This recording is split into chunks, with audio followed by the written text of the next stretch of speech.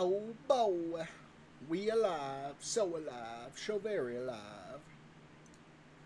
Boy, oh boy, oh boy. It's like, oh snap, oh crap, oh no, oh fug.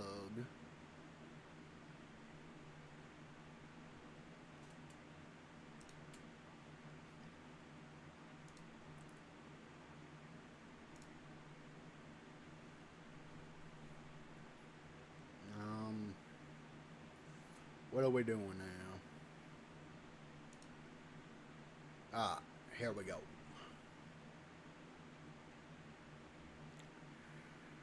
Oh, specials. Do I own any of these others? Does not seem like it. I got the free ones, it looks like, but the pay for ones I haven't purchased yet on Steam, so it looks like we're just doing career.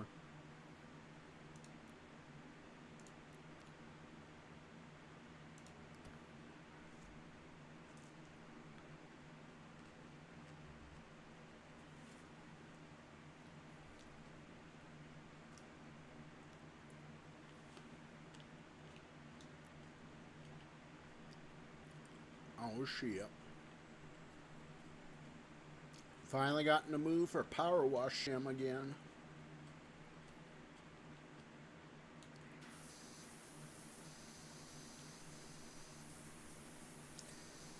It's been a while.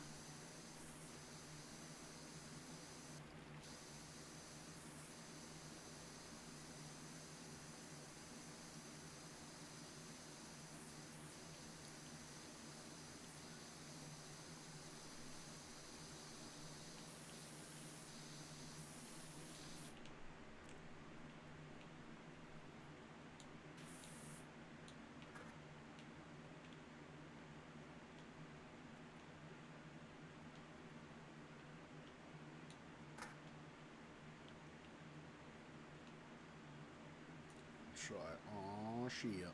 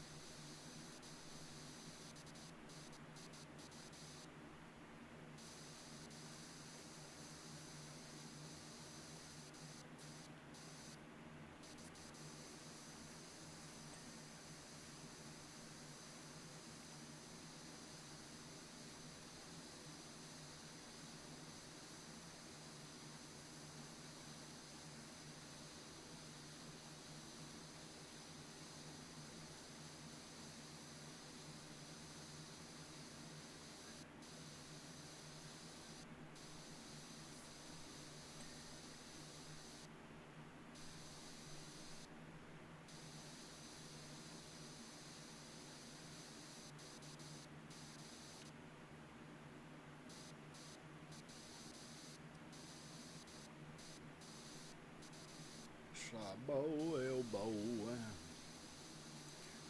Boy, oh toy.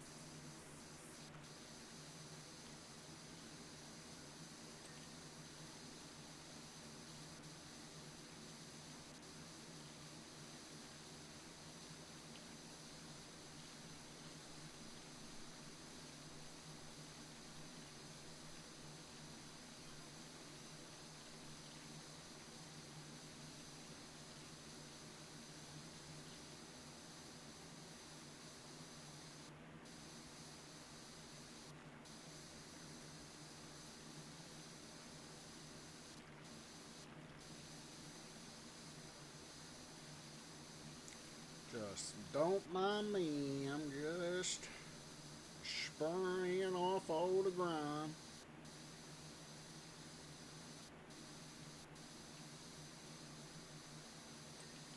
Voila.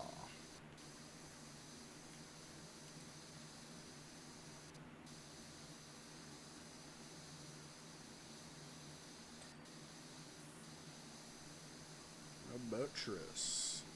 The bootress. The Seymour Buttress.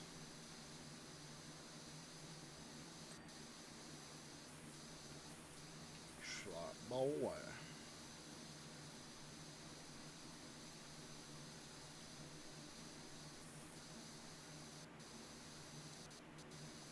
So excited. It's like next week, Saturday, Rocket Doggie's gonna be playing the Spyro Reignited trilogy. I'm so excited.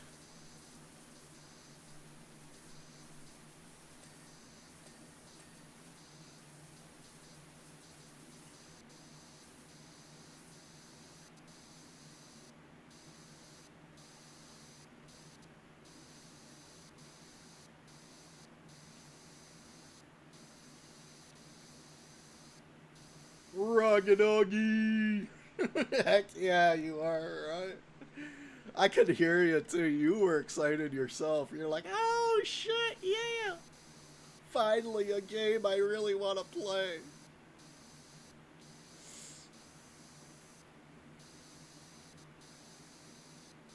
Should I welcome in Rocket? I debated on streaming today because I was like, I don't know if I really want to freaking play Shift at Midnight right now, like a horror game or something, you know, because of me being so fucking tired. So I was like, well, what if I like play something, you know, calming and not stressful at all? I was like, well, I've been getting in the mood for PowerWash Simulator within the past couple days, so I was like, yeah, I'll install that. We'll do that.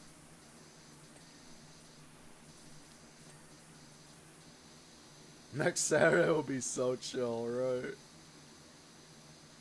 So that's what I aim for when I freaking recommend games. I'm not a really big troll person. It's like I said, about the only thing I debate on regularly to troll you with is requesting Lego games. Like, that's it. That's all.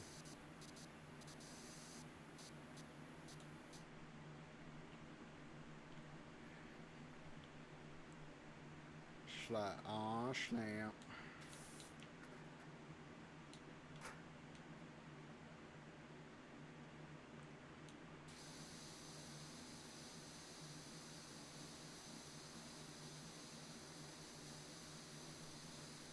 uh,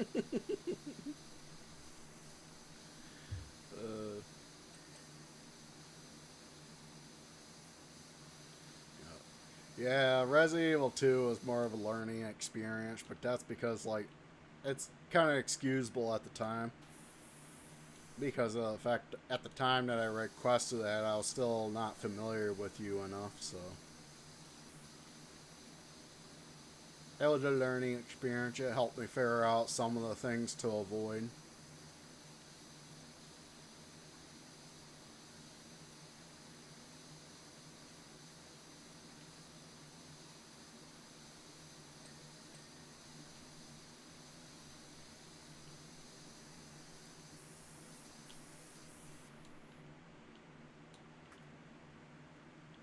Oh shit.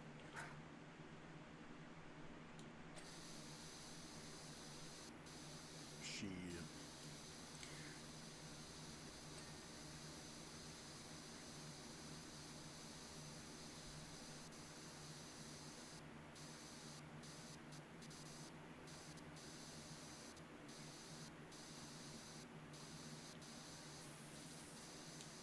Oh, bow, bow, elbow.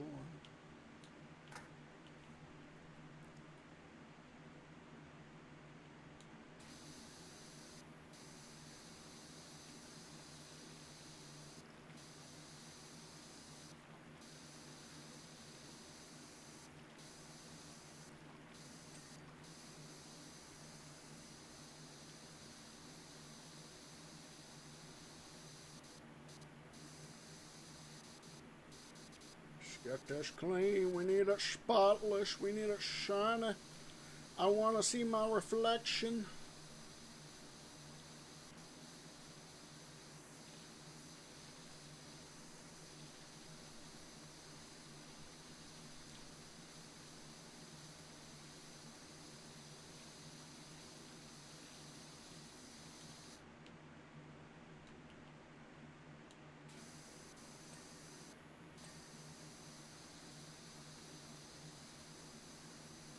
It's like, oh shit.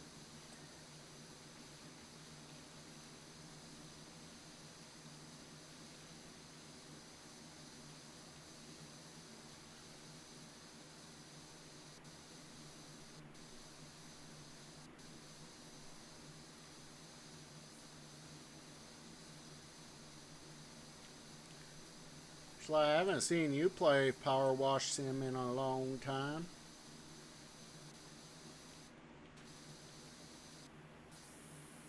Oh shit.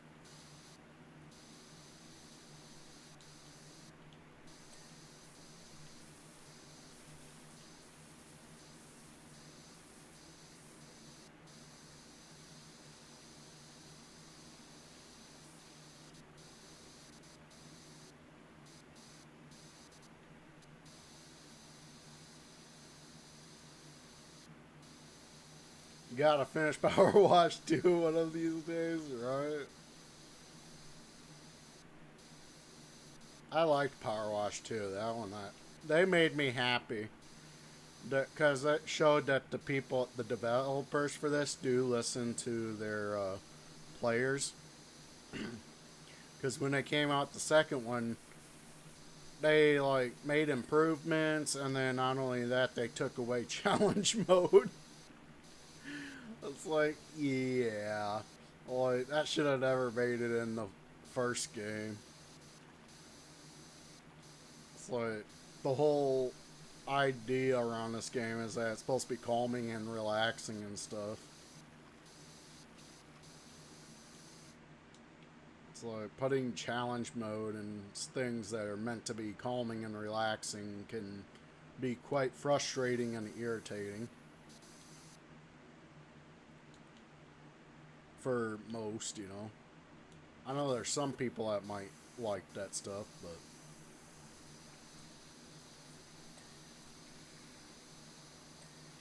I noticed there's quite a bit of people that shared that same feeling about like the Microsoft tabletop game stuff and card games and all that.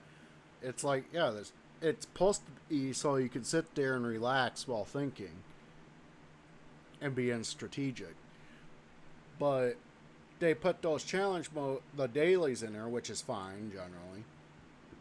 It's like, yeah, it's that type of game where you can have like challenge type based stuff, but not to where you have a fucking timer. Because then when you have a timer added, you can't really sit there and plan out how you're going to freaking do things.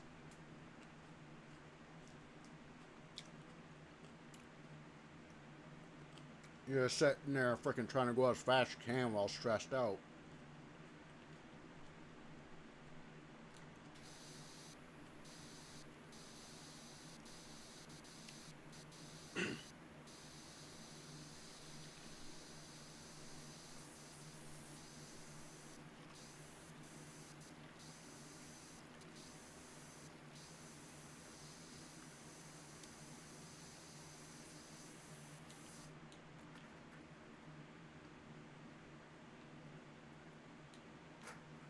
It's like, oh shit.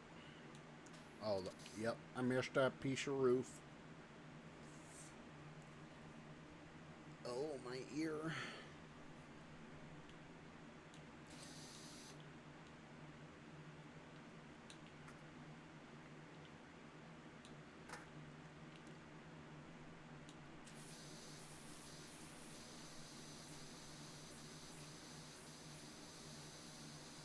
I guess there could be like one way they could do it without like pissing off people.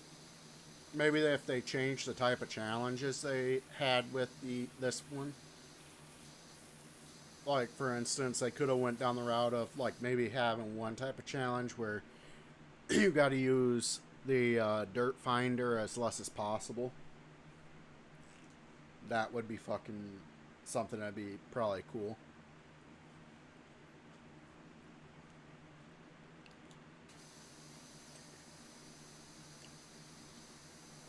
But to be honest, that could have just been an achievement, not really a challenge.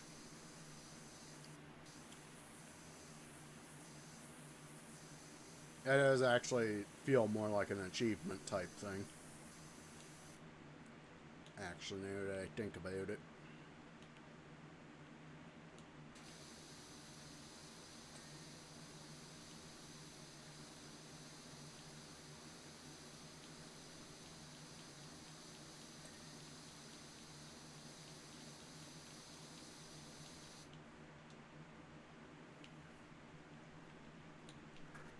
Um, it's so weird how I'm like, for the most part, it's like, yeah, I kind of got mixed feelings about games with realism.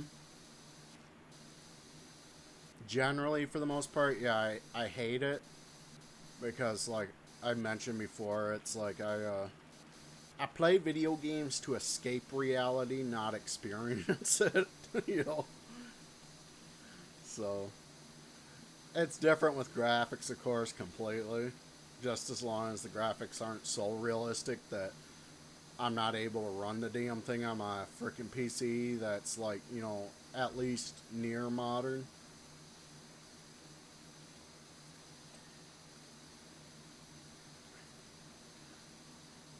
But then at the same time, it's like, yeah, I do like, don't mind it. I, I don't care for. It's like one of those things where I kind of like in a neutral state with. But when it comes to realism and like freaking like mechanics and how things generally work in the game, nah, it's like freaking. Usually, I don't care for that. There's times where I do really want like a hardcore type of realism.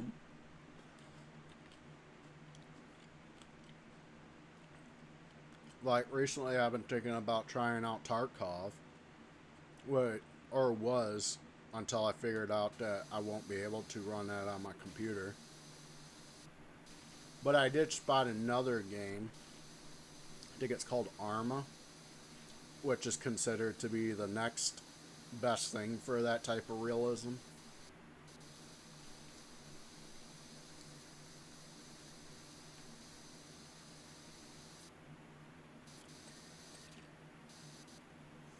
And that one I noticed I should definitely be able to run it.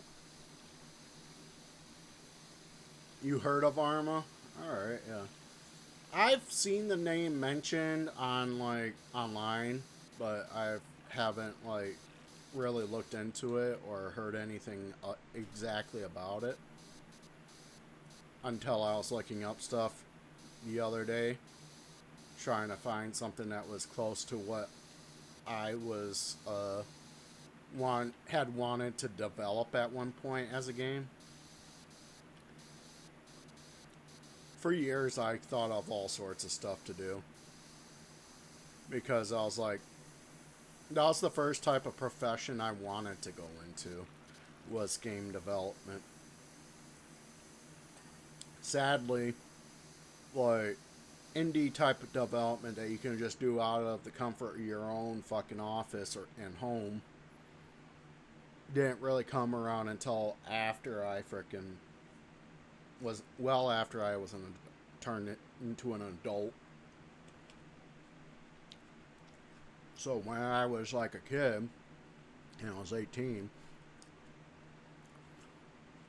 about the only way you could really get into game development was by going to college, getting a degree, and freaking getting hired into a development company.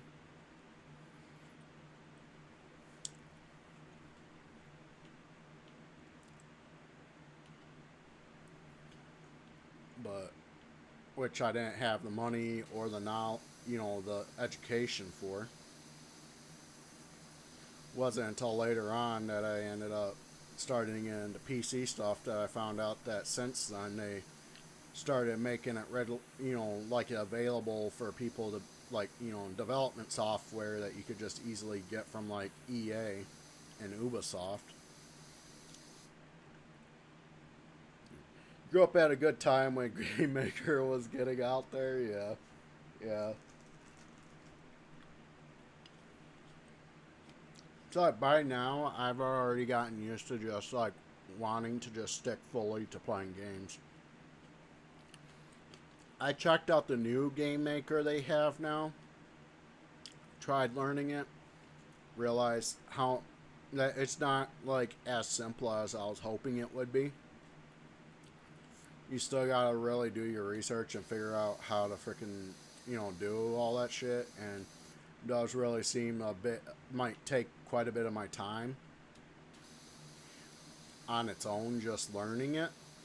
And then it's gonna be way more time just trying to develop the game. So I was like, you know what? Like, I really don't want to like do that. I'd rather spend majority of my time freaking playing games, not freaking making games, you know?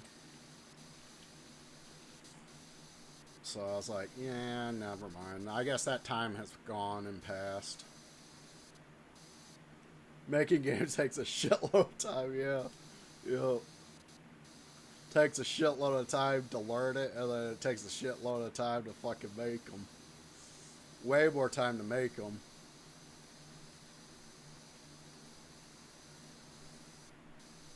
And that very first game, I imagine, is going to be the one that takes the longest. Just because you're still in the process of figuring things out.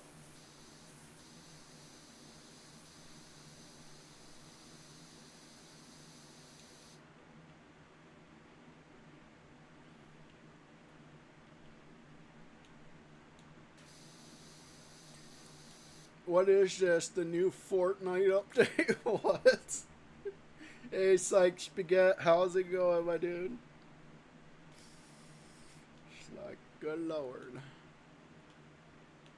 How dare you speak the word Fortnite in this chat? Spaghetti, yeah.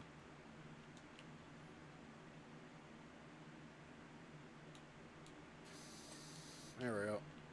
I got it. Oh, we still got the figurehead. Fork knife. There we go.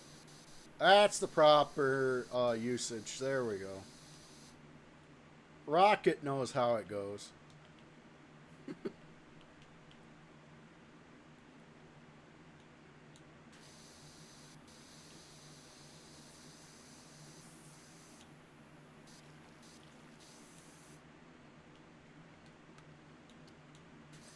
There we go. Schlag. Ah, snap. We got all our... Oh, nope. Missed something. Schlag. Oh, Lord. He's bringing out the fork and the knife in the chat.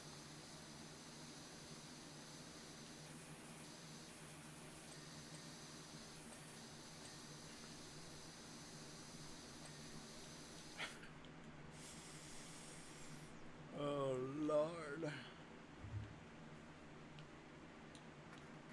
I believe in Steve. About to eat some ass. Oh my god. I mean spaghetti. Right? She's like, oops, I mean spaghetti. I mean ass. I mean spaghetti. Oh lord. I just can't contain myself.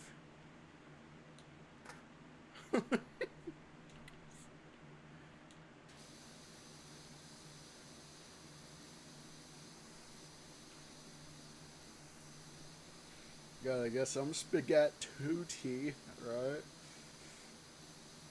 I mean spaghetti. Spaghetti booty.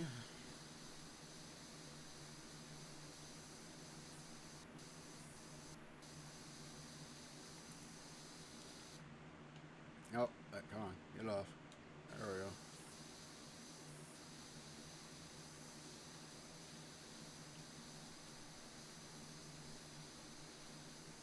Uh, Shoot, I love the companion app they have for that Florence made for the frickin' Stream Tracker.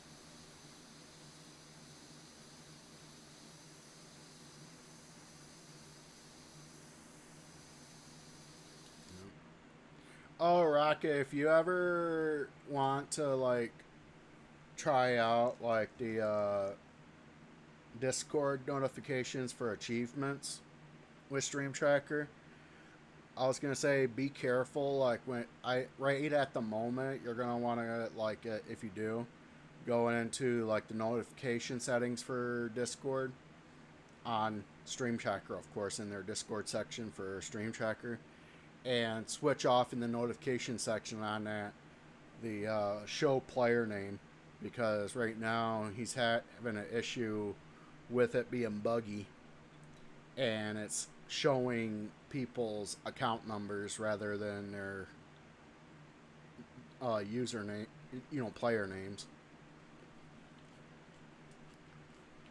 So he's working on that right now.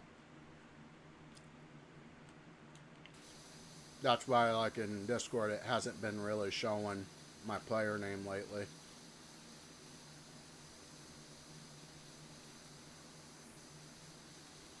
Yeah. I let him know about it. I put it in a bug report, and he got back and he said yeah, that was something he was already aware of and was working on fixing. But then there was another thing I brought up that he wasn't aware of, but he's gonna start working on too. Is another thing is if you are using your API key for like Steam, if you decide to use the companion app, which is the quickest way for like achievements getting to showing up on OBS, and for tracking, you're gonna want to make sure your API key's not like associated with Stream Tracker anymore, because when both that and the companion app are connected to Stream Tracker, it confuses it and then just puts your achievement notifications in limbo and they don't end up popping up.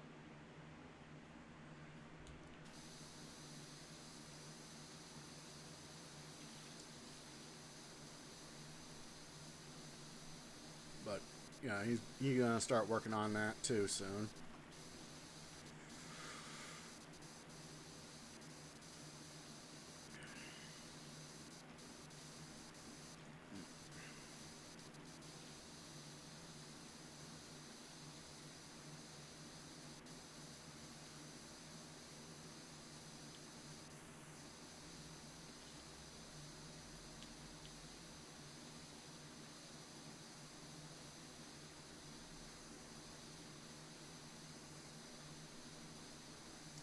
Companion app's awesome though, because it's like it instead of Steam taking like freaking several minutes, maybe even like an hour to have the achievement pop up and show on screen, it takes like a split second.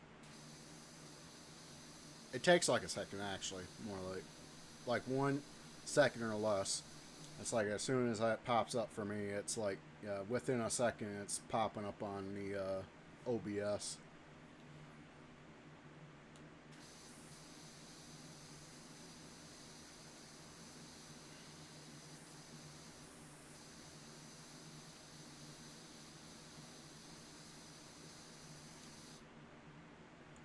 Yeah, they are pretty accommodating. You ask for a total achievements and gamer score display for Xbox.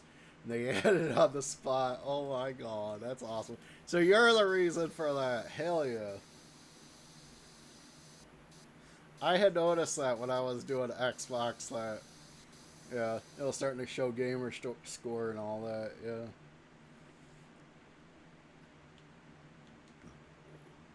I was like, oh shit, hell yeah.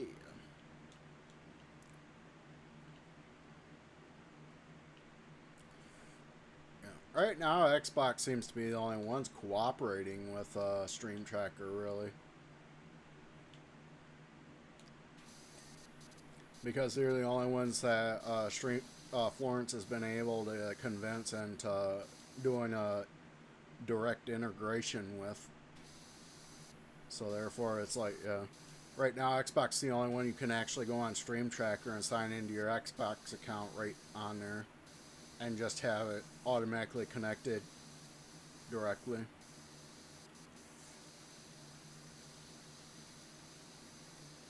All the other stuff you gotta, yeah, pretty much have use an API key with if you want your achievements pop up as soon as possible. Steam's the best one out of the bunch though, because of it being PC. He was able to develop a companion app that can read the achievement files on your through Steam on your PC, which allows them to pop, show up instantly as soon as the achievement pops itself.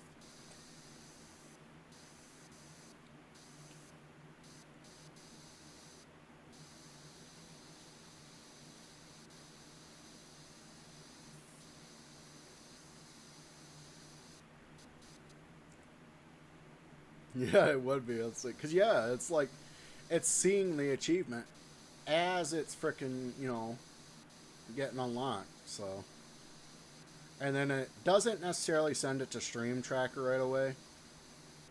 What it does is that because you still have to have OBS pulled up for the achievements to register.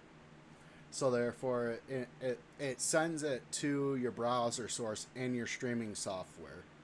That's why, like, on Stream Tracker, it shows something different from what is showing up on my screen right now, because I'm using auto detect with the achievements, which is another thing you're going to want to do. You're going to want to have it on auto detect for Steam when using companion app. Or else it's just going to keep showing frickin' the previous game you were playing.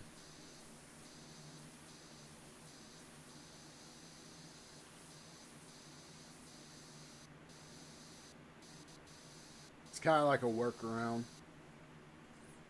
since they can't, get it on the site right away. He just has it so it at least like shows it, you know, accurately on screen for stream and Discord and all that. So.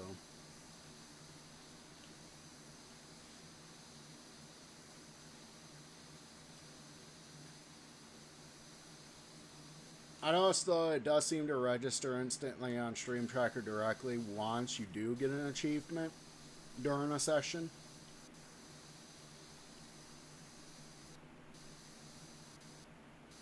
So, and I think that's why it's able to still go to Discord pretty quickly. It's because that's when it starts being instant for online.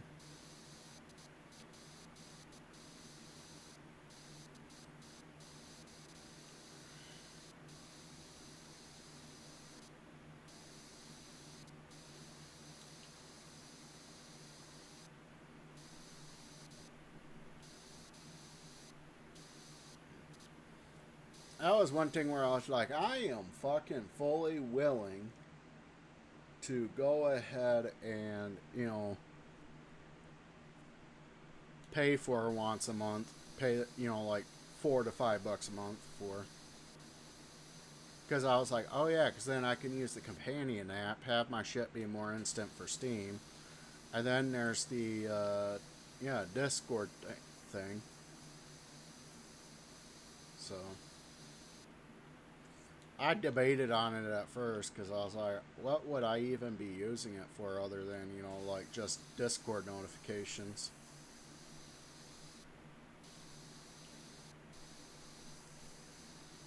There was other things too where there's integration with Twitch. Or not integration, but, yeah, kinda. Like, you can make, an account, Twitch account.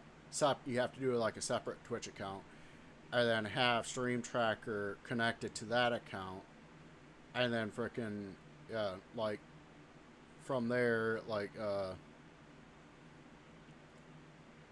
you would, I think, assign that account as a mod in your main account, and then from there, when achievement pops, that modded,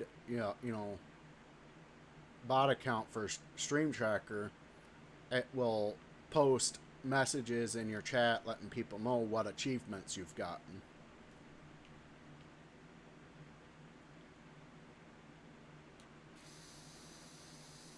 I can't remember how about you go about doing it, but I was like, oh shit, that's pretty cool. That'd probably be something I'd be trying to figure out if I was still on Twitch.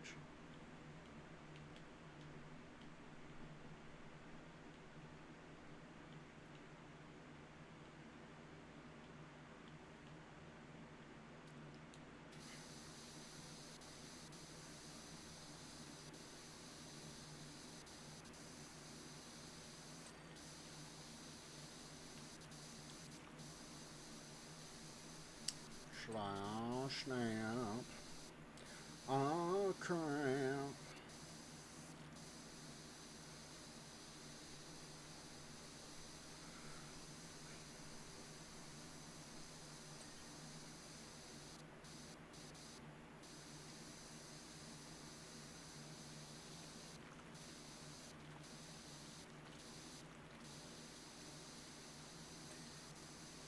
Yep. God. It always baffles me when people get upset when shit's not free. Like websites and stuff, using a website. They're like, I don't want to go to a website that's got a bunch of ads. By the way, I also don't want to pay for subscriptions. I'm like, how do you expect them to be able to run the website, man? Like, that takes their time, and then not only that, it freaking costs them money to have that up. Like, when it comes to websites, you technically don't own them. The reason why I know is because I've tried doing my own website in the past. You gotta pay for that shit regularly. You just renting out space on the internet. So you got a regular freaking monthly bill that you gotta pay for to just have that website up.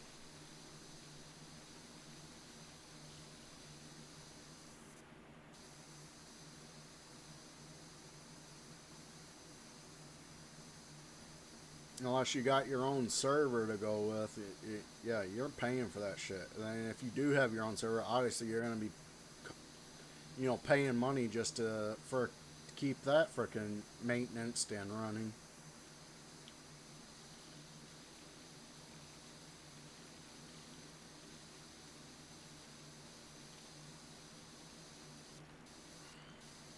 Like, that doesn't even get down to even the part with security.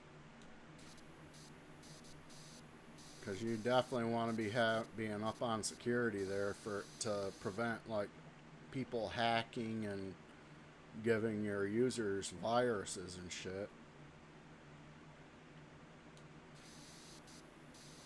It's a lot of work to have that shit freaking running.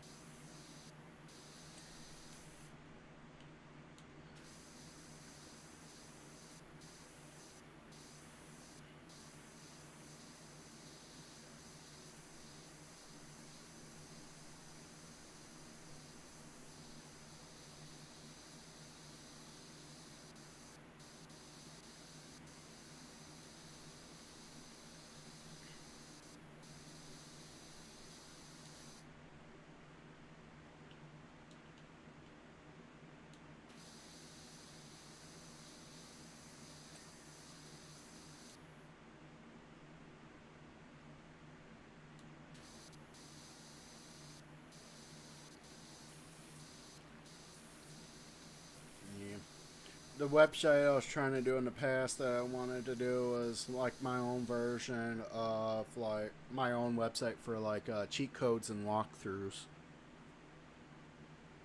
A lot like what Cheat Code Central used to be. I think they are called Cheat CC now.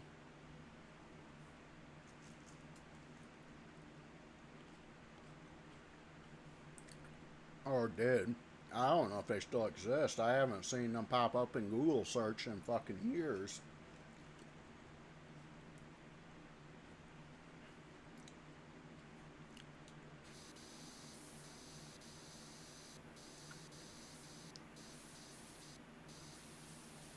That was a site I went. That was my go-to site for cheat codes when I was in my early 20s. You just go down to that public library, frickin' get on Cheat Code Central, and frickin' find the cheat codes for the game that I'm playing. Same thing with walkthroughs. You just look up a walkthrough on there. LunchBox kitty is the best kitty ever. Thank you. I know I am. I am so the best kitty.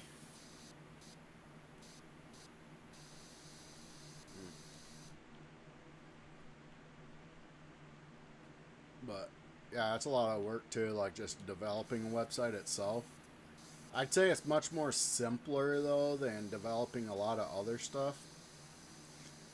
But like when it comes to like, using another service to freaking do the site that's running servers for you, that's a lot of just simple copy and pasting. Was it images, text, and links? The most complicated part that I think is the links, doing links that lead to other pages for that site. I thought, yeah, the reason why I know that is because I at least freaking went down the route of like doing a free trial for one to kind of get an idea of what it would be like having to do that shit and see if it would be worth it. It did not feel like it. Cheat codes kind of turn into accessibility options now. Yeah, I know, right? Now the only time that shit is useful now is like when you're playing retro games. Modern games, on the other hand, you could just, it's like with Tony Hawk's Pro Skater 1 and 2 and the 1, 3, and 4 remasters. They frickin' just stuck in the assist menu for you. Same thing with, was it Doom the Dark Ages.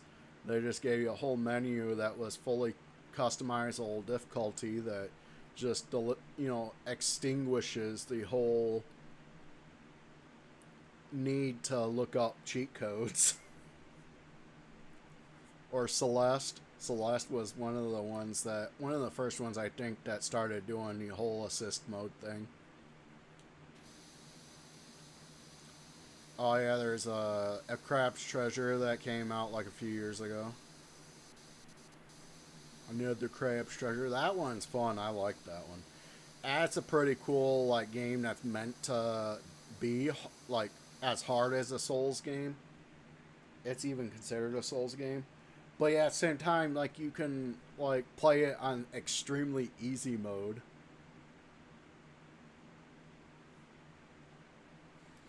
You just adopted the way Rocket says your username. It sounds like LunchBox. Yeah, right.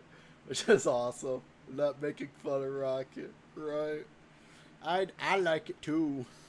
I like it too. It's like I always get a little feeling of pleasure when I hear it. That's like when I hear him say it.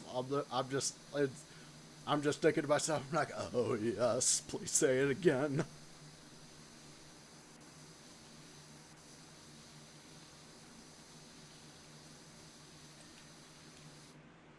Oh, it it sounds so good.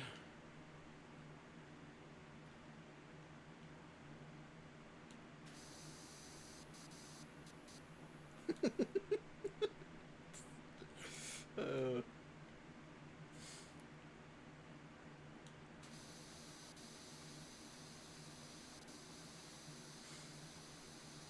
oh man.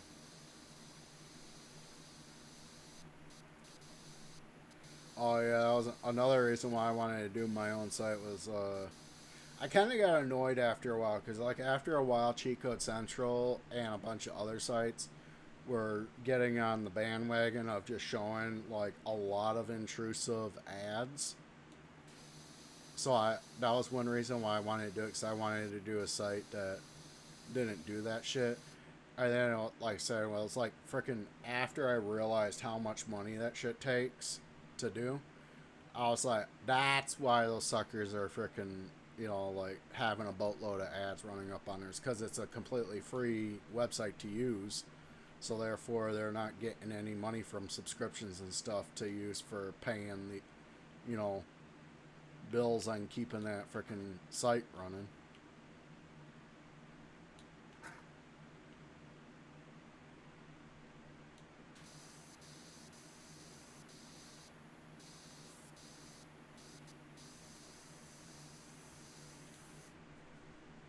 You dabbing a rocket. It's like, oh my lord. How is there a bunch of likes just popping off? It's like, what the hell? Uh, I'll say it's some extra for you next time, baby. Oh, yes. Oh, man. Wait, can I seriously, like my own live? I got a like button in OBS for me.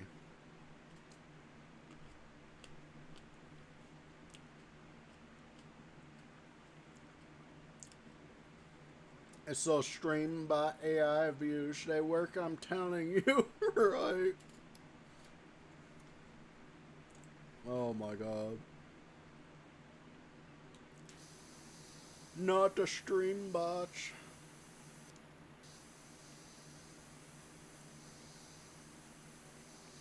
It's like that's only what my fucking thoughts went to too. Was that it's like somebody's treating it like it's TikTok. Because I'm like, there's no way I've got that many people popping in at once. Freaking just immediately liking shit.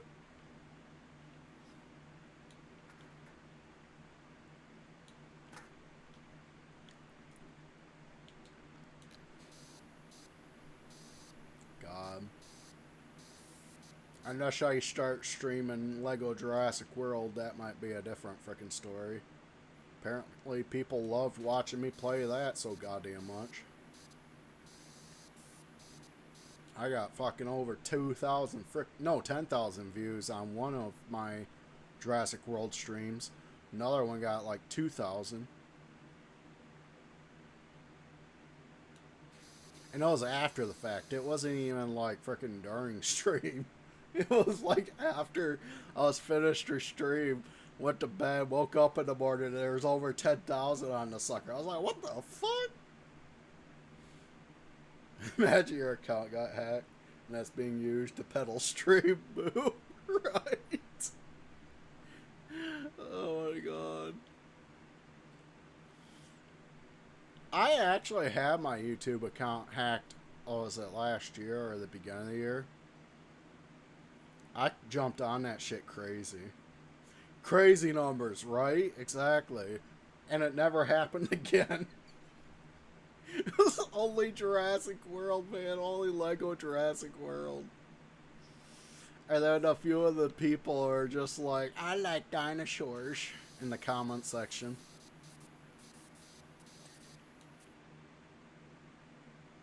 You get crazy views on Twitch, like 4K, right? That was YouTube. I don't have it visible though right now. It's privated. But yeah. Well, actually, I don't know. Maybe one of them is still showing. Actually, it was Twitch. That's right. It was Twitch. Did the stream on Twitch, but then I sent the VOD over to YouTube. After the VOD went over to YouTube, the YouTube views fucking just skyrocketed. Your biggest VOD is Super Mario Galaxy at 261 views. Damn. Yeah, so there's some things where people just like, they really fucking get all over.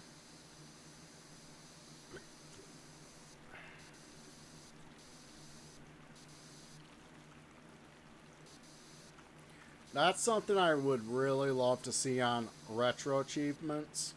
at some point is Lego Jurassic World for PS3. Mario, Sonic, and GTA being popping off. Yeah, makes sense because we just had this Super Mario Galaxy movie. Sonic because Sonic, yeah, the frickin' the racing Sonic game that came out last year, and then that's been having like crossover frickin' yeah, Crossworlds, Sonic Crossworlds, Sonic Racing Crossworlds. It has it's been have it has that's the whole premise of the game is crossing over with other franchises. Yeah, GTA because of GTA 6 coming out soon. So just joking, but you don't know if you're going to return to Twitch. I'm not. Like as far as I can tell, I'm not. Dora Journey to the Purple Planet also broke 200 views somehow. Oh my god. It's like, good lord. Oh yeah, another one that started popping off within the past few days is Until Dawn. Because of the one girl passing away and dying. I didn't even know she was in Until Dawn or that one other game. Yeah. The only things I recognized her from was Heroes and frickin' the one movie. I think they said it was called Mean Girls or something like that. But that was it. And I didn't even see that movie. I just remember seeing the advertisements for it when it came out. But I'm generally familiar with her through Heroes.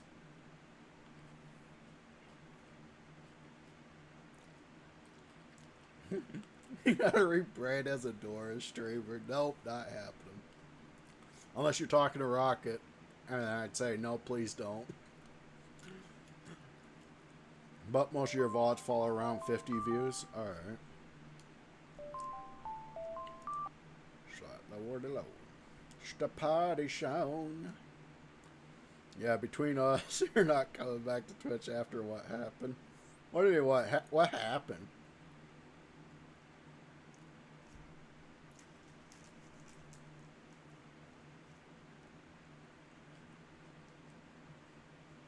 Oh yeah, Kingdom Hearts.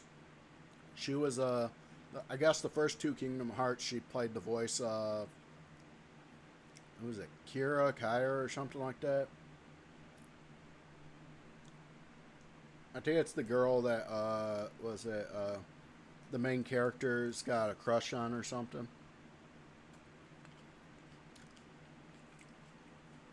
It is potty time. I'll be back, guys. Gotta take the doggies out.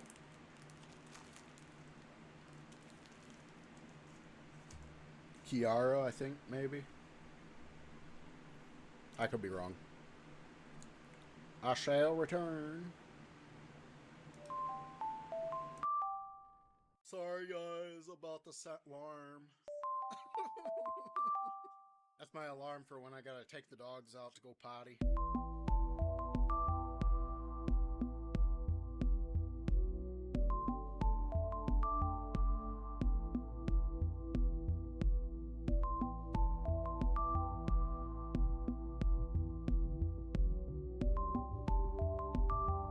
The potty alarm, right?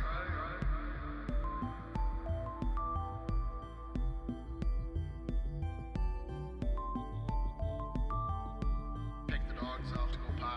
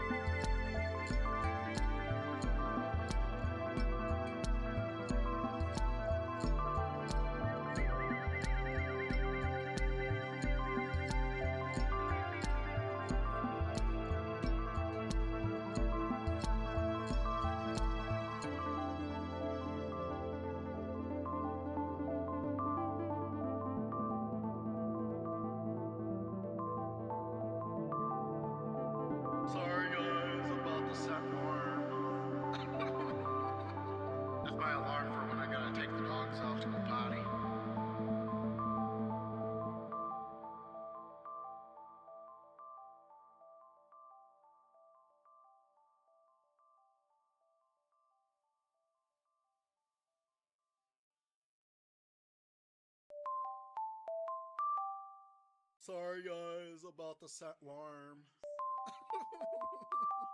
That's my alarm for when I gotta take the dogs out to go potty.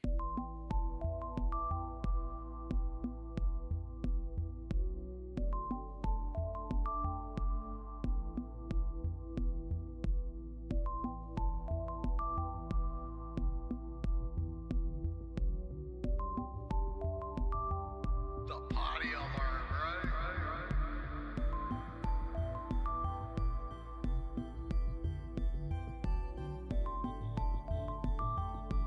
Take the dogs out to go potty.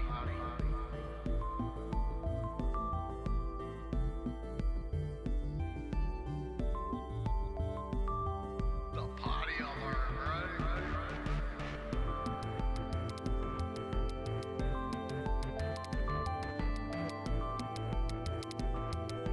Take the dogs out to go potty.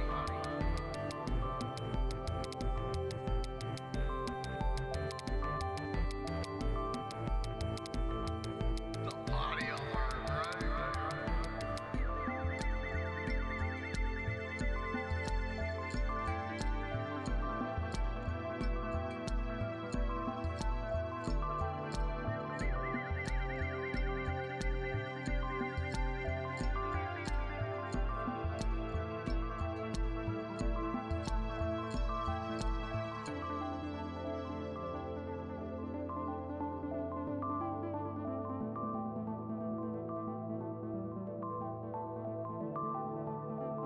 Sorry guys about the set alarm.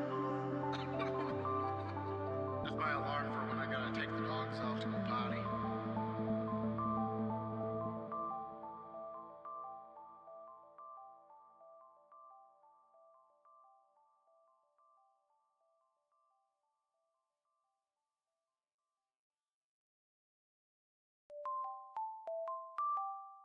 Sorry guys about the set alarm. That's my alarm for when I gotta take the dogs out to go potty.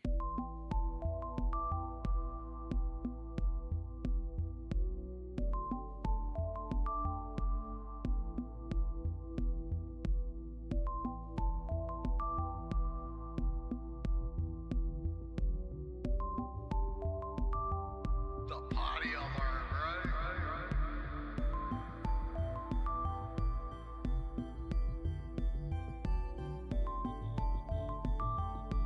Take the dogs out to go potty.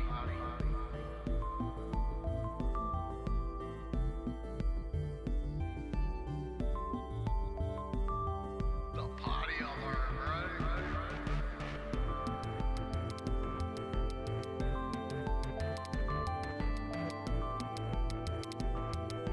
Take the dogs out to go potty.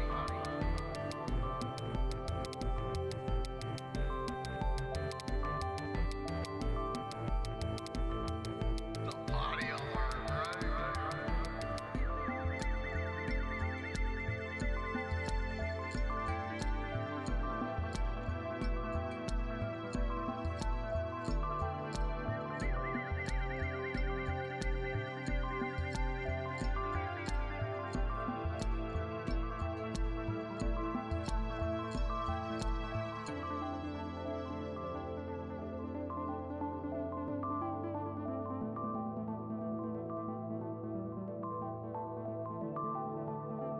Sorry guys about the set alarm. That's my alarm for when I gotta take the dogs out to go potty.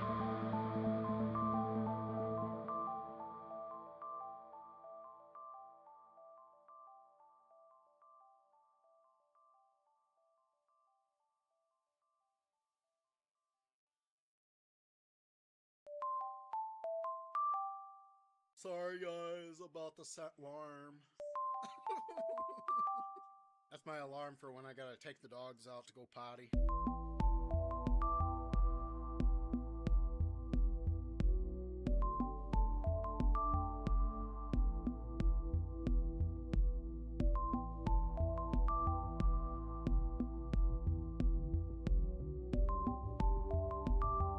The potty alarm, right?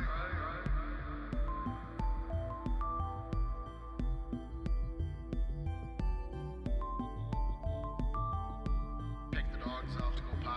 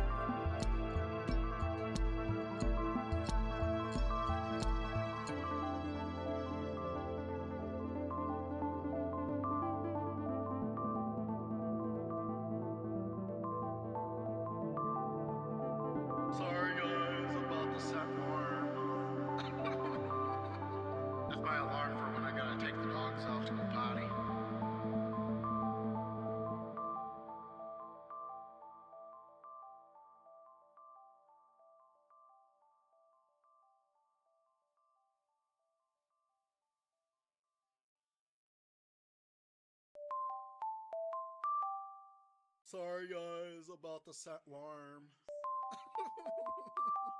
That's my alarm for when I gotta take the dogs out to go potty.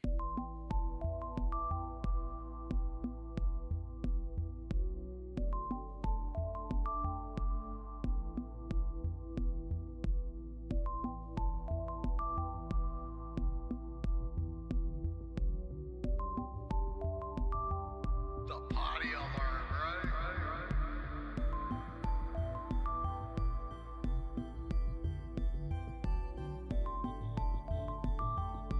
Take the dogs out to go potty.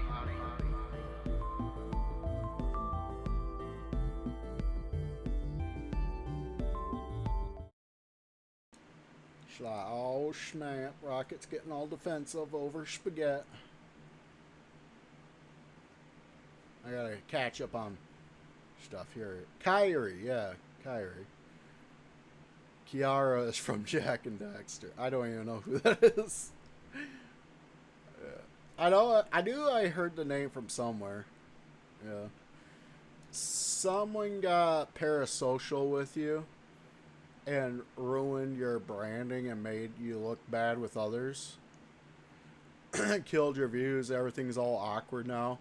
What you get for letting randoms into your circle. Yeah. Same thing kind of happened to on Twitch with another buddy of mine, Cyanide. He was streaming for quite a while on Twitch. That's where he started. I think he started on YouTube. He decided to go over to Twitch, and he ended up getting a shit ton of views and followers and all that. He was actually pretty damn successful on Twitch for freaking a while there. But then he started getting people like that where they were getting too attached, and freaking at some point they when they started realizing that he didn't feel the same way for them, they started getting like destructive with his reputation, and we're going around just spreading freaking rumors and bullshit about him, which resulted in his numbers plummeting drastically. So he said fuck Twitch at that point and moved over to Kick for a while.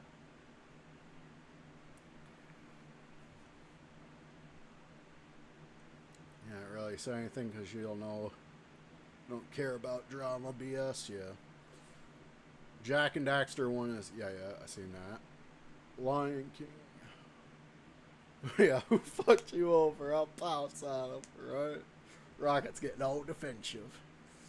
You already rebranded. Take one wild ass guess as to who that might be. It's like, oh shit.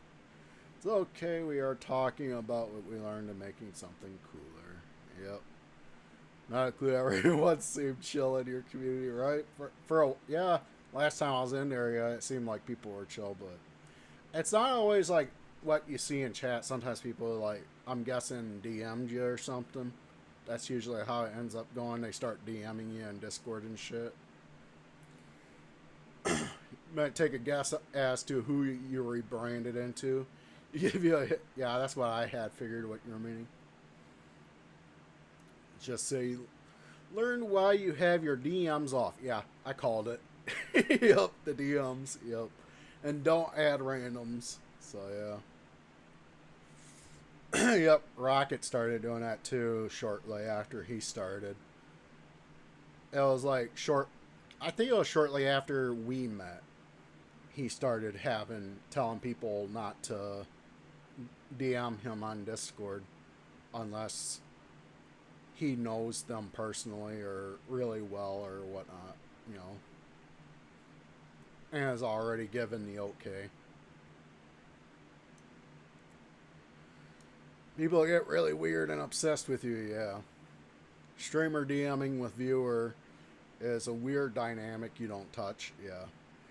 Especially when you don't know the age of the person.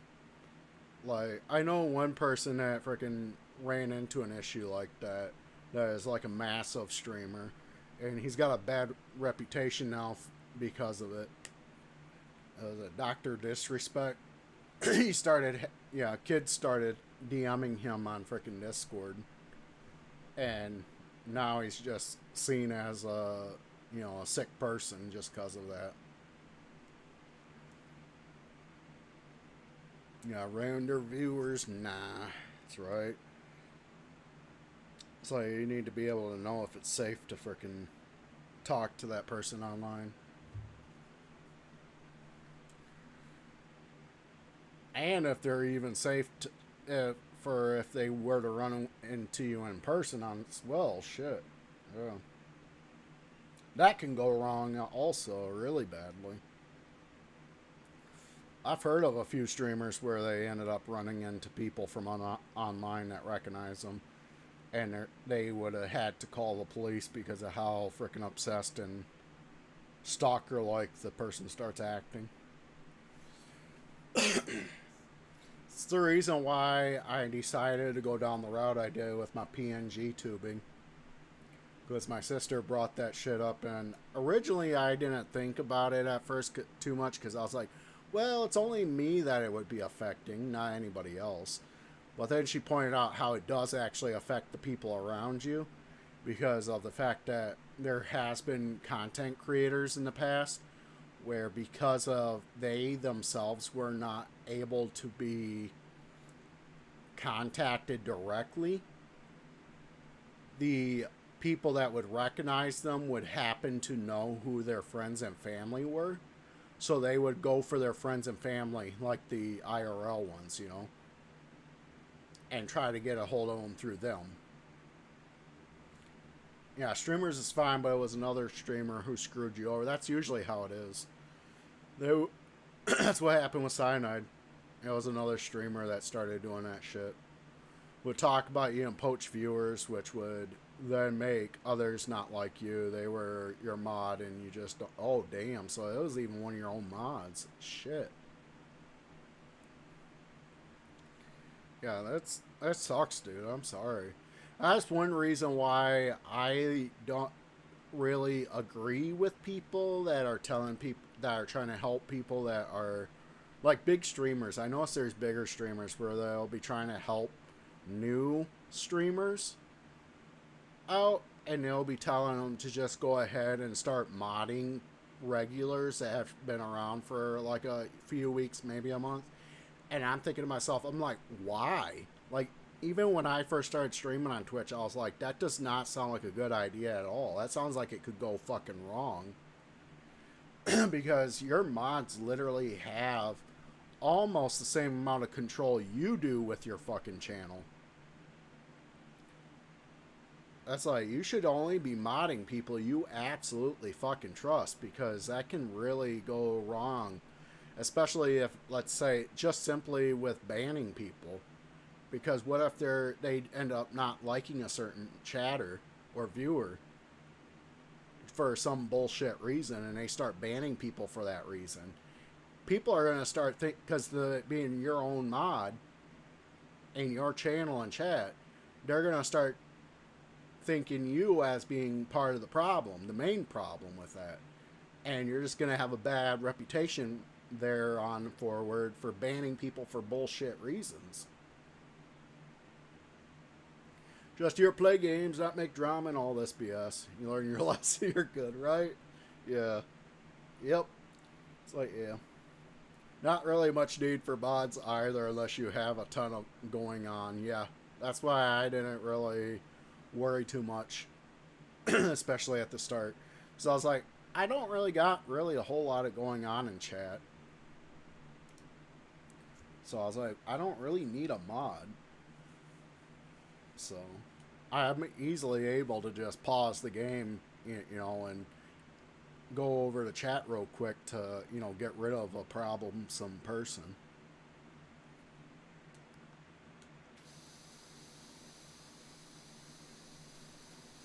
It's like, yeah, if the chat's just like scrolling, then at that point, yeah, you're going to want a mod. It's still nice to have like a couple mods to a couple of people you super trust as mods, just in case they happen to be around and you yourself don't notice something pop up in chat right away. But in reality, you don't really necessarily need it when you're as small as we are. It's just more of a convenience at this point.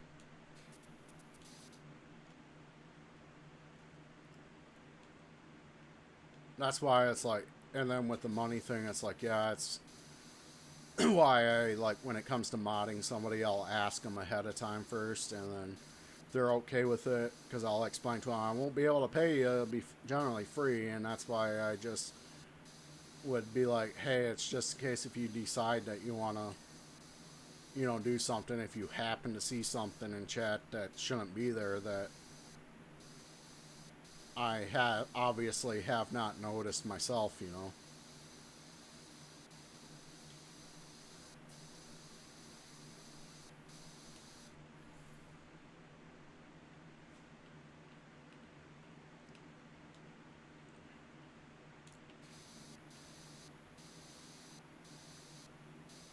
God.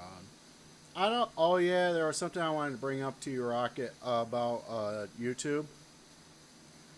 There, you on YouTube, you're not really able to ban people from your channel. About all you can do is mute them in chat, and yeah, so they're technically still able to watch and stuff. So it's not quite like Twitch where you have the option to turn on the thing that prevents them from finding your channel after being banned. You're right. You don't even need mods. You were branded to miss input and haven't told everyone until now. So trust you guys as your colleagues. There's no more drama, but I'm having way more fun now. Yeah. Yep. Yeah. It's like, for as long as you've been around, I have been building up trust with you too.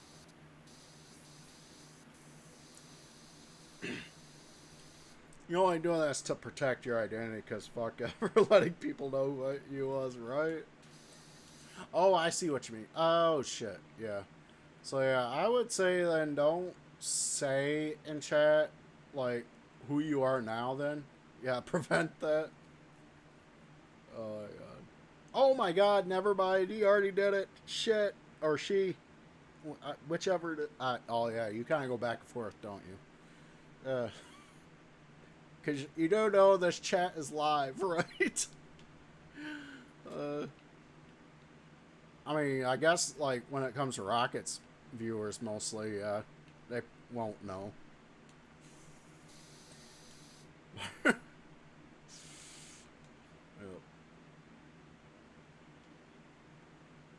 Oh, shit, I got it. Alright, we gotta figure out what I'm missing. It's okay, I was like, oh, damn. Yeah, it took me a second because of the name you went with. Sounded like you were just making a comment on previous previous things said. So as I'm saying that, like, and Rocket made his comment, I was like, oh shit, no, never mind. They already mentioned it. It's too late.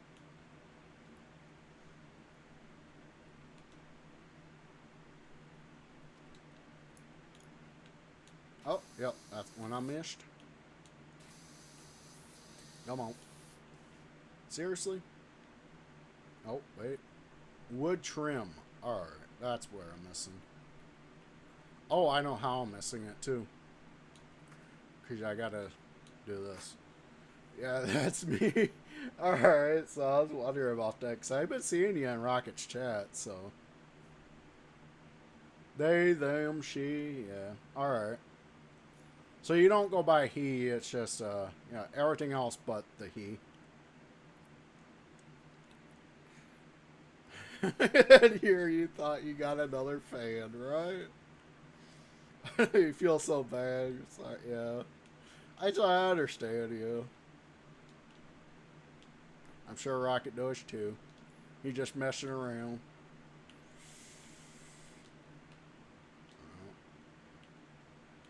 Yeah, there we go.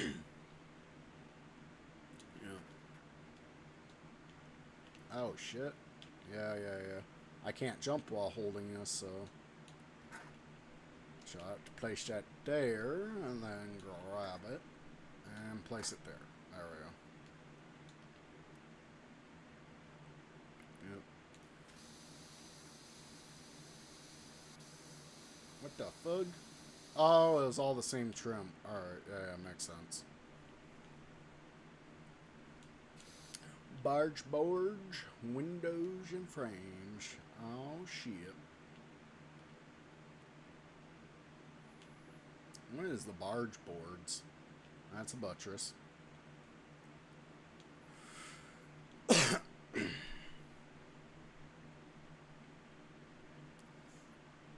shit.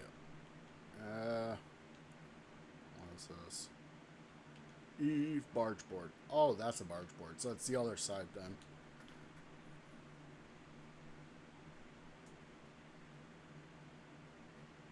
You actually had to, or else people would be like, oh, that's spaghetti. And unfortunately, this person was in Rocket's community and many others, so you have to introduce yourself and not say anything. Right? Yeah, true.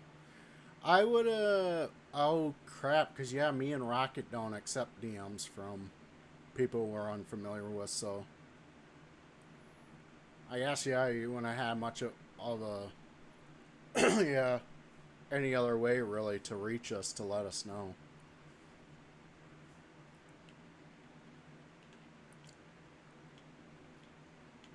There you go.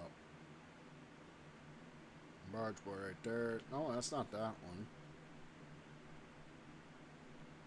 That's it. Oh, yeah, those are considered barge boards, too. Alright. Oh, that's the window.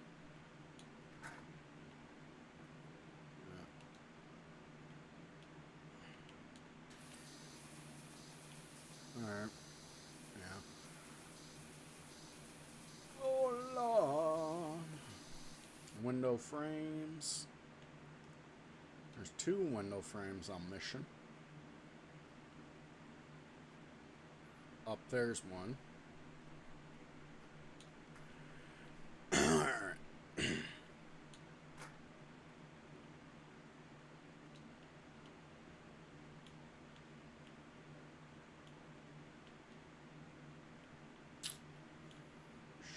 Oh, shit.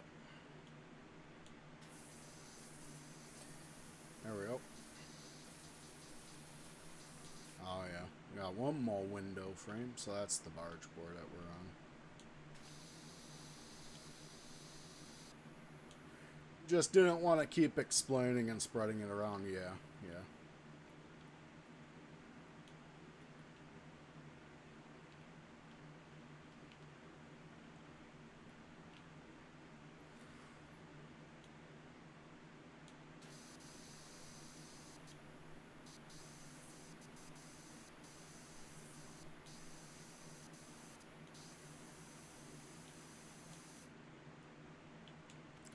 So I totally understand. So we gotta get one more window frame.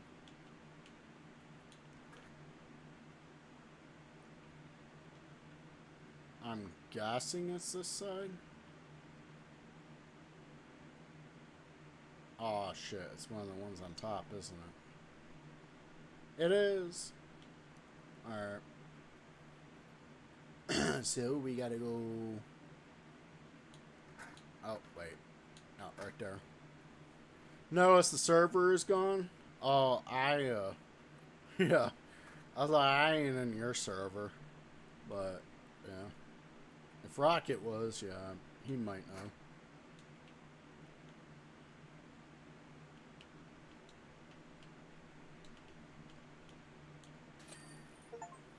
Got it. Gnome, sweet gnome. I got an achievement. I achieved something.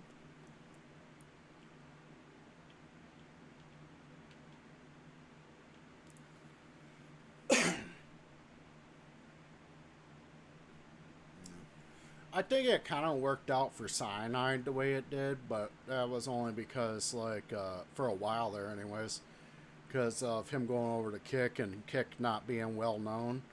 So the majority of the people that were on Twitch, that just about all the people I were on Twitch that were trash talking him, didn't even know of the existence of that site, so they weren't really able to, affect him there. Problem is that that shit kind of started happening again over on Kick with different streamers. Shit's nuked, yeah. Rip spaghetti, right? Shake no. Alright.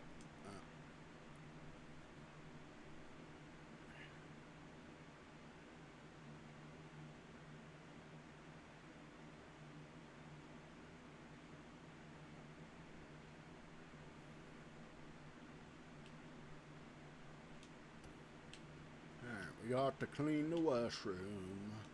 Damn, it was like do the toilet stuff last, I believe, for this one.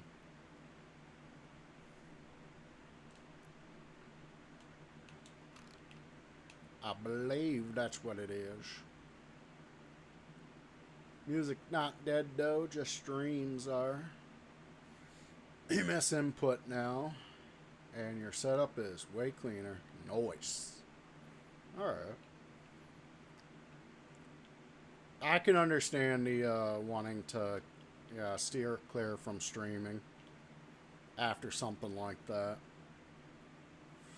Especially since, like I mentioned, it's like while the rebranding and going somewhere else might help, it's generally a lot of times it just ends up being a temporary fix, because then you end up running into other people that are the same way. It's like with Cyanide that happened with him. So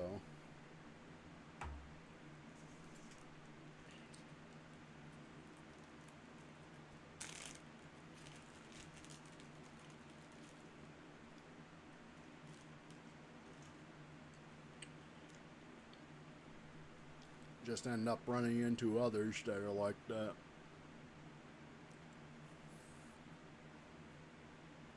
Does definitely feel more safer doing just video uploads. It's like when it comes to streaming, because of people being able to talk to you directly, it can be very easy for a bunch of people out there to like just start feeling emotionally attached to the streamer. You'll be good, you got your team this time, right? It's like awesome.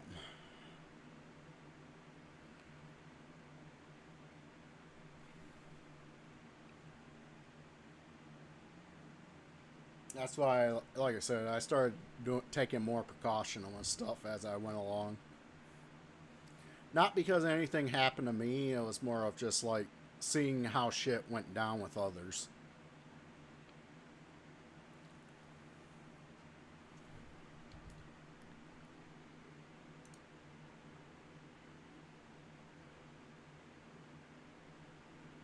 Oh, snap. Oh, crap.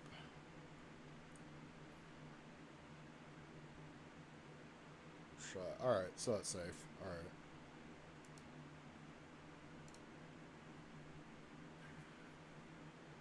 You'll be safe. You got a feisty team. You have a graphic designer, an artist, and streamer friends.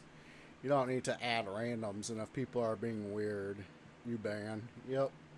Easy drama free. Yep. Your mistake was letting viewers get personal with you. Yeah. It's generally something you don't want to try letting happen. So.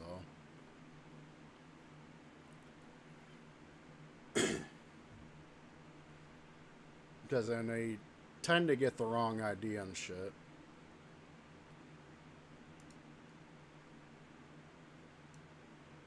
I'll admit, at one point I was on that end, freaking being one of the people that were feeling, too attached to somebody, or not necessarily feeling too attached, but like with me, I ended up having the wrong idea about the person and myself. Like it was more of like not in that way, but like more of like because I hadn't been used to like having the type of friendship feelings as strong as I had. I wasn't recognizing that as just seeing them as a really, good friend. So I had assumed that it was because I was feeling more romantic towards the person. But then after a while of thinking about it, after being turned down, I was like, oh, you know what? Yeah, frickin', I see what happened. That's probably, I feel sorry for people like that too a bit, because maybe that's what it is with them, is that they just are so lonely that when it comes to receiving any form of attention, they, you know, they latch onto that due to the lack of it. But at the same time, it's like, yeah, it still ain't cool. You gotta kind of control yourself in that shit. It's like with me, when the person turned me down, I didn't take it like badly. I just like understood and was like, yeah, all right, yeah, I'll back off on that for, now. So it is that, yeah, all right. So yeah, the whole loneliness thing, just yeah.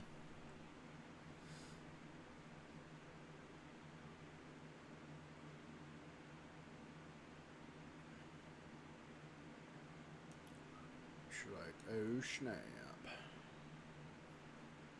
Own the Prime Vista Pro. No, that's not what we need. Fairground. Yeah, we're not at the fairground right now. Bikini Bottom Bus Stop. Krusty Krab Job. Ride around the big wheel with a gnome. Paddy wagon. Invisible boat mobile. Subway platform. Monster truck. Gold medal. Ancient statue. Marmalade job. Private jet laser. Alright. Halter skelter. Washroom. There we go. Complete the toilets, toilet seats, and toilet lids last. Alright, yeah. Thought so. Yeah. Alright. So, the stuff considered as part of the toilet itself, the main portion of the toilet, we gotta frickin' save for last. Alright.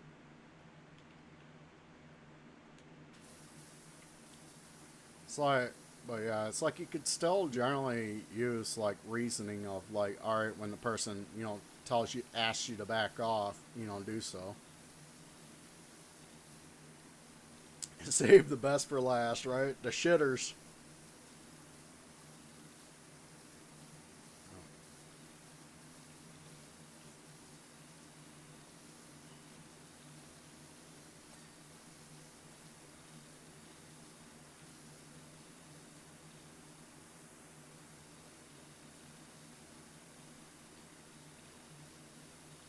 But yeah, I still feel like my situation was a little bit different though, so I can't really speak 100% on the whole controlling yourself on it. Because like I said, it was just more of on the side of like I didn't really have a friend that as good as that person in the past. So therefore, it's like and I had never been in a romantic relationship at all before. So therefore, it's like wasn't understanding what the feeling I was having was.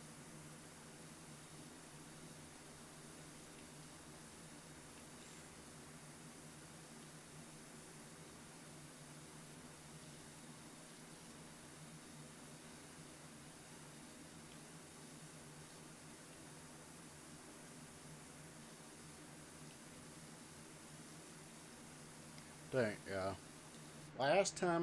The last really good friend I had was one of my roommates, my old roommates that I ended up meeting through my brother. And he passed away back in 2016, I believe.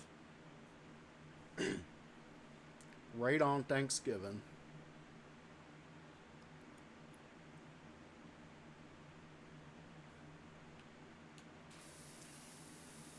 He was the type of person, he literally had, there was moments where I needed to get, I needed money for clothes, and he offered to literally give me his own clothes.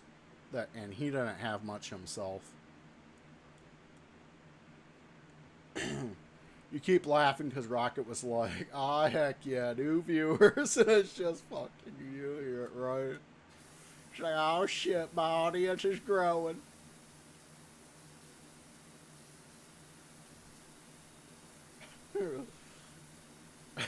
Bros like that. Grind is paying off, yeah.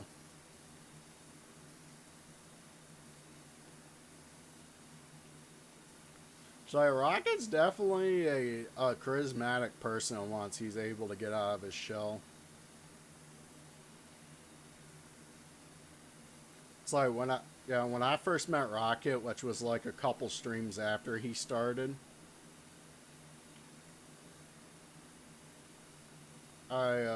he was very quiet,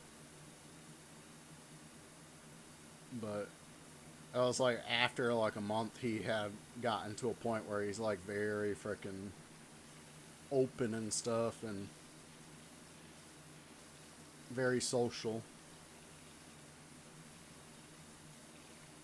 Just a fuka noodle all hung, right? Here's just the spaghetti. Where's the spaghetti noodle? Yeah, it took you a while to open up and get used to it, yeah. It did with me too. Like when I started streaming back in 2015 on YouTube, I didn't even use a mic nor a camera. I just streamed my game. And then I freaking would just type in chat.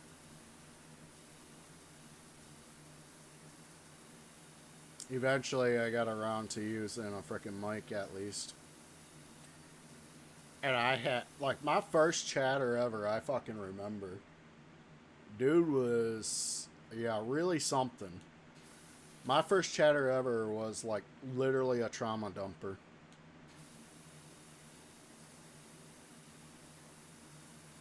And it wasn't like the way where it's like, sometimes we do on Rocket streams where like like when we're asked like how we're doing and if we're not doing too well at the moment, we're honest with him and he's fully open to allowing us to talk about it as long as it's not too descriptive.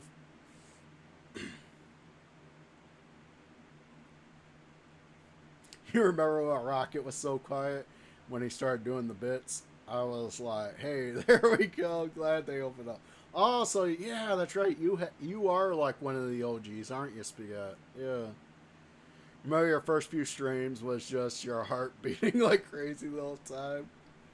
I could hear it. I watched the video, or yeah, one of your first streams was it a few months ago, and I was like, God damn, dude sounds stressed.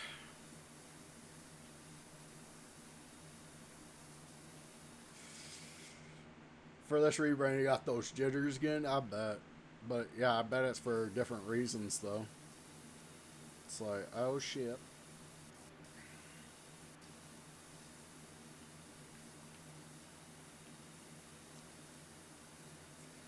But yeah. And actually, it was like, yeah, the conversation started off fine. It was just, he got way too frickin' in the description of what happened to him as a kid and shit. I just sat there like not knowing exactly what to say or how to act. I was just like, what the fuck?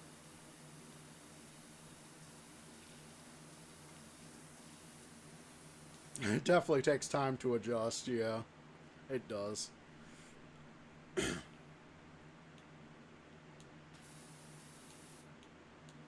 Back then I was known as the Dr. MS. I based my name off of Doctor Who. MS was the abbreviation for Matt Smith, which was the 11th Doctor.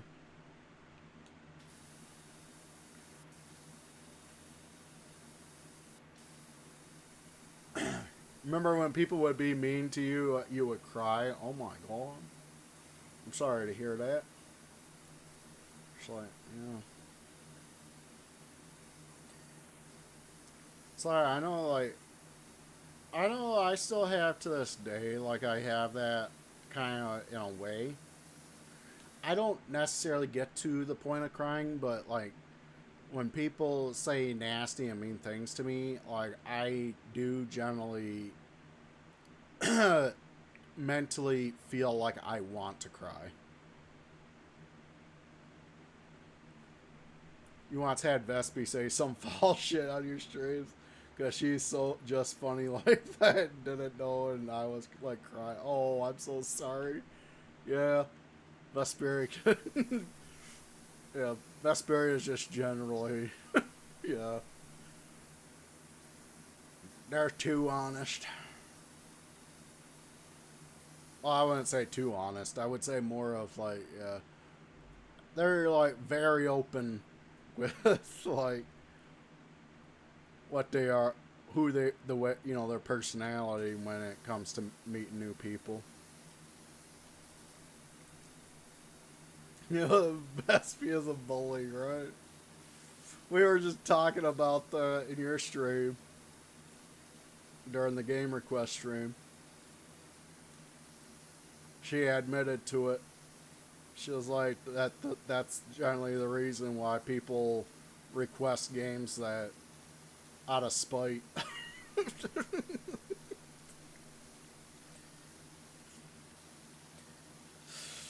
Very healthy relationship with their viewers. They are. Be saying crazy, some crazy shit to her right back, right? It's like I kind of mild with it. I'll troll people a little bit if I know them well enough, or if I can read the room well enough that I could tell that they're okay with it. I might troll a little bit.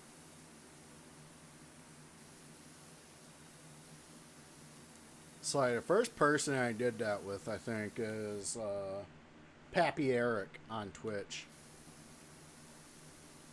I found him through another fellow streamer that I had known for a while.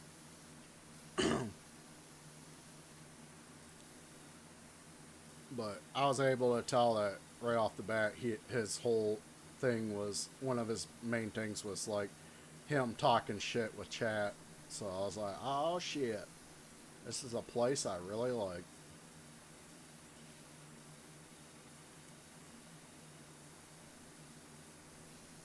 That's how I generally do it. I sit there for a bit, you know, like kind of like get an idea of way like chat's behavior is and stuff. I start off with lurking generally, usually. If I do say anything before then, it's generally just hello, you know, and just being careful with what I say and just generally answering any questions that the streamer has for me.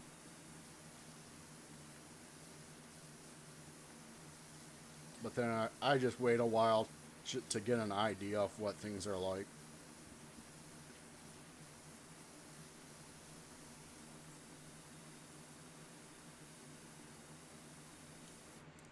You know, more crazy retro achievement hunter, chill, laid back, sometimes chaotic, but the goal is to come hang out, trying something new as opposed to being loud like you was. Alright. Yeah, sounds good. I, uh, it's like, God. It's like, it's kind of hard. I think the reason why I don't really have that issue or never had that issue is because I'm not like a super, like, charismatic person. I am well aware that I'm generally not somebody that, like, people would immediately, like, you know, frickin' want to just chat up a storm with. That's why Rocket, I think, and I ended up getting along well with Rocket really well because he was like literally the first person ever to pop into one of my streams and just stick around for almost every stream since. And right off the bat, he was already like getting very communicative with me and even showing a lot of interest in just being social with me. So I was like, oh shit. So I was like, I decided to go and check out Rocket, and on one of his streams, and we actually started getting along pretty damn well. So pretty charismatic, but you're tired. Yeah, just want to chill with y'all and play games, right? That was with you with Rocket, yeah. Because I'm like somebody, I know that I'm somebody that generally doesn't seem like the person, that type of person that somebody would generally want to freaking just automatically, socialize with.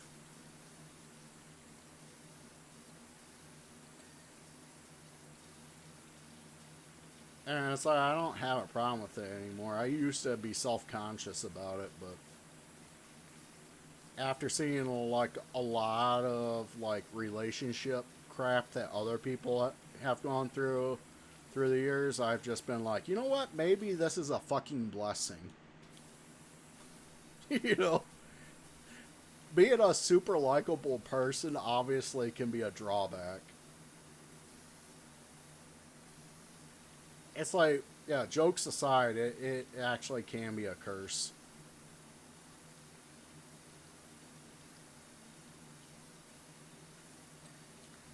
Yeah, the reason we vibe is because we have no ill intentions and just want to play games, chill. Others just want to do drama and talk shit.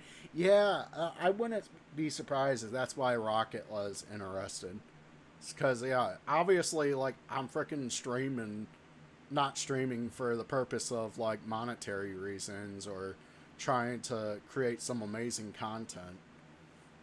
It's like, I just generally started streaming just so, as a social thing. Because I just want to freaking be able to hang out with somebody while playing a video game. I remember when my brother got introduced to streaming through me, he told me that he liked the idea of it because of how I get it. It reminded him of when when I was in my early 20s and living with them for the first time as an adult. How we would just sit there and hang out next to each other and talk while we each played our own game. And he said it kind of reminded him of that, but instead you're doing it with a bunch of other people online.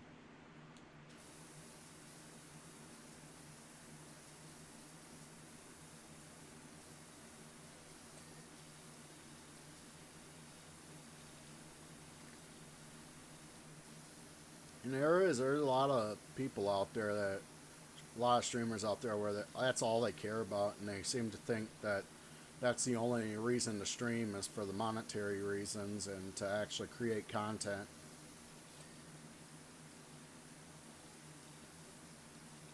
Gaming and chill with friends, that's what life about, right?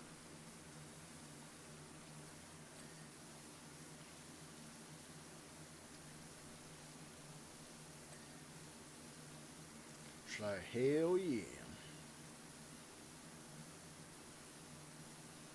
Yep. I remember our first conversation too. It was literally about the fact that Rocket had started up streaming on YouTube and was wanting to look into Twitch. Don't focus on no girl, bro. Just stay gaming, right? Exactly.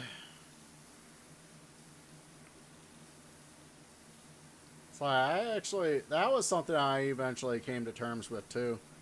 I've never had a girlfriend before, nor a boyfriend. I just, I tried in the past, but it was generally only because I was pressured into doing so. There was one time I tried, and I regretted the way I handled things, and it was generally for my own, desire. But she ended up passing away. We never actually ended up being together. She agreed to a date, and then I fucked that up. And then it was like, a few years later, she passed away. And then since then, I just never been really interested in dating. And the only reason why I generally, never mind the other person too. Yeah, I forgot. Yeah, the most recent person I freaking asked out, but that was again, that was just yeah, confusion on my part. But outside of that, it was generally only because like I was pressured by my mother.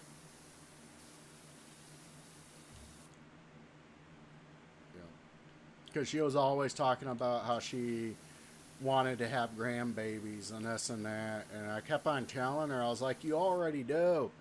What about the freaking two or three? Uh, was it grandsons and the one granddaughter?" And she just kept on going on about how she wanted grandchildren from me, and I'm just like, dude, like, chill out. So eventually, I just like gave up on it and just told her straight out. It's like, no, I'm perfectly fucking fine being all by myself, and I in fact don't want kids of my own. I like kids, just not having to take care of them myself. They are a lot of work.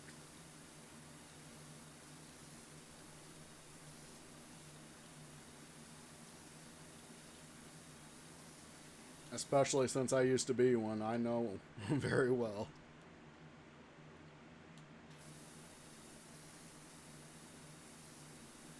I feel like a lot of people tend to freaking forget about that. Ones that will be sitting there dreaming about having kids. It's like, having kids is like quitting life, right? You're literally trading your life for frickin' somebody else's. She's like, well, I want a kid. I would love to have a kid and all that. And then it's like, well, I guess the trade-off is my own life. Problem is, there's a bunch of people out there that don't even read the fine print on that. Rocket's not even joking like your life is over. You don't now have to actually take care of someone else now. Exactly. Like I said, it's a trade-off. You're exchanging your life for somebody else's at that point.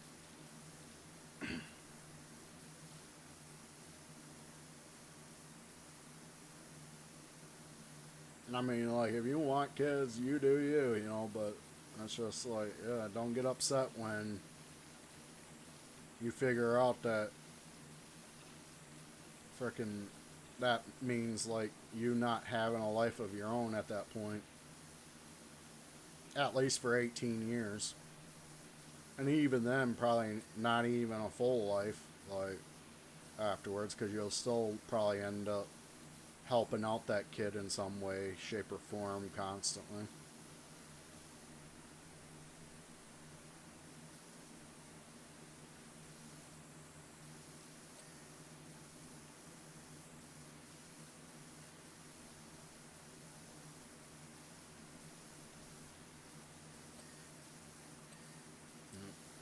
Another thing was with me was like on my decision with that was just I have trouble just taking care of my fucking self. Like, what would make me think that I'd be able to take care of another human being when I can barely take care of myself?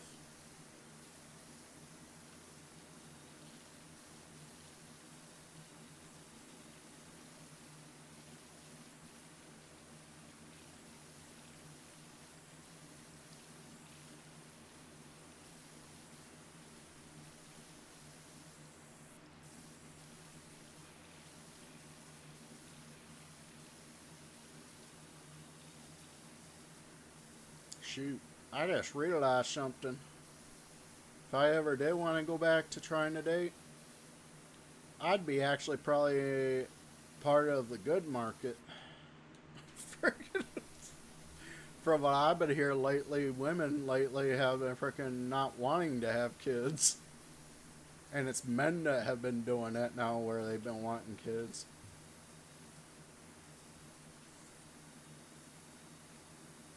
It's kind of, the roles have kind of turned.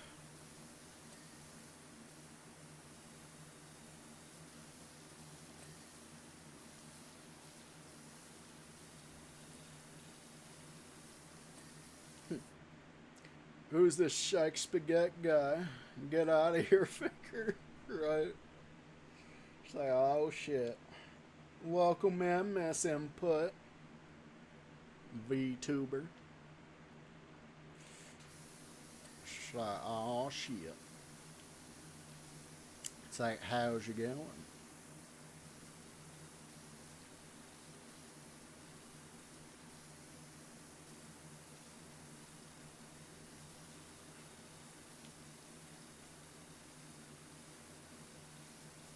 It's a little Lauren. Actually, holy shit. I didn't think about that. Let's see. Because, yeah, Psych was in my Discord.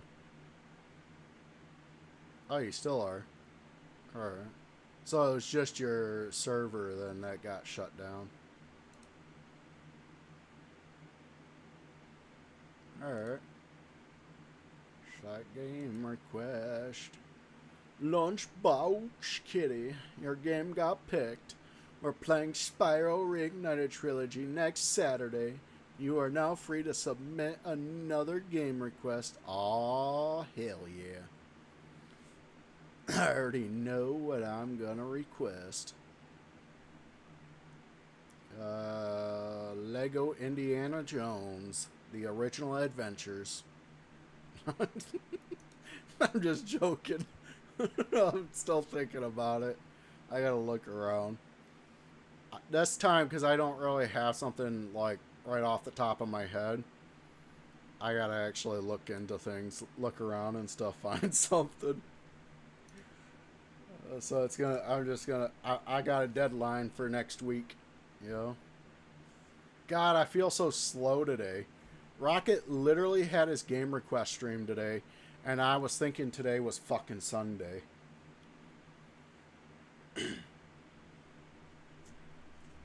No, right?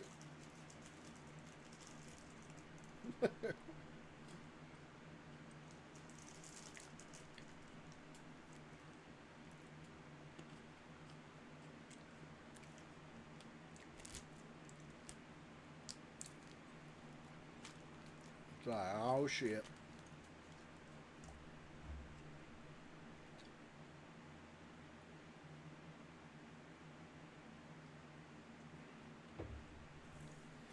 I did adopt some things from Rocket too, because I thought of it. It wasn't like a copying type thing, but more just like a, like I seen it and I was like, oh, that's actually not a bad idea type of thing, you know, which is the way I do my titles.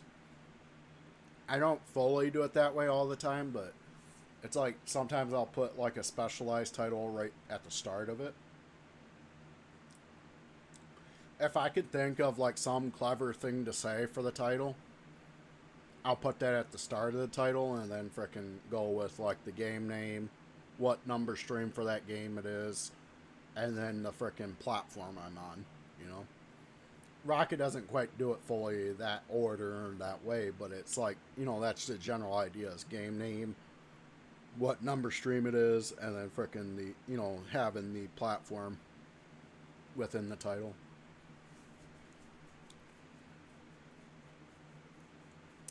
When the fuck is Sunshine being picked? Like almost keeps being picked. I don't know if Rocket did the PNG bits before you did. Oh my god. Oh shit, I have an idea now. But I think Rocket would hate me for it. Because he already told me he played the game before and it freaking ticked him off. He never finished it. You do game name and platform, then number. Oh, so numbers after platform. But yeah, like I said, it's generally the same idea though around it. Yeah, you could be doing a different platform of the same game, and then the count would start over.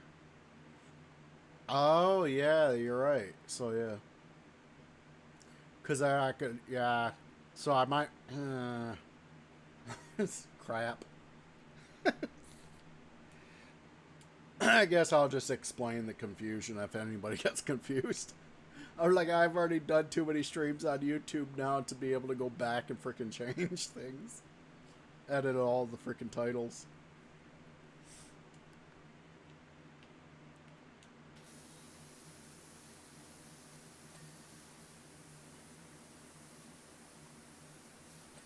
And I'll admit, like, I did get, like, the whole finally getting into doing the, you know, PNG tubing stuff. It was kind of brought on by, I was wanting to do it for years, but I didn't know how to go about doing it without, in a, like, the cheapest way possible without getting scammed. But then after I met Rocket, I was like, he explained to me, like, you know, the places he went to and even what generally each thing costed him and all that. And I realized, I was like, oh shit, wait a minute. So maybe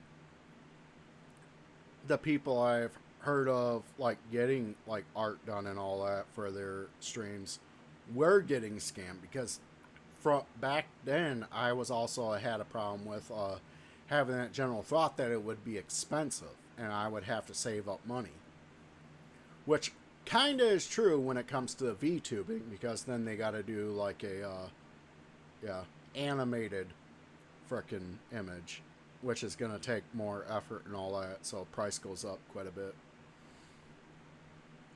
But when it came to PNG tubers, they always made it sound like as if that shit was expensive. But then I found out, I was like, because Rocket had his chibi done, and I found out that didn't cost him much.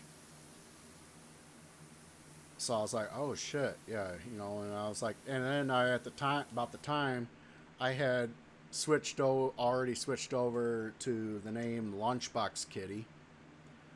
And I remembered back when Rocket had me and me were talking about my name change. Rocket mentioned how it came to mind for him that I was a cat chilling in a lunchbox. So I was like, oh fuck, I think I just, you know, I think I know now what I want my PNG to be. So Rocket, actually, I gotta give credit for helping me figure out what my PNG would be. There is a huge price range depending on the demand that artist has. You can find smaller artists that have super affordable prices. Yeah, yeah, and I found that out from you when it comes to Fiverr. So you can like find some good artists on there that don't charge you a freaking arm and a leg. Think your model cost you like 30 to 50 bucks? God, yeah. My I shit. I paid an artist 50 bucks to do a profile banner for my YouTube channel and my Twitch channel. They still haven't finished it, and that was before I met Rocket that I had gotten that going. Wasn't after Rocket frickin' referred me over to Recalist that I ended up consulting them about doing a profile banner for my channel, because I was getting tired of waiting, and then too, like, the new style I was going with for my channel. So they ended up charging me only like 15 bucks, I believe. So, no, $10. Yeah, it was 10 bucks. It was $5 technically, but Fiverr charges you a service fee for that stuff, which is generally 5 bucks, so it ended up being 10. So yeah, for like 5 bucks, they did my profile banner for my YouTube channel, and well, all my channels really, because that's where I use it at, and I use it as my thumbnails too. And I was like, that's when I realized, I was like, I kind of got gypped. But the dude's still technically working on it. He even told me, warned me ahead of time. He said, had begged me to not give him the money ahead of time, that he likes to wait till he's done and is ready to hand it over before like getting paid, because the fact he's well aware of how like slow he is on it.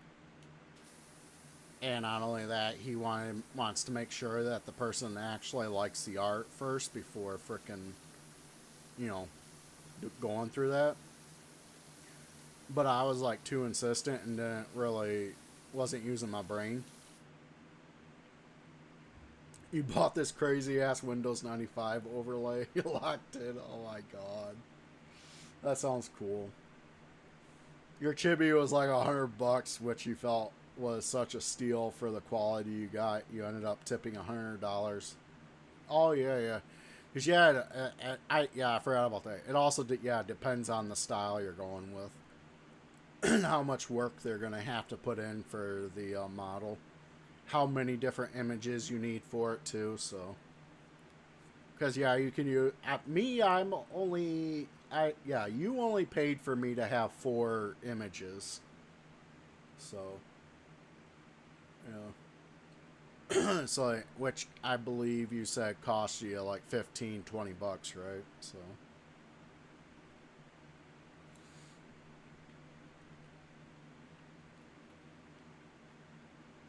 you have a like a retro computer style. Yeah, yeah. I think that's cool, dude.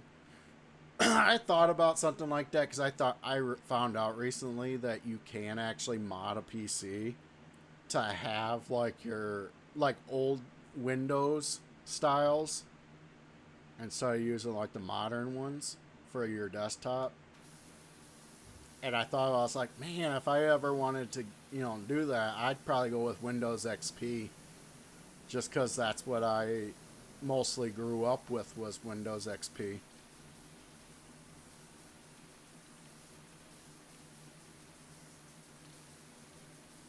And it was also the operating system I had on my first desktop.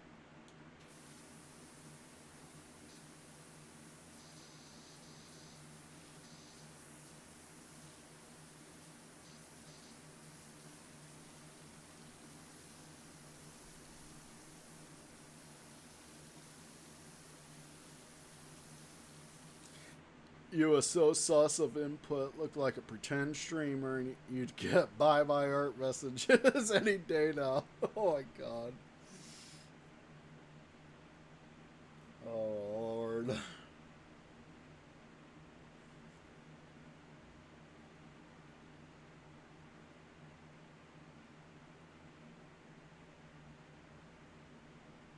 You end up tipping 100%. Oh my lord.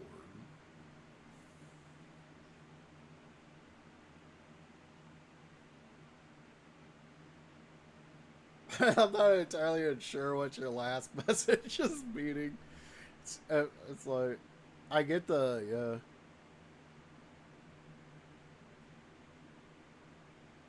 Oh, I see. Like you're giving off the vibes that you would be taking that artwork and trying to use it to, yeah, fuck with actual streamers. Pretend like it's your own and shit.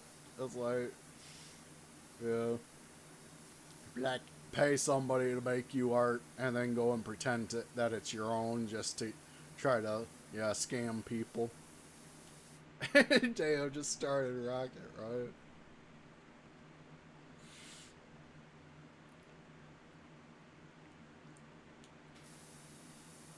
I was like, yeah, it always freaking like worries me about it. It's like, because I'm well aware there's probably somebody out there that's gonna probably try to steal my art somehow. Yeah, about all they'd be able to do is use it as like a freaking profile banner and profile pic, and that's it. Because they would actually literally have to probably have all the images. No, yeah, they could do all the images if they did a screenshot of each freaking frame. But still, like, I'm well aware that shit can happen. I'm pretty sure that's how it generally happens with freaking those people, is that they just steal somebody else's artwork that's been freaking done, pretend that they are them, to trick people into fucking coughing up money to them.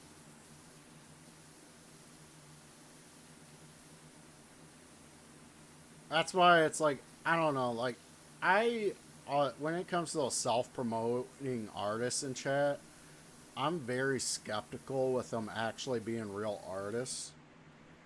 I actually even like gave advice, sound advice to some of them in the past. They just get fucking pissed off and then take off.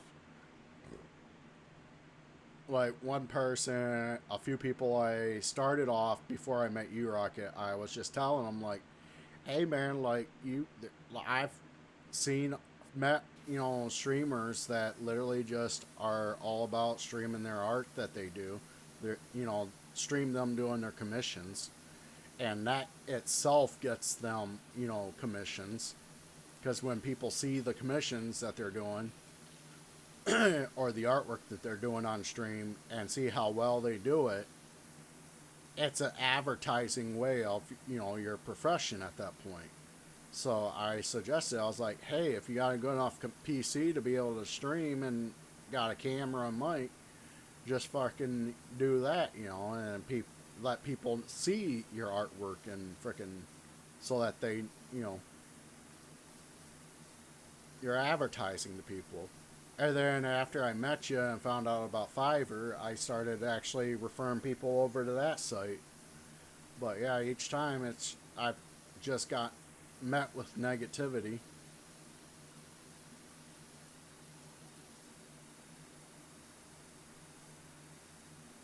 Ryan be just like, yeah, hello.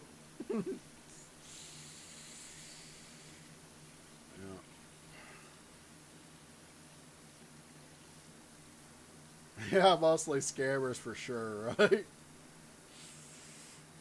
God, that's one thing I like about YouTube. That's one reason why I want to stick with YouTube is it's the one place that has it really done well with moderation where when it comes to those bot accounts, it is very, very rare for me to have somebody to pop into my chat on YouTube self-promoting other shit.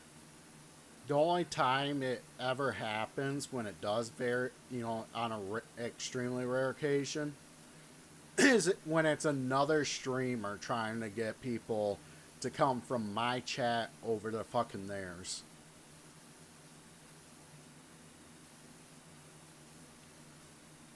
Which is just fucking weird because it, like, considering that popping in the chat at the time that they would, there's literally no one fucking chatting. Clearly, I have no viewers. Why are they trying to drag viewers from my fucking chat over to their channel? It's like, come on, man. Use your brain. Yeah, you've never had that happen on YouTube now that you betcha? Yeah.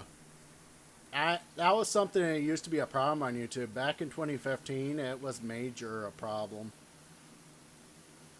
I remember freaking having quite a bit of people popping into my chat just fucking advertising their own channels or advertising artwork and shit.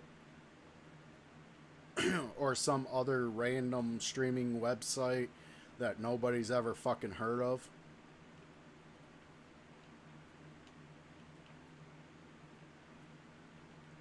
But since then, YouTube's gotten really fucking good about it and has been able to, like, just prevent bot accounts from fucking with you.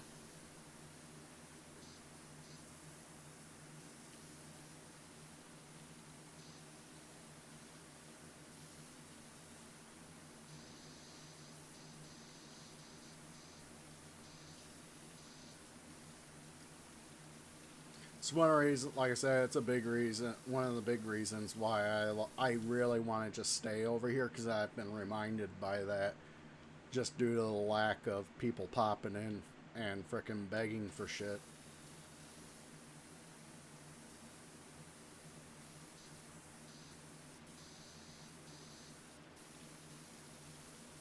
And then when it comes to, like, the artists, not the bot accounts, but the actual people that, like, people that are pretending to be artists that are actual people popping in the chat,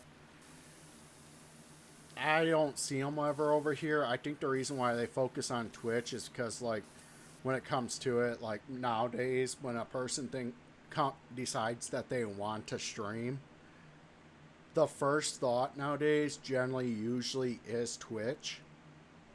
And I think that's why they target Twitch.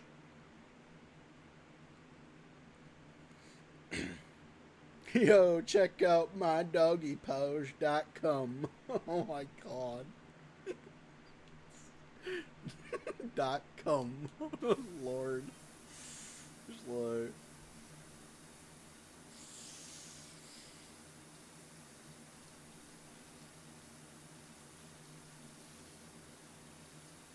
So you gotta go visit Rocket's only pause.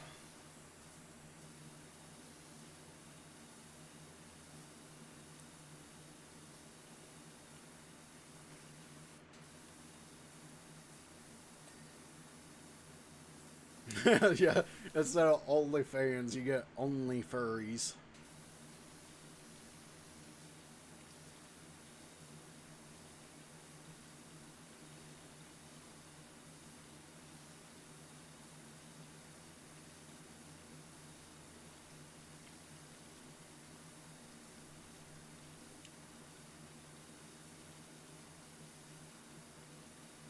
God. Shit. And it's so weird, like, because back in the day, like back in 2015, when you could, or did, we had that issue, YouTube actually allowed people to ban people from their freaking channels. They no longer do. Now all you can do is just mute the person in chat, and that's it. While the person still watches. Think your message got modded? Oh shit. Probably. Did the stream boot AI thing? Oh my god. Let me see. It'll show up on freaking my browser, probably.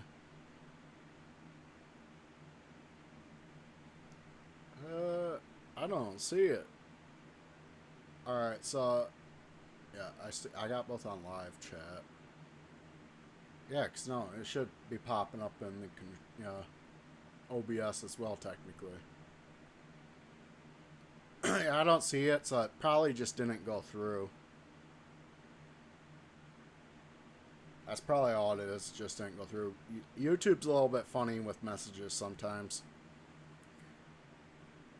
Actually, no, let me Google something.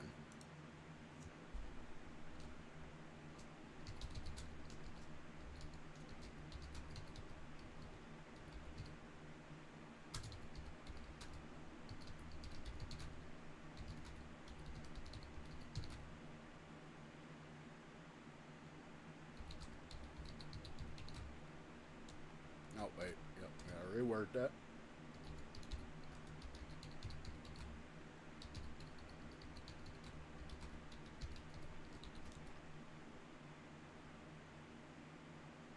Alright. So, yep, never mind. It probably was. Because, yeah, I had to Google it to make sure. Alright, so, because I'm not as familiar with auto modding on YouTube. So, YouTube actually won't even tell the streamer themselves about auto modded messages. The only ones that we will see is ones that were modded by one of our actual moderators. That's it. If it's modded by YouTube themselves, the streamer will not be notified of it. So yeah.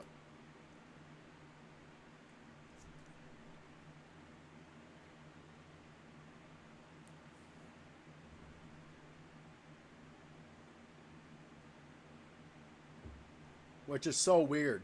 They should definitely fucking still notify the streamer.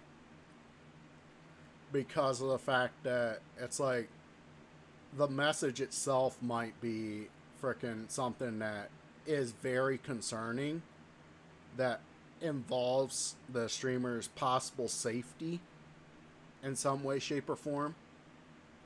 So therefore, the streamer should definitely know about it, you know? One thing you don't like about YouTube chat, shit gets filtered and you have no control or knowledge. Yeah. You have it set to allow everything and it still blocks a ton of shit. Yeah, same here. I generally allow everything, but that's because it's rare that anybody throws in like a slur or something into chat, or even tries to. Super rare. Uh, and that's about the only problem I have with what's posted in chat is just, like racial slurs and stuff. God, TikTok's worse though. Like I said the word fago, which is a name of a soda in America that also is like it's like a it's like a different type of brand that's kind of about as popular as Fanta. But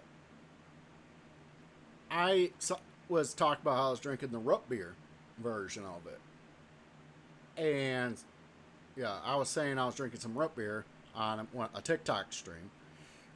Somebody asked me in chat what brand I was drinking. I said Fago. TikTok registered as me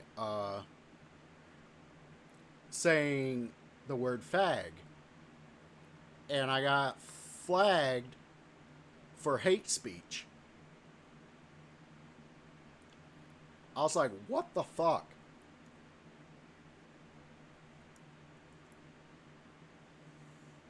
So yeah, there's worse freaking streaming platforms, bro.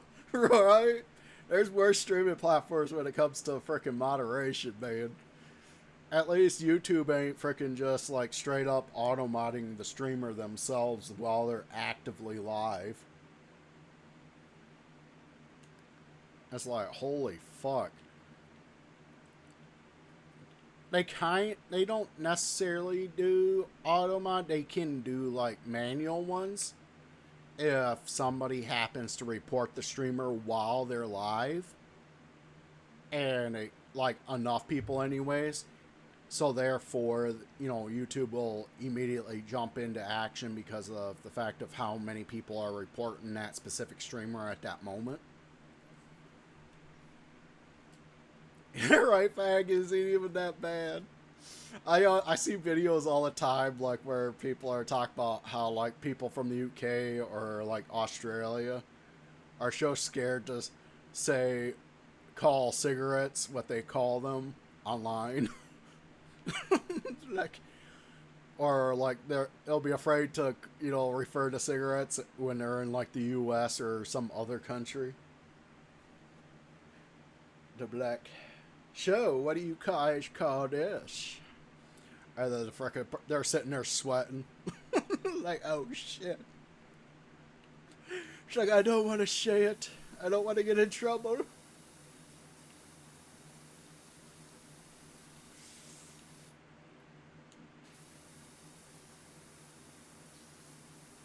I don't even, like, even when it comes to the usage of the word that's considered bad, I don't even know why it's bad, like, for frickin' sake, Like, it's literally just the same thing as calling somebody gay, Like, just referring to them as by their sexual orientation. Like, so fucking what,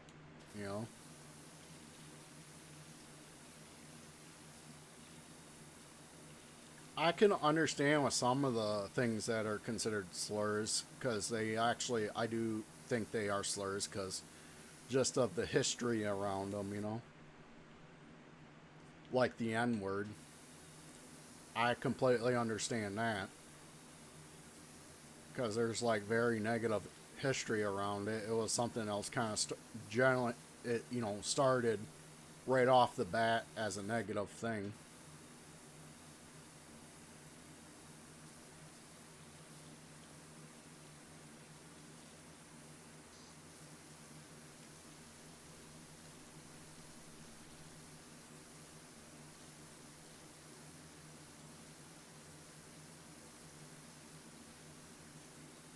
But yeah, just to be safe, though, I'd say refrain from using the word online often,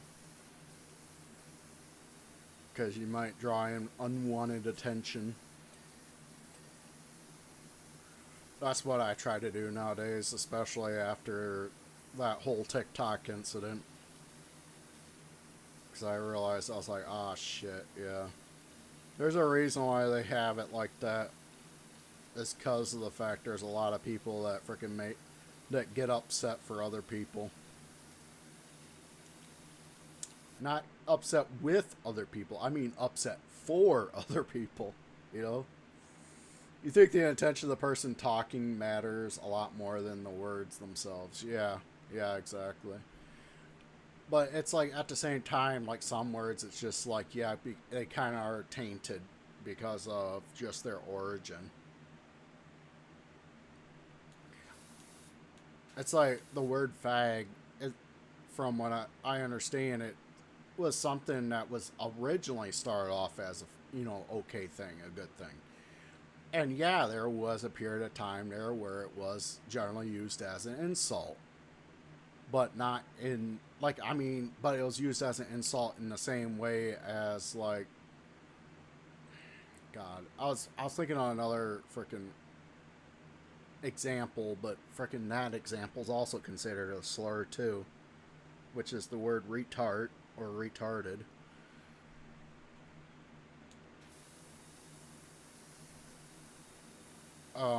Frick.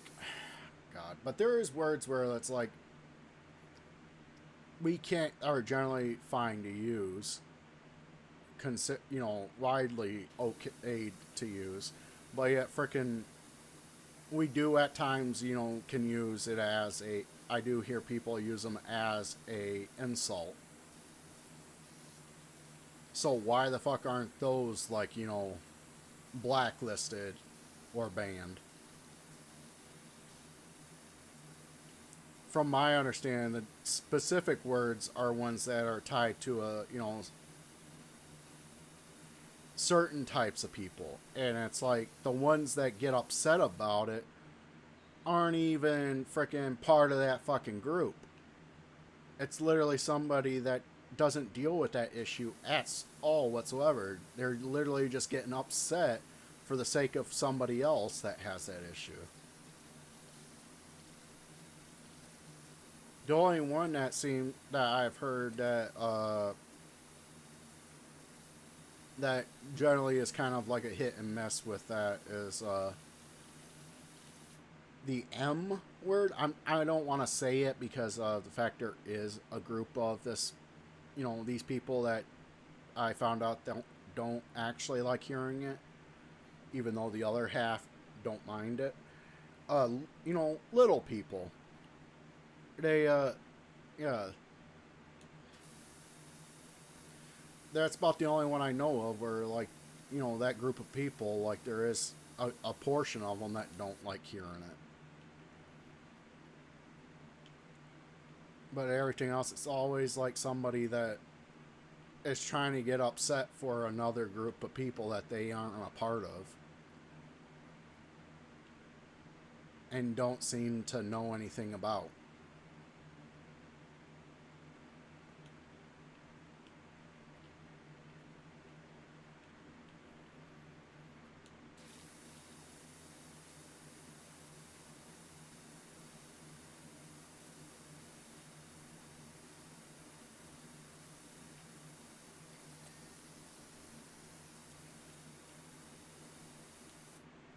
Well, yeah, for most words, yeah, it's like I do agree. It's like generally around the intention, and then when it came to little people, I was watching. That's how I found out. So I was watching a video where they interviewed a bunch of them and asked them about certain things, and when that word came up, a portion of the ones that said that they were okay with it said it did depend on the intention behind the usage.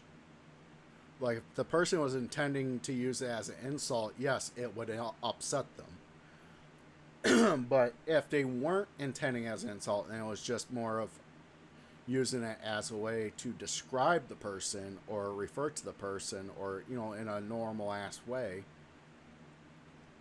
then yeah, they were generally fine with it. I think getting upset over someone simply saying a word is pretty absurd. Yeah, I do too.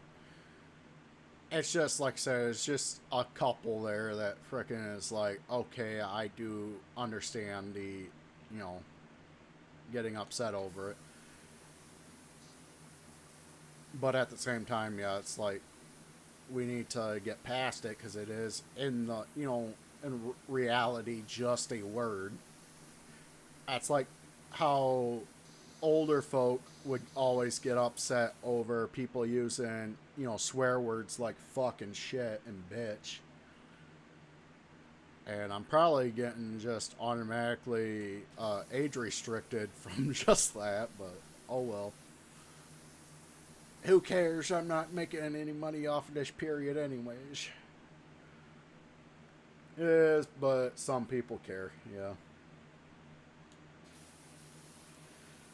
And that's why I try to be careful, is because of the fact some people care, and some words it's like way too much.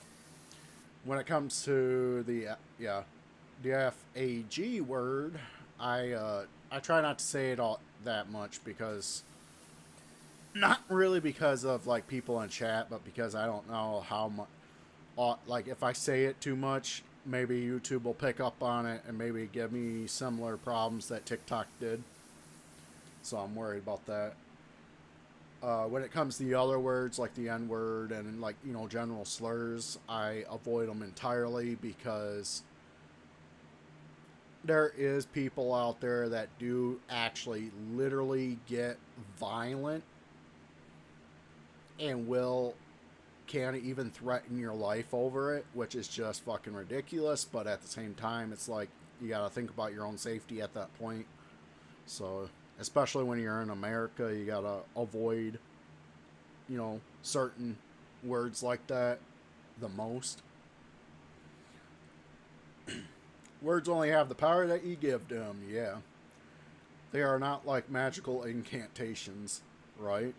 Exactly. I've heard, and I've seen that portrayed in some movies and books too, so much.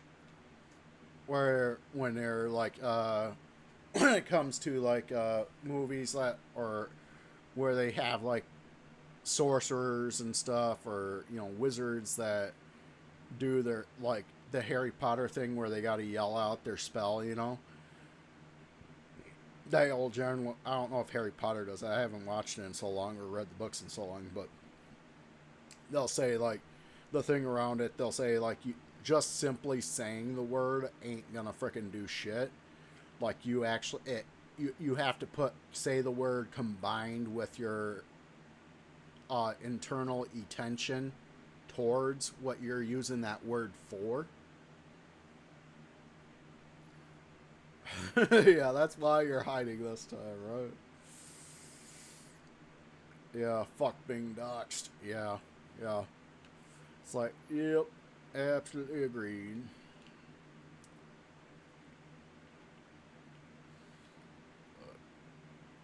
There's people I don't understand that, like, because I know a few people in my life that use certain racial slurs a lot, and we've tried telling them that they want to be careful with that shit because of the fact that it's one of those things where you're literally your life depends upon it when especially when you live in America.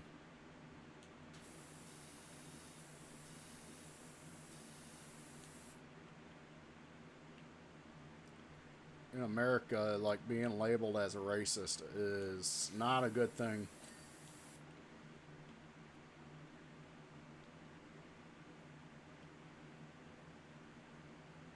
All right, so we got to leave the toilet with its sheet and its lid. All right. Oh yeah.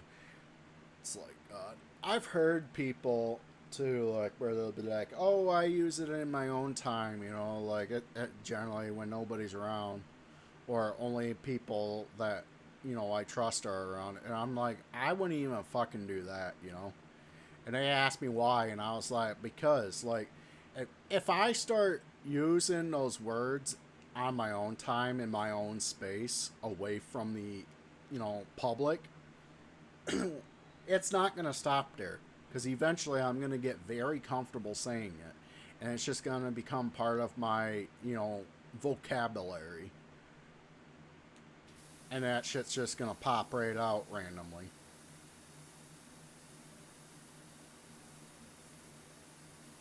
That's why I'm in the position I am now with swearing. I originally thought, hey, I'll just do it in my own time, keep it to myself for fun. And then I found myself throwing the F word out while at work, and I was like, oh shit.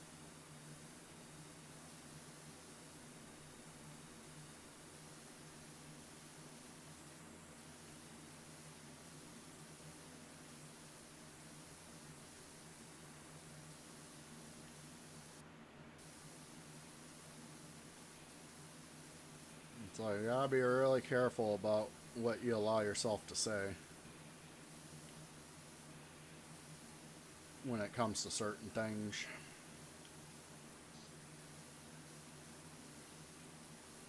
Because there may be no going back.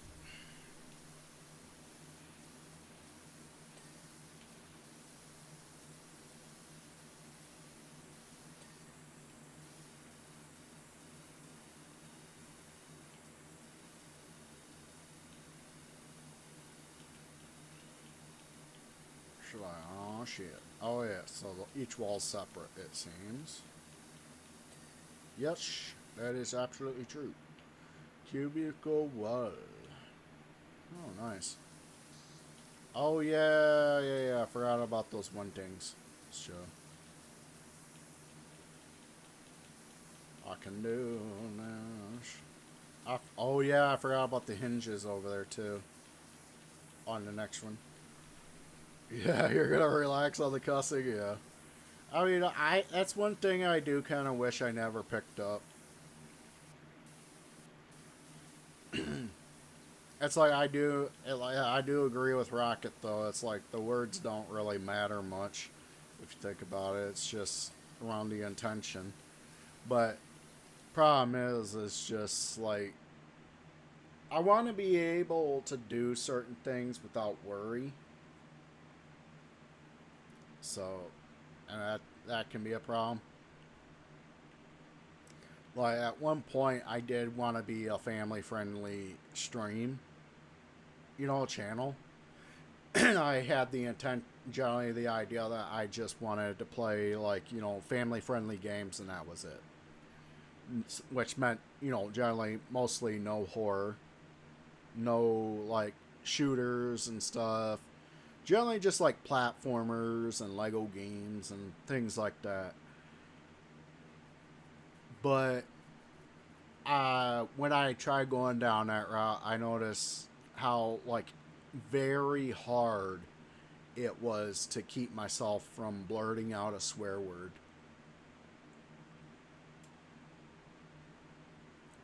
So I eventually gave up on that, and I was like, "No, I ain't gonna advertise as family friendly anymore because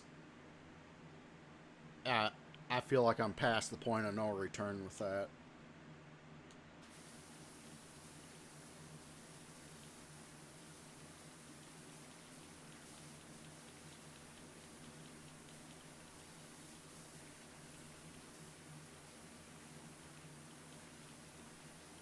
Oh, I missed a floor in here, and the wall right there.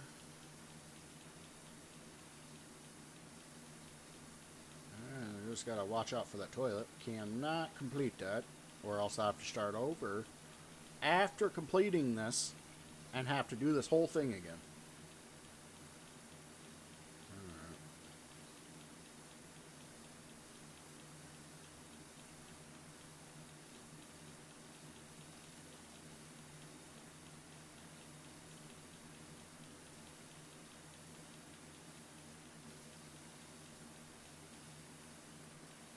Yep.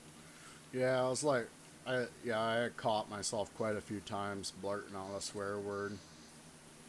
So I was like, fuck, yeah, this can't work.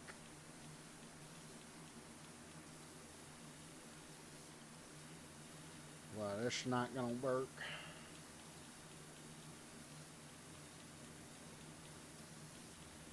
Probably up in the pipe, isn't it?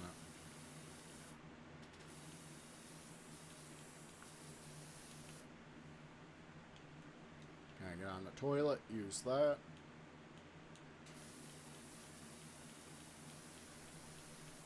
So I get lowered.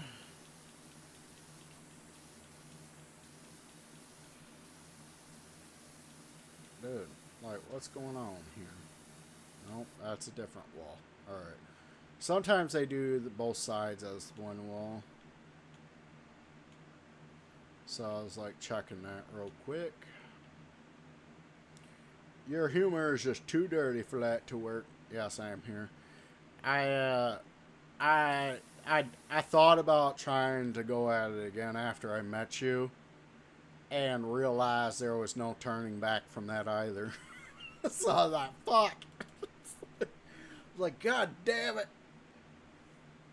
She's like, now it's doubled down on me not being able to do that. Just had to slap on 18 plus on there eventually, right? Yeah. There was at one point, yeah, I was slapping 18 plus on all my streams. It's like, but then I found, yeah, I got reminded that there's YouTube Kids, and YouTube does actually freaking advertise it quite a bit, which means that they do generally only expect, adults to be using the main site for YouTube. So therefore, it's like, it's kind of stupid and ridiculous that there's age restriction, since they already seem to be treating the main YouTube site as something for 18 plus only.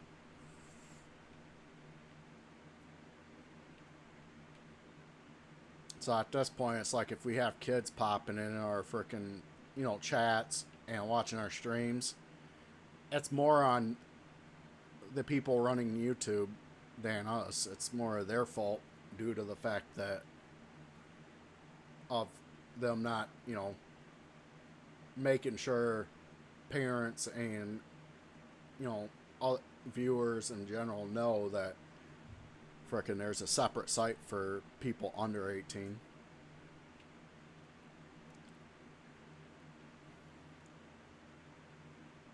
God.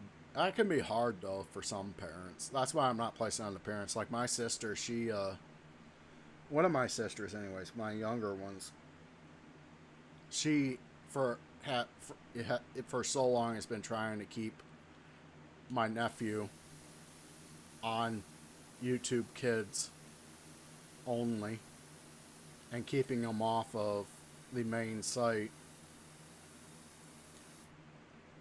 You don't think 16 and 17-year-olds hopping on YouTube Kids, like, yeah, I understand that.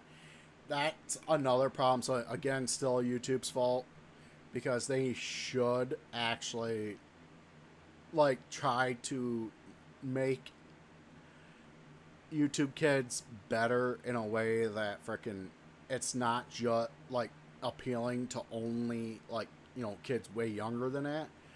They should be setting it up so that it can also appeal to the, kids that are closer to 18. Yeah, it's more like very young targeted. Yeah, it's like, it's supposed to be and advertised as for frickin' people that are under 18, but at the same time, they seem to target specifically, like you said, like the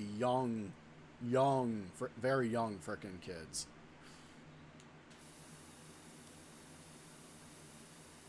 It's like which isn't surprising to me, because I have met many people, many adults in the past that seem to just freaking label every child as somebody that's, that young. They just generalize the state of mind, and interest and all that.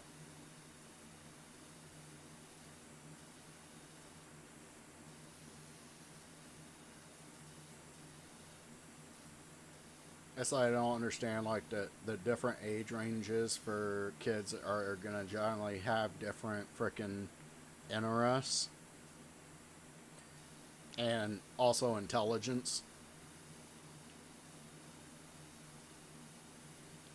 I've I've met kids that are like freaking 15, 16 that are freaking smarter than most adults. My niece is one of them.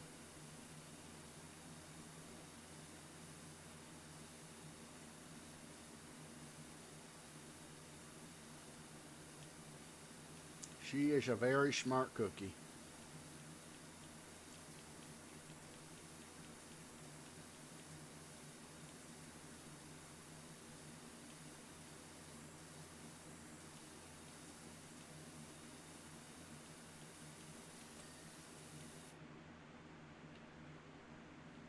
But yeah, that's what I was meaning by us. Like, they're kind of freaking. They fucked up that portion of YouTube to the point where, like, yeah, that younger audience is still coming over to freaking the normal site.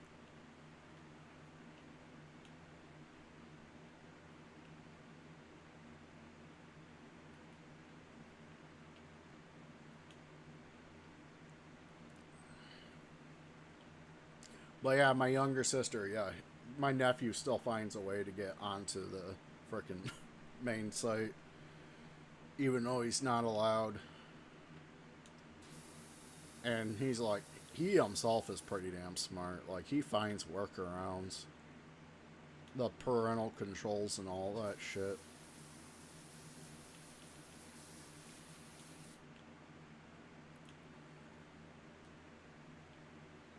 She's like, she's told me it's a never ending battle of trying to find ways to keep him off of it.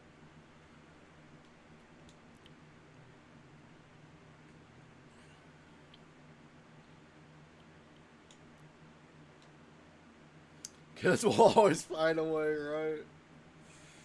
And that's what I think. I was like, instead of adding a rate, I think that's why they add an age restriction.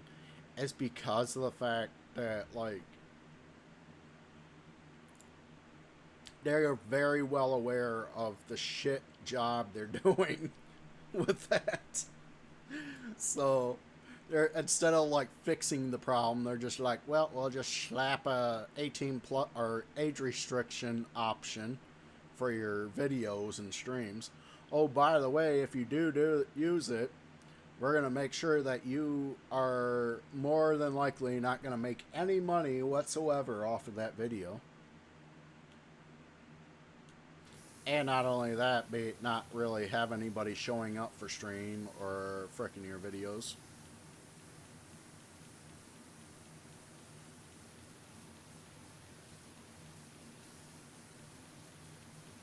Because we won't advertise you. It's like, you know, YouTube would rather, instead of fixing problems, just fuck over their content creators.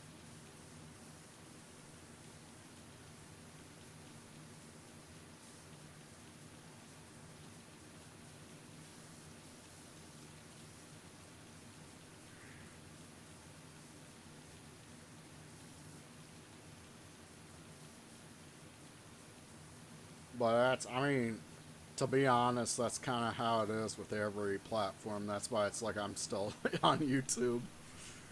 I was like thinking about that recently about freaking what phone carrier I'm gonna go with when I finally get freaking off my mom's phone plan. I was like, well, T-Mobile seems to not be doing very, any, ethical shit. Their ethics seems to be down the drain. But then at the same time, I'm like, well, what company hasn't gone that way? At this point, I guess you just kind of got to figure out what specific type of bullshit they're pulling, and weigh the options.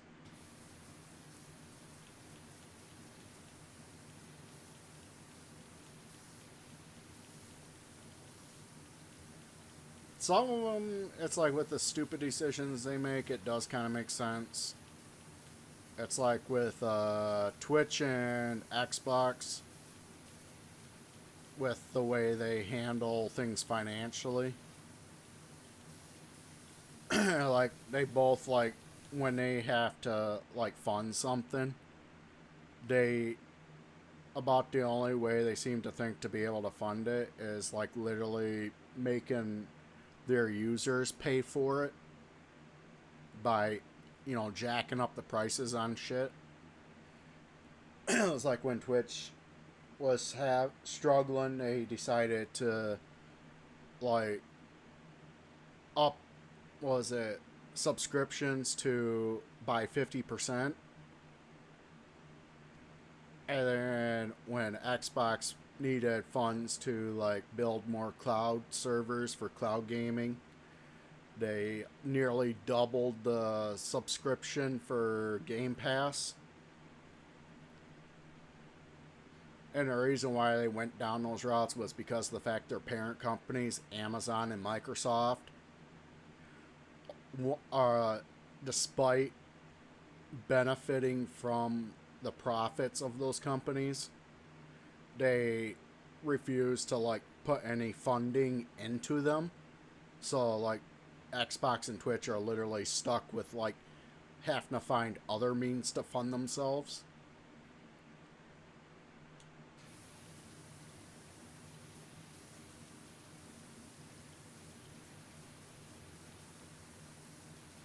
I think that's why, like, with the new director at Xbox, she was like, "Oh yeah, you." She was like, probably like thinking, "Yeah, we did actually need to up Game Pass because we need those funds to do to better things." But at the same time, she was like, "The how much you upped it by is just absolute horseshit." So no, we're lowering that back down at least a bit.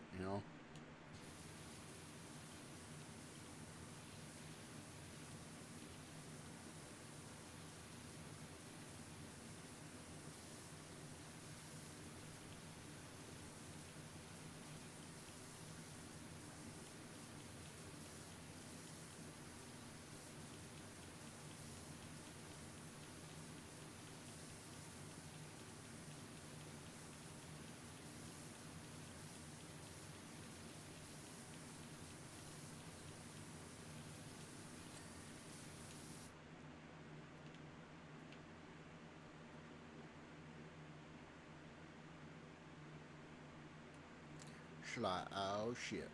All right, we got that done. Now we gotta switch back to the yellow. Black and yellow, black and yellow. God. Every time I hear that song, Black and Yellow, by Wiz Khalifa, I just like, I remember my old roommate, my previous best friend, because I was like his favorite song to listen to. God, it was like every day we heard that song. I'd be like, yeah. I'd wake up in the morning with that music blasting, and I'll be like, yep, Dan's awake.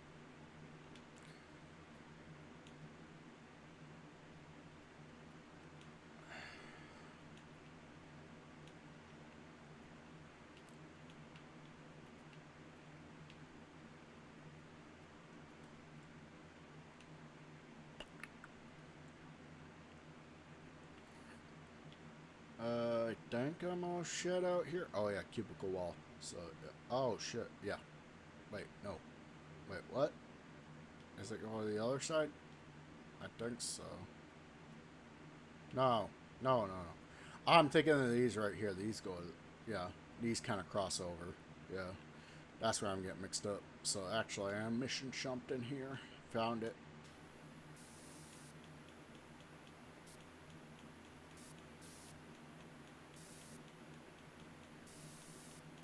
But yeah, it's like I mean, every company has its bullshit. It's just you gotta weigh the options. It's like just figure out what one has probably bullshit that you're willing to deal with. Song goes hard, right? Alright. You know what that means, guys. It's potty time.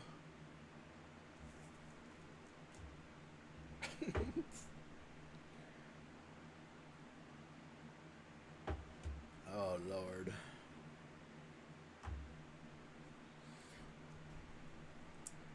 It's that time, right? Alright, guys. I'll see you in a bit. I'll be right back. Sorry, guys, about the set alarm.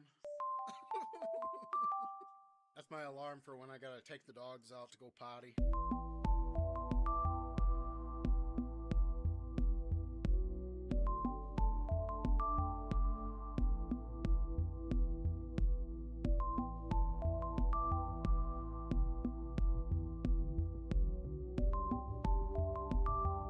The potty alarm, right?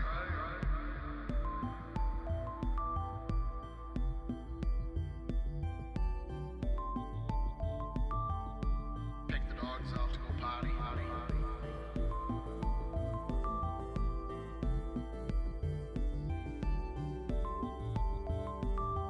The potty alarm, right?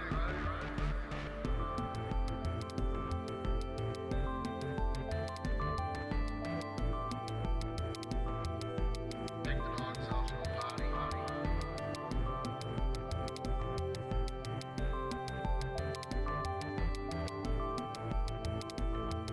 The potty alarm, right?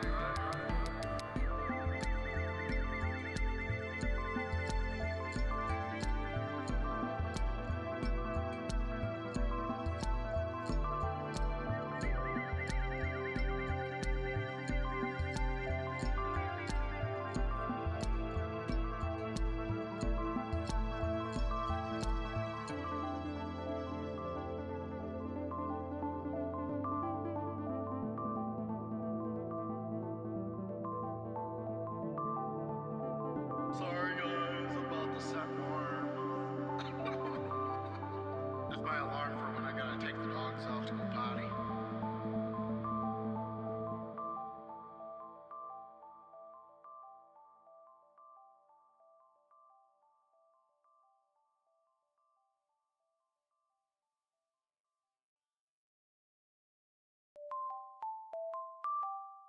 Sorry, guys, about the set alarm.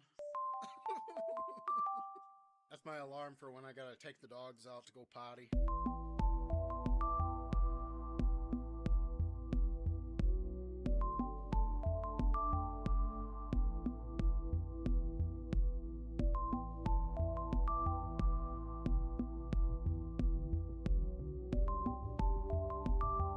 The potty alarm, right?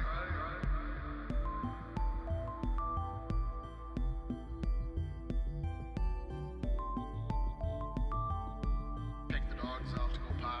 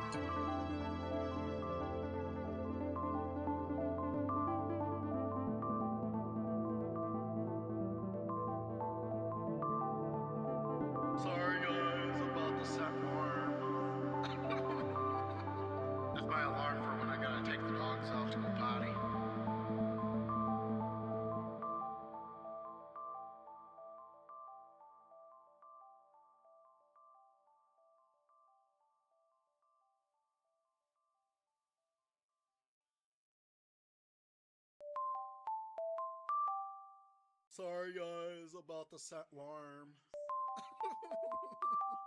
That's my alarm for when I gotta take the dogs out to go potty.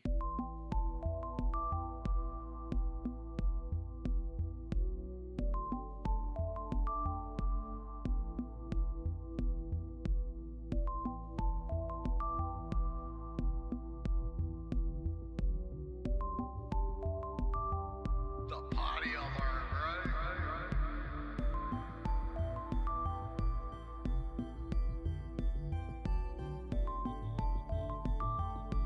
Take the dogs out to go potty.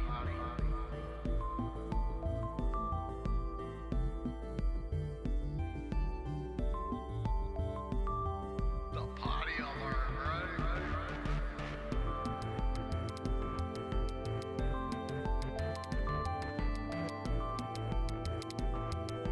Take the dogs out to go potty.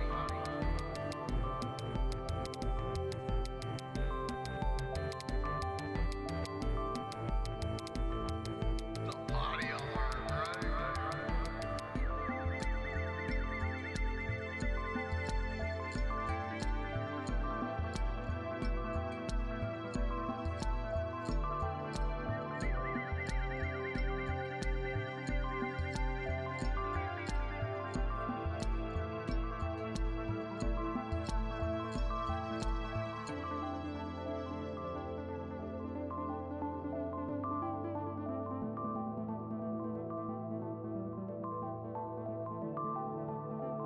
Sorry guys about the set alarm. That's my alarm for when I gotta take the dogs out to go potty.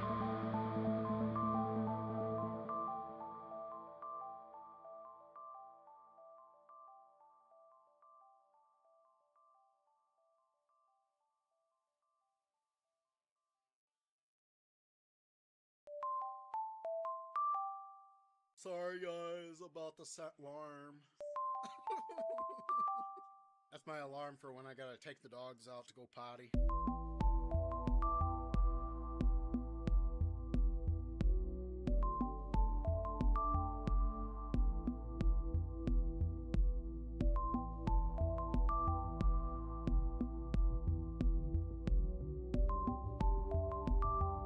The potty alarm, right?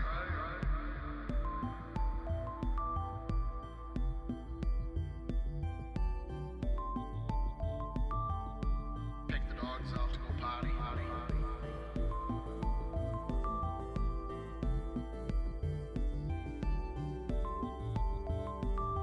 The potty alarm, right?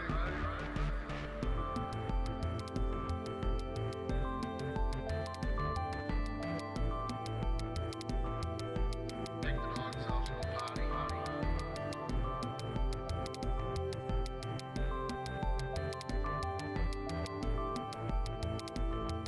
The potty alarm, right?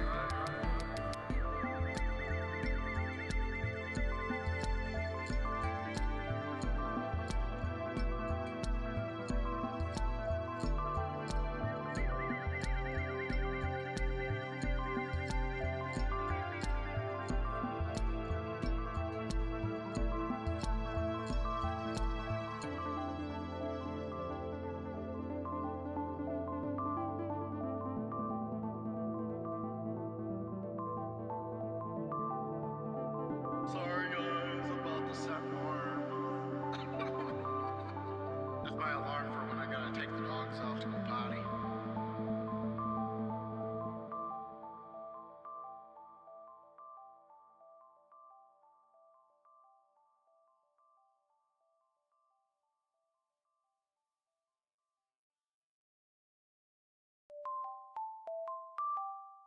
Sorry guys about the set alarm. That's my alarm for when I gotta take the dogs out to go potty.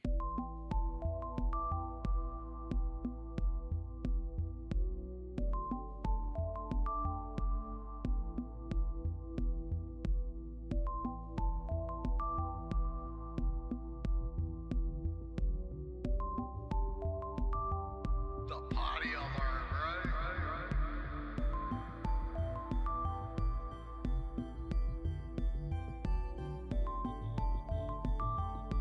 Take the dogs out to go potty.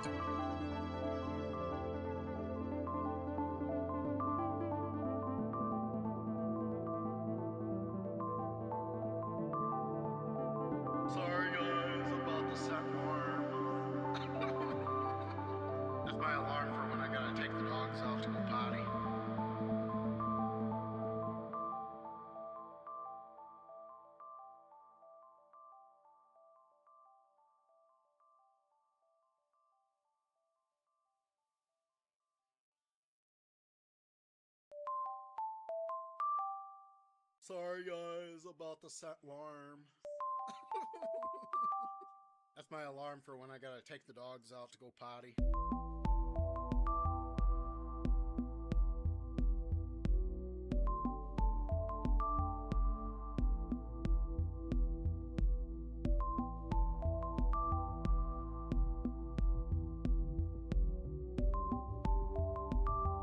The potty alarm, right?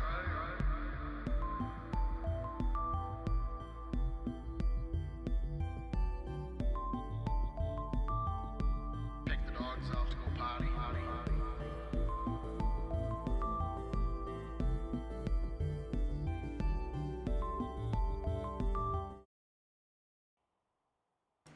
Aw, shit. I have returned. Yeah, I was like, I've seen a lot of people, like, freaking still hating on Xbox after this whole situation with the announcement that the new director made about what they're doing. People are, like, taking things all negatively, like they were trying to claim that the development companies that they, parted ways with, they're making it sound like as if what was said was that they shut down those companies completely and just laid off those people, which was absolute bullshit. That's not what happened. It was like I mentioned before, what they said they did is that they just terminated the contracts, that's it. So that way those developers can go do their own thing and not be forced to develop games that they themselves don't want to develop and are not like passionate about, on top of the fact of not being made to create games that nobody fucking wants to play. And then when it came to the massive layoffs, all people hear is like, oh, they laid off a bunch of fucking innocent people, which is just, again, bullshit. From my understanding, she laid off specifically the people that were part of the fucking problem, the previous problem that she's trying to fix. So she was like getting rid of all, the issues with the company. And then I was, I think in the past week or so, I actually found out and got more clear information on the whole physical media thing. And I believe it was confirmed to what I was thinking. They actually are really trying their best to make the next Xbox console still fully use physical media. In fact, they're going a step further and trying to also make it so it's fully backwards compatible with every single previous Xbox game, which is way different from, like, the previous consoles, the current one and the previous ones, because those are literally set up to only play a selection of games from previous consoles, with the exception of Xbox One, because all Xbox One works on Xbox Series X.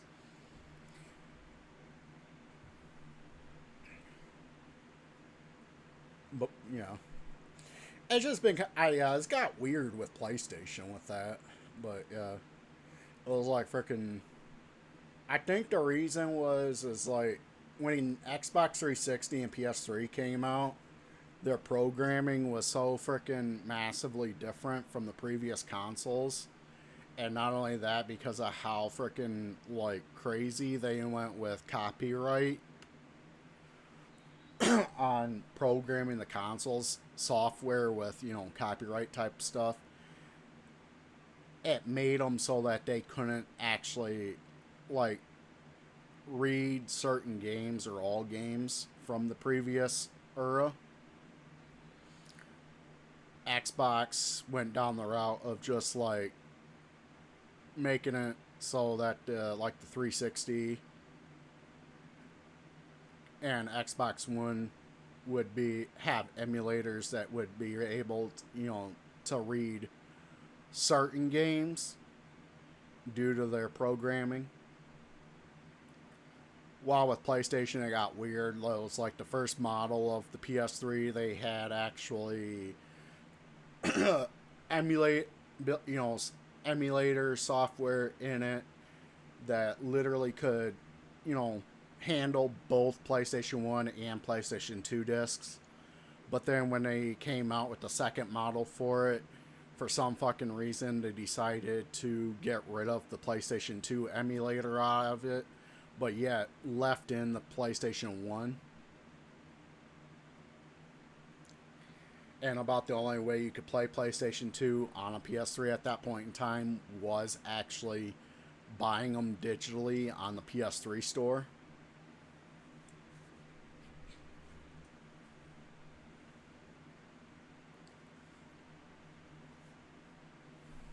And then, yeah, we know what happened with PS4. That just completely went, nope, no previous console games.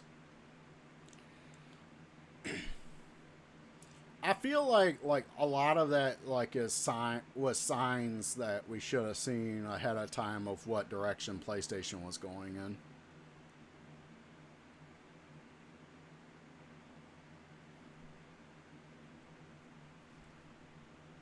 I thought about that at the time that PlayStation announced the whole all digital thing in 2028. I kind of started thinking back and I was like, yeah, we should have seen this shit coming. I don't know why we didn't. Maybe we're just too much in denial.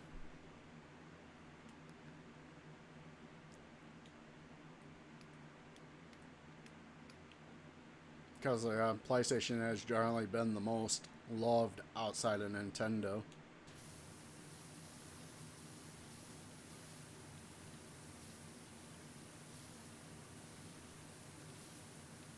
Nintendo's kind of a different story, though. It's a little weird. It's like even their own freaking player base talks shit about them, but yet still continues to use them. It's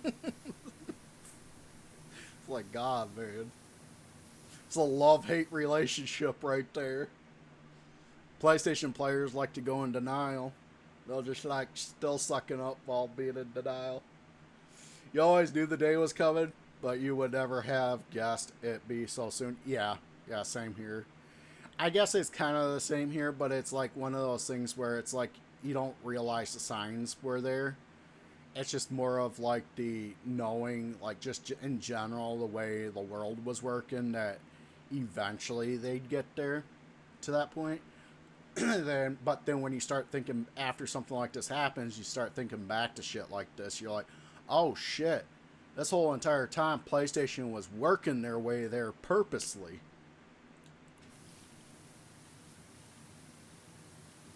Xbox kind of was doing the same too for a bit there. It was blatantly obvious though, which with the Xbox One, because when the Xbox One came out, they wanted to go down the route that Steam did with physical copies, which was you needed to be hooked up to the internet and have your account, signed in so that they could verify the license of the game. And you would have to enter in like a Steam code, or in Xbox's case, you would have to enter in an Xbox code that came in the case with the disc. But because of all the hate they received from it, because of how blatantly obvious they were with what they were trying to do, they ended up having to go backwards and be like, right before Xbox One was released, they went and decided to fix the issue by providing a software patch for the Xbox One that would allow you to at least, like, you still technically gotta sign in and hook up to the internet when you set up an Xbox One, but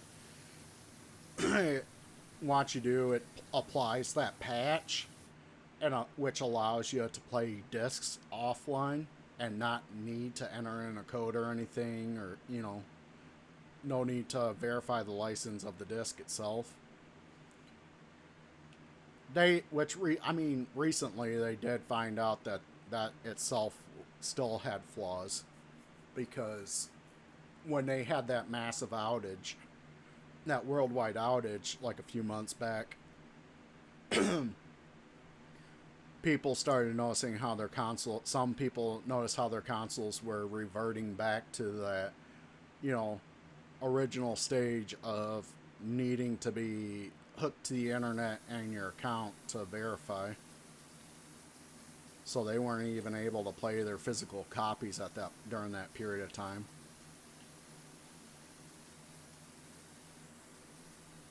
Which probably means that they're still trying to, you know, work their way there, but they realize they need to do it slowly where people ain't gonna fucking notice.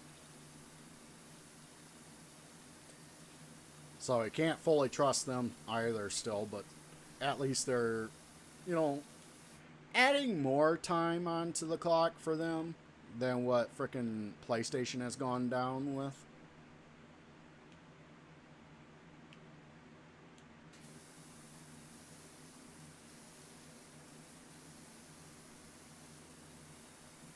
Like PlayStation, yeah, they waited longer and tried to build it up gradually, but they got to a point where it's like, yeah, they weren't still weren't ready for that yet, and they decided to take that step when they weren't ready. We being cooked slowly like frogs, right? Yeah, they were freaking being too quick about it, even with how long they waited.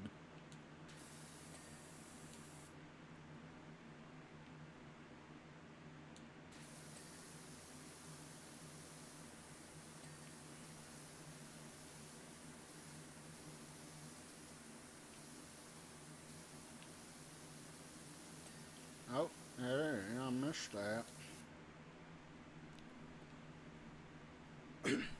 At this point, it's more of like we need to. It's like my sister's. I told my sister when it comes to like dealing with anything in the world now and trying to find the best thing to use. It's not really about avoidance entirely. It's more of about delaying the inevitable. Trying to find the thing that's gonna, you know, make what's gonna eventually happen later, as late as possible. You know.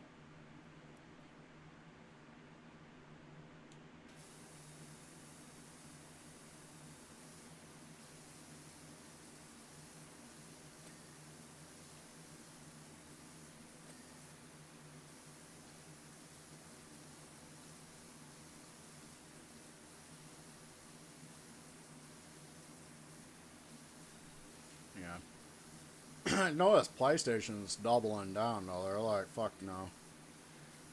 They're like, they went a different, took a different freaking route than what Xbox did and Nintendo did when it came to trying to make things digital, or eventually getting to the point where they were trying to make it, you know, officially that way.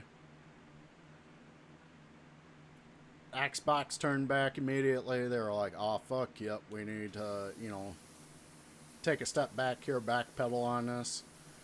Frickin' Nintendo took a bit longer than that, but they still again frickin', you know, backpedaled on it because now we're starting to get Switch 2 games that are entirely physical copies and not just codes on cards.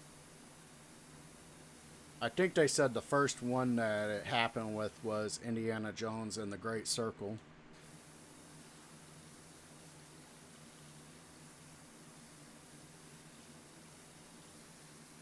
But yeah, Nintendo it took about a year. Xbox it was yeah, they changed that shit before the sucker was even released.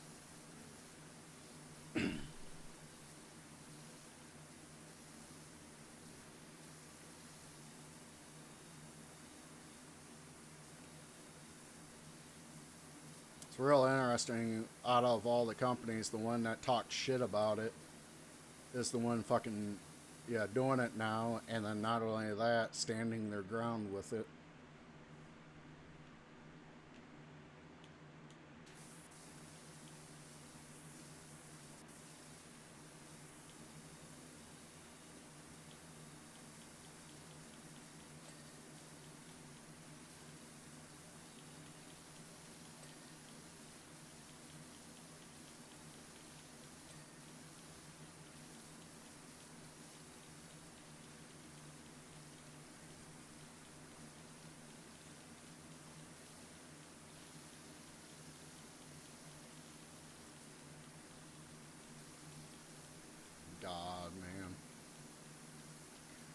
it feels so weird because now the way Xbox, learning more about the way reason why Xbox and like Twitch does things financially, I kind of have an understanding of it now and kind of feel for them. And just, it's not them that I'm upset with. You know, it's their parent companies, Microsoft and frickin', you know, Amazon. But then when it comes to PlayStation, I'm pretty sure they're dealing with the same issue too. But at the same time, it's like there's decisions that they're making that frickin' makes me not sorry for them at all. Once RA gets PS3 support, you'll be good for life, so PlayStation can have their digital duties and shuffle. Nice. Yeah. I was thinking about doing RA again, but it'll probably be a while before I can get around to doing it.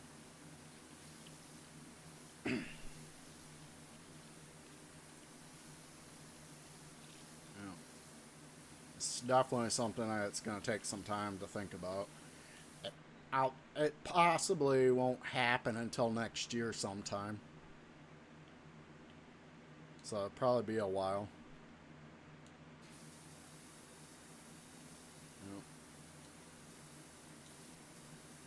Hopefully PlayStation 3 achievements don't get released then. Or before then, because I want to be part of that, you know? I want to be part of the frickin' event there, you know? That is definitely something I want to be part of. The Wii event, that was fun. I did kind of I was really interested in that, but it wasn't to the point of what I would be for PS3, you know?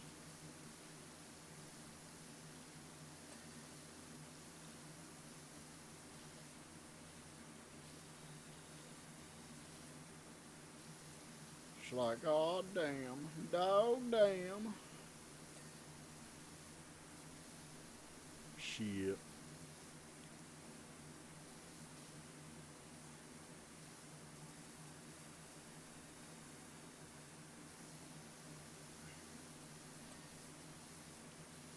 PS3 launch event will be the hypest shit ever. I bet. Holy shit. And it's kind of sad, and I kind of feel for people, but at the same time not, because I'm pretty sure other people probably don't give as much a shit about is probably OG Xbox getting retro achievements. But I think the reason they don't do that yet is because of the fact that because I ended up finding out how hard it is for them to emulate OG Xbox. So it's very hit and miss with the games. Like a lot of the games do have crashing issues with emulators. A lot. So therefore, it's like, yeah, that's probably why they still haven't gotten around to it, for one. And then two, there probably isn't enough people caring as much about it because the OG Xbox itself did, even though it did have a few exclusives, that's about all it had in exclusives, was a few. Not nearly enough to actually make, you know, I would think, you know, a ton of people actually give a shit.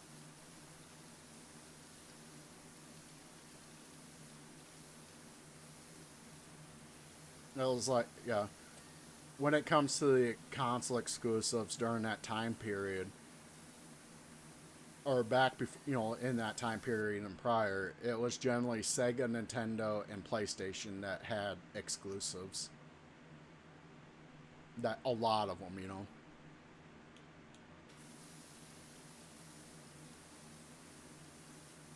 It's like there's only like three that I could think of that were on OG Xbox, which is Fable, Halo, and well, I mean four, I guess. Fable, Halo 1 and 2, and then frickin' Forza Motorsport. There might be another in there. No, I think there is a bunch of others, but not really well-known ones. There were more like kind of on the cult classic side of things. Like I think one was like Bubsy or something like that, right? There was frickin' Conquer Live and Reloaded, which technically wouldn't be fully an exclusive. I mean, it was a remaster which had some added dialogue from the Conquer's Bad Fur Day, and then had, of course, online PvP added into a mode for that. You still gotta play Fable. Yeah, I got Fable Anniversary wish listed. Or no, I don't. That's right. I was thinking about, yeah, because I can cloud game it now. So I was thinking about cloud gaming Fable Anniversary at some point. Unless I'm able to install it, because Xbox PC app is, they've been lately been able to have some games installed that were off of those retro consoles. First one I noticed was Conquer Live and Reloaded. They got that. The reason why I noticed that is because I actually own it digitally, so it shows up in my library. Sadly, though, when they do that, make them installable, you have to actually frickin' have Windows 11 specifically, which I can technically install, but if I do that, that means I'm gonna end up needing to back up a bunch of files beforehand. Then after the sucker's installed, I have to put those files back on the computer, and then I'm gonna have to reinstall every single app and game, as well as signing into every single service, including through the browser. Like, it'd be like a massive hassle. That's why it irritates me so much when you're like, I'm having an issue on my computer, and a person's first fucking response is, why don't you factory reset your freaking computer? I'm like, dude, what the fuck? Like, what do you mean? It's like, if I do that, like, yeah, the freaking factory reset itself and the reinstallation is gonna freaking only take a half hour at most, but freaking, like, that you gotta account for too, all the freaking shit you have to reset up on the computer, and then the backing up of files. That takes way longer than the reinstalling the OS itself.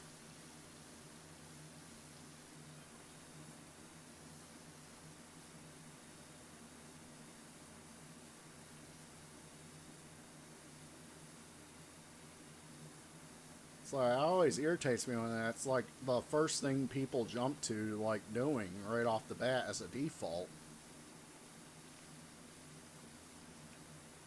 It's like you're literally choosing the most inconvenient process of, like, trying to fix a problem. That's like a whole week gone, right? I know. And then you gotta sit, and then you even after you're like pretty sure you're done and finished, you're still sitting there second guessing yourself and trying to think and remember if you, or think about whether or not you actually forgot something, because of how much shit you had on the PC.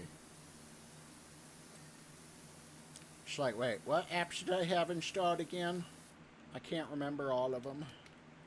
And then you get down the road and you're remembering as things go. So yeah, it ends up being a fucking whole week gone because you spent a whole week trying to remember every single app and service that you originally had on that sucker.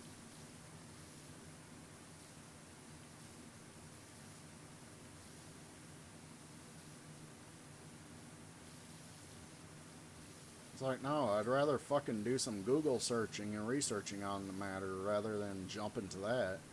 I like to save the factory reset as a frickin',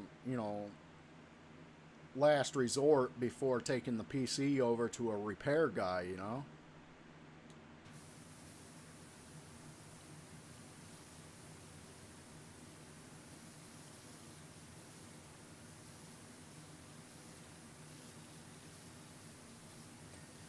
The only way I can understand doing that is if you got a dual PC setup where the one PC that's having issues is the one that you're using solely for gaming. Because at that point, all you're worrying about is your antivirus, your gaming services, and installing the games themselves. That's fucking it. But if you got one single PC like most people do that you're using for everything, yeah, it becomes way too much of a process and way too much of a hassle to freaking have to reset that shit.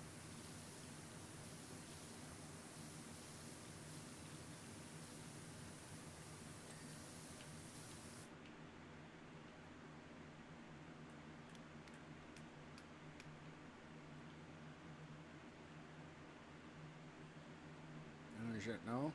No? Oh, it's the blue part. Alright. So I'm missing something up here.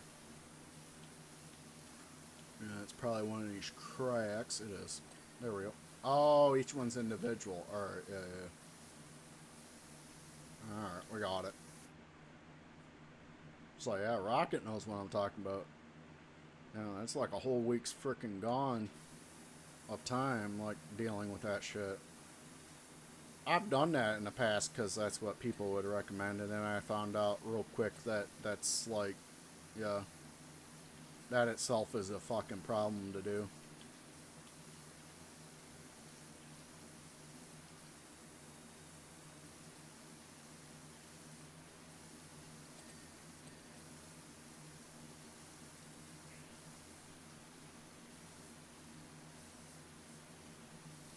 It's like with OneDrive too. That's a similar issue. It's like try to uninstall OneDrive. It's like God. Yeah.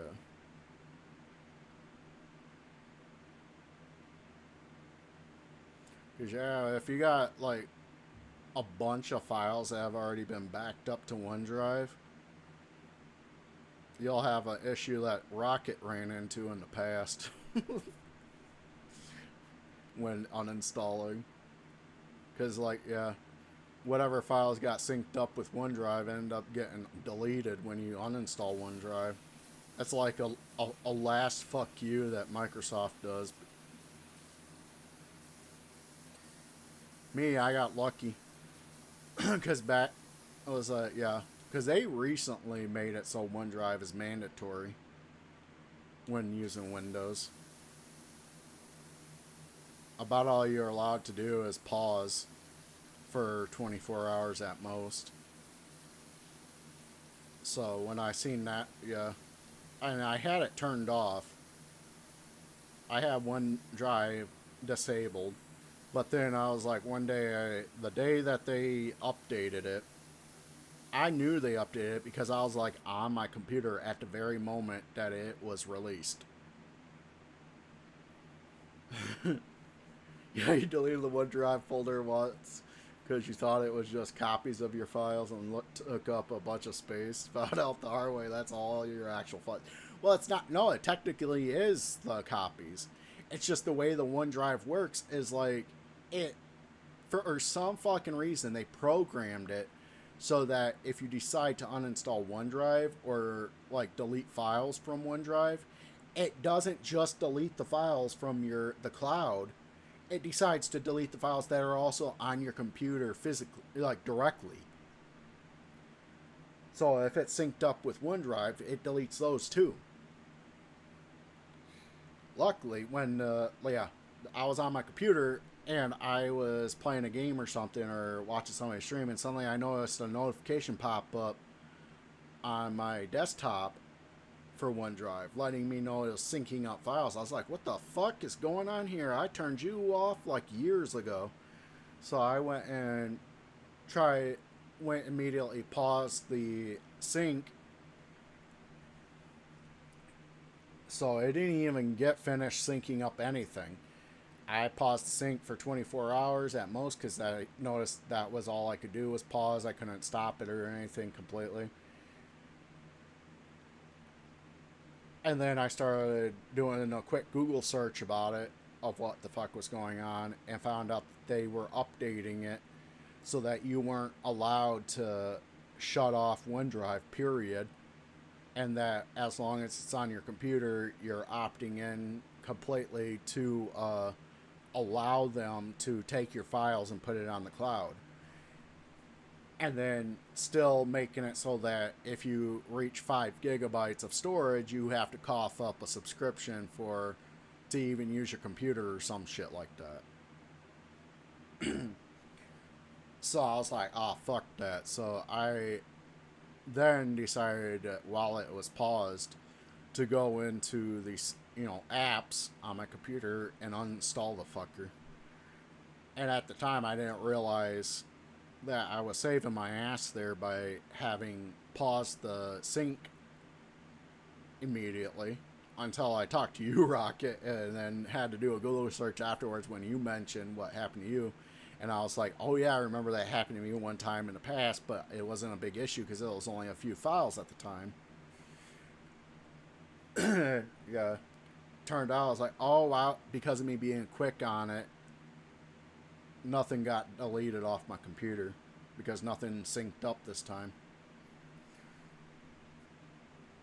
Holy crap, that's dumb, right? They fucked you good, yeah. So yeah. It's like one of those things where if you weren't in that specific position I was a few months back when they changed that, then the only way you'd be able to deal with that is like, I guess, figuring out which files that are on the OneDrive,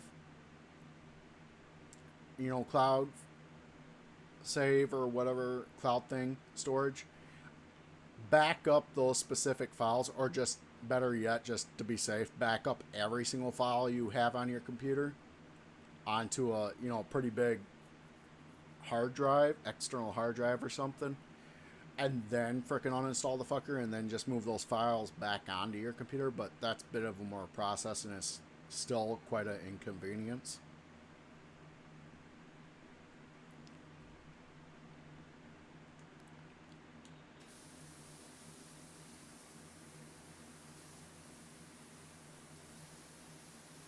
I was like, God, man. I was like, what the fuck? So that's what I'm saying. It's like Microsoft's the main problem, like fucking not Xbox. Yeah, Xbox had issues too, but that's why frickin' they, trimmed the fat off of that crap earlier this year.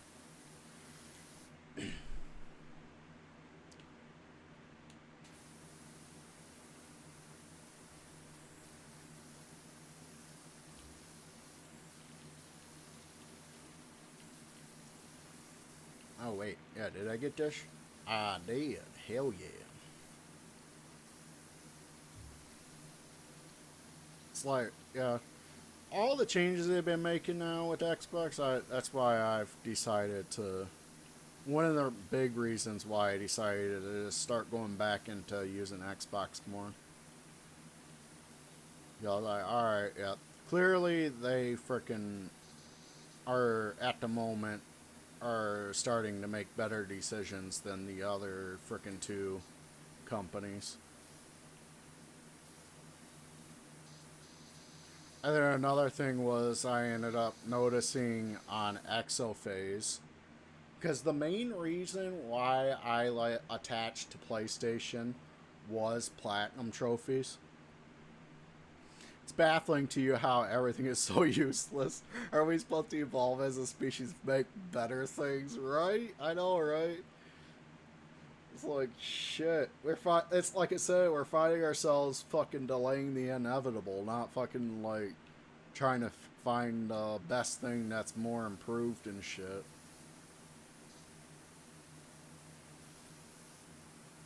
But yeah, it was like, PlayStation, it was generally just because of platinum trophies. That's why I sided with that. And then, I mean, I guess also the separation of DLC trophies from, the main game trophies. And update trophies, too.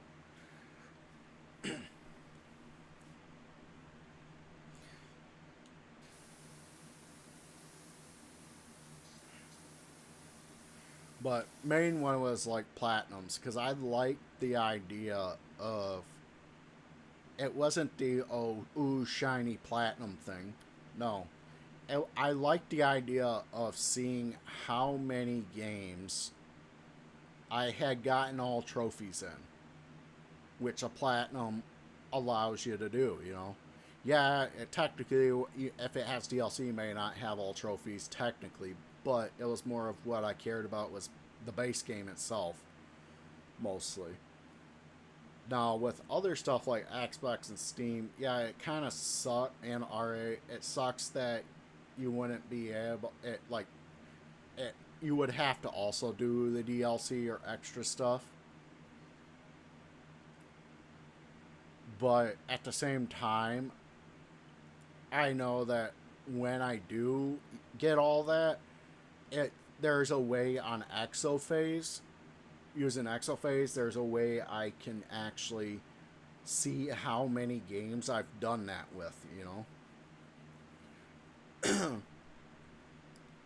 Because if you go on to Exophase in your profile, it gives you different tabs for each platform that's connected to your account. And you just click on the platform you want to look at, and it will show you the total, the stats for that, you know, platform, that platform's account that you have connected. After I figured that out, I was like, oh shit, yeah, I definitely want to go, yeah, because of the recent news and then this, I definitely want to go back to doing Xbox again for achievement hunting.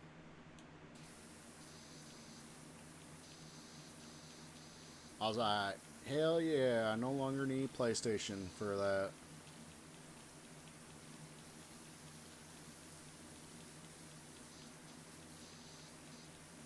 Because, yeah, I was literally, the only thing I liked about Platts was that they made it so it was, because each game was only allowed one plat, so therefore looking at your platinum trophies would give you a general idea of where you're at. It wouldn't be totally accurate. In fact, with using Exophase, it's more accurate to look at other games or other platforms, because with PlayStation, it's like not every game gets a platinum. Well, now they do, but still, like, that ecosystem's still been contaminated with previous games that don't have platinums but do have trophies, or don't have trophies at all. Like, for instance, Lego Star Wars Complete Saga doesn't have trophies at all. Same thing with, I think, Lego Batman, the video game, the first one. Like, generally the Lego games that were on frickin' PS2 as well, except for Complete Saga, but at the same time it is, because like that's technically two games that were on PS1 but got combined for PS3 and other platforms at the time. Resident Evil 4 OG, that did not have a plat but had trophies. So it's like, yeah, during PS3 or on PS4, there was, you know, games that didn't have those. So it kind of still was like not a full, like, accurate number of how many games you've gotten all trophies in.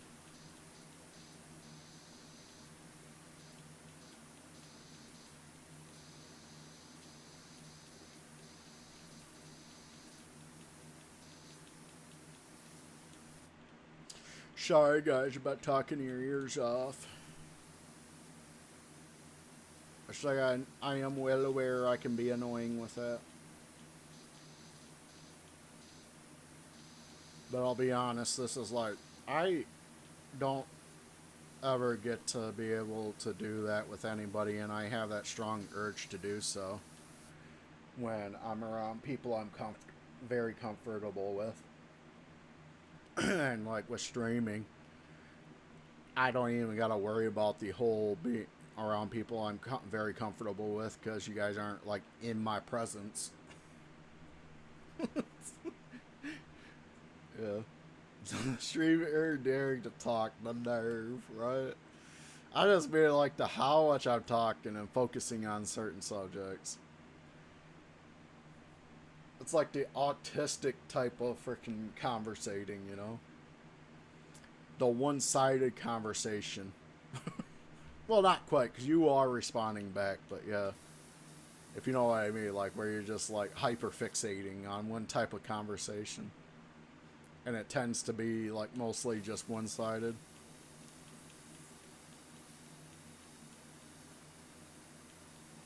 But yeah, I don't really get to do it in person with people that I'm comfortable with because they usually get annoyed.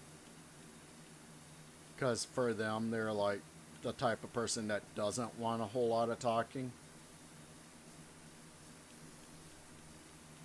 So it's a conflict of interest at that point. So it's like, yeah. I guess that's one reason why I like to stream is because while I'm streaming, I can like literally just sit here and blabber about the shit I would normally want to be talking to somebody about.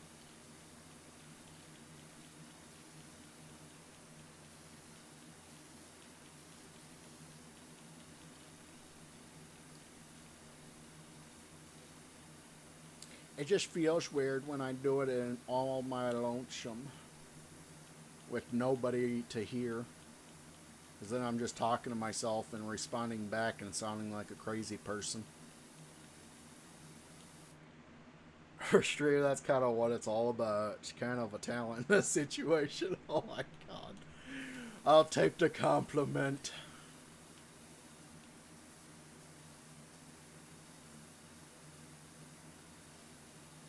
Lord.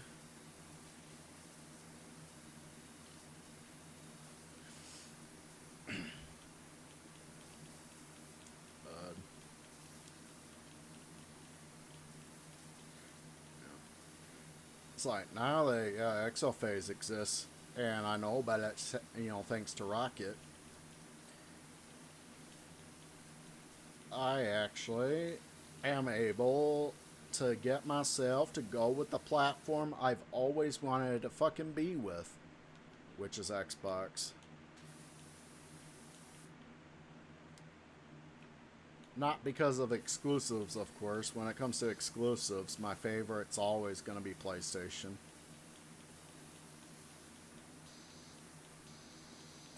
But, like, when it comes to, like, the achievement hunting thing, it's like, yeah. Now I can go with what I wanted to go with all along. Because it's like, originally I liked Xbox achievements more than PlayStation trophies outside of the whole platinum thing. Because of, like, ever since I would say Xbox 360 actually. Because on Xbox 360 it was a different reason though, but it was because like you didn't just get achievements. A good portion of games you could also get what they called awards. So you could unlock like, things for your Xbox profile by, completing certain activities in certain games. I remember doing something, I think, in Halo Reach that ended up providing me with Master Chief's frickin' armor for my avatar. My Xbox avatar. That was like the best award I actually got. Because when you got, yeah, that's what the awards were. They're like achievements, but they were achievements that supplied you with something that you could actually apply to your account, your profile and stuff, aesthetically. And then when Xbox One came around, and I heard the rare achievement sound and seen the rare achievement pop for the first time, I instantly fell even more in love with their achievement system. It's like, God, hearing that shit is like an orgasm with my ears.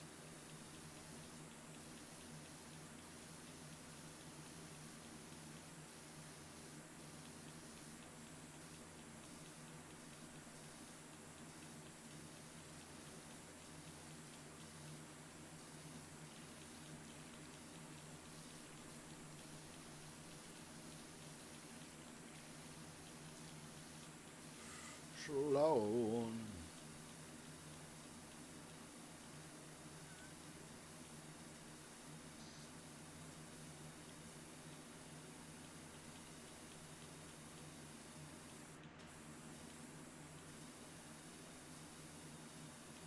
Slow.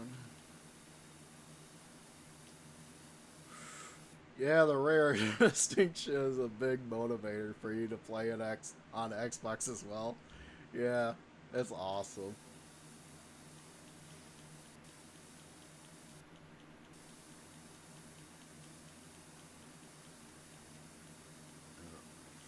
God, I remember like one time I wanted to do something for content was at one point in the past I started catching myself just bringing up random fucking ass, topics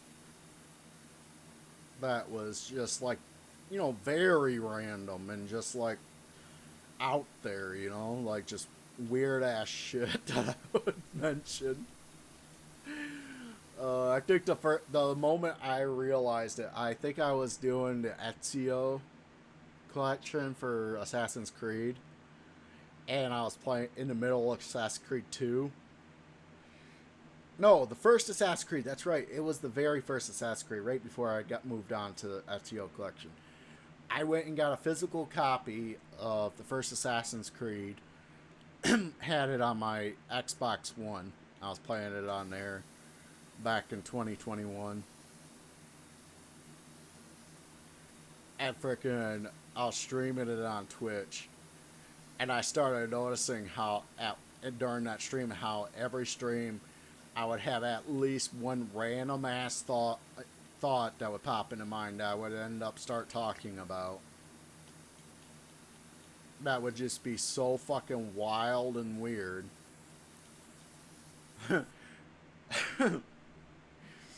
PSN has different rarity levels too, but they barely let you know about it. Yeah, you'd have to be like purposely going in and looking for it. But yeah, I was like Walt Derwin playing the very first Assassin's Creed, playing through it. One point, yeah, that happened where I brought up a random ass thought that was just fucking out of the ordinary and just fucking wild. And it dawned on me, I was like, oh shit, this is becoming a trend. So I decided, I was like, you know what? I'm gonna go ahead, get a clip of that, fucking upload it to YouTube, and test that out.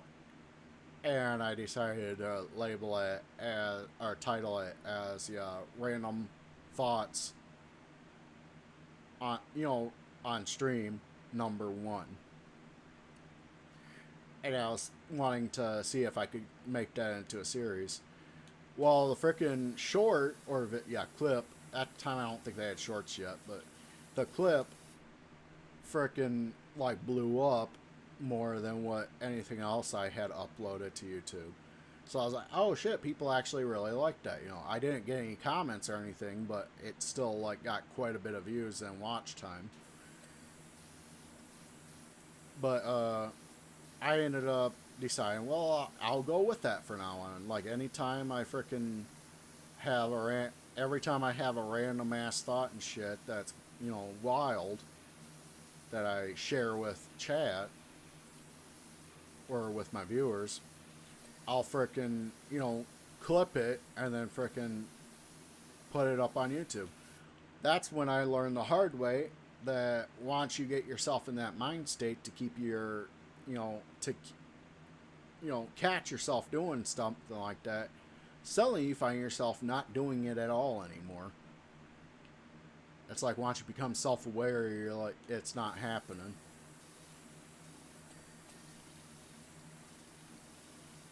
So I was like, ah, shit. Yeah, that ain't gonna work. That's one of those things that's like kind of a catch-22.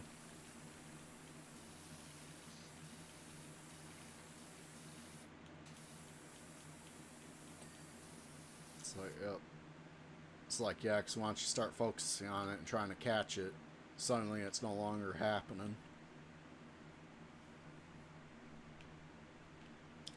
Which I remember mentioning to a viewer at one point that happened to be chatting with me.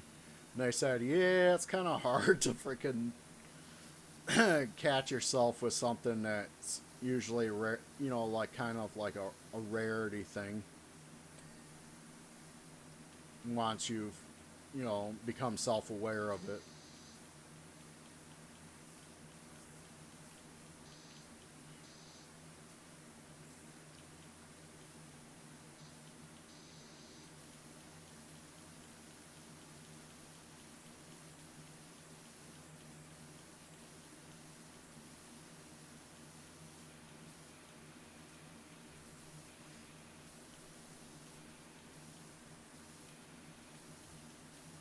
Slow, low.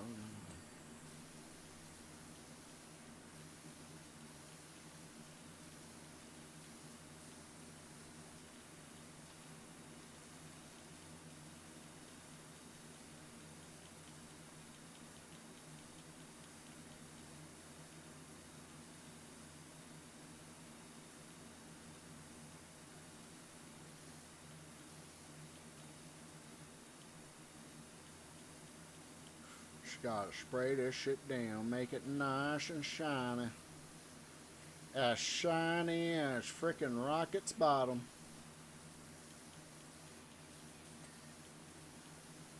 As shiny and smooth as Rocket Doggy's bottom.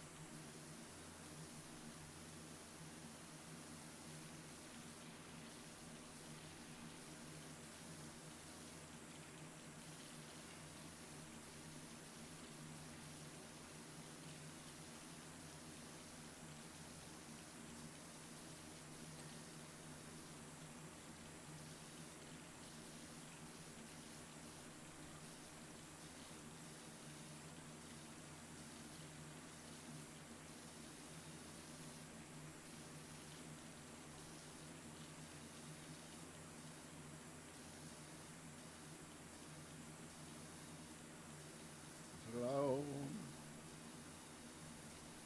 We're almost done with the toilet area, so we can have the toilets like away from me and not accidentally cleaned.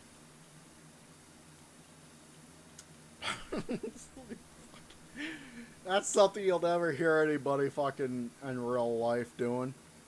Actively cleaning their bathroom, but at the same time avoiding cleaning the toilet itself, which is the main thing you're going to be wanting to clean in your bathroom. It's like, god damn.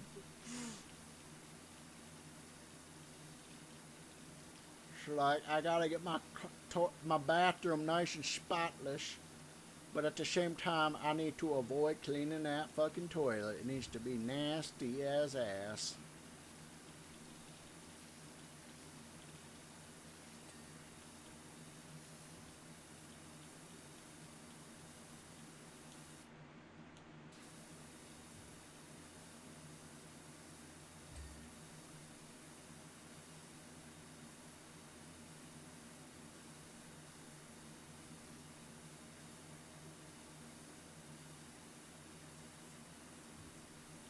It's like, aw, shit.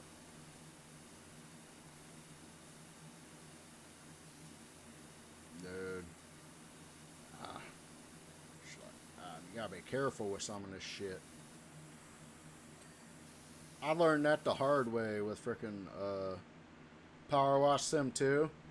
There's actually a job in that one where you gotta be super fucking careful. I think it's the last one. You know, the very last job, there's like something that you cannot clean. You have to save for very last, but it's like something that's so tiny and doesn't have a, like it's so small and doesn't have much dirt on it. So if you accidentally clean even just a bit of it, you have to start the whole job over after finishing it. Because, yeah, like even with Power Wash Sim 2, it won't let you start a job over until like you've at least finished it one time. So if you're like going through it the first time and you freaking accidentally clean that one thing, you kind of fucked and have to finish the job in order to do a retry on that job. But what's nice is like, yeah, once you're able to retry, then yeah, like they'll allow you to start over in the middle.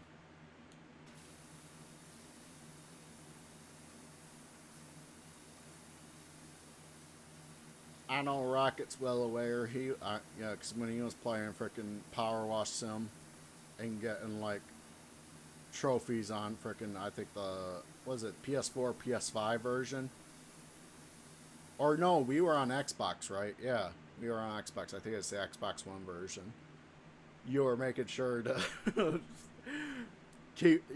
eyeball those achievements and make sure you knew full well which freaking jobs to be careful with.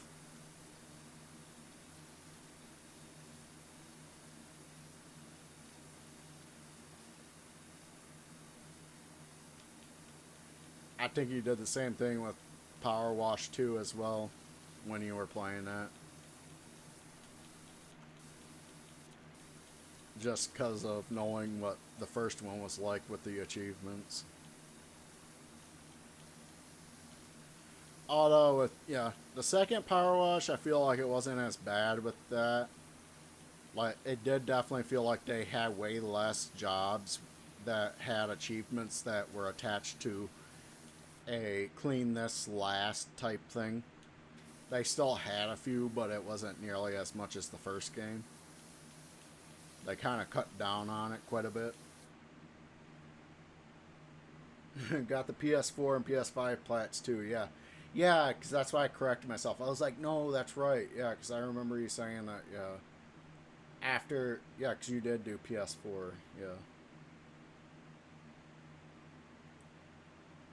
I think you said you did it backwards, though. Like you did PS5, but then you went back and did PS4.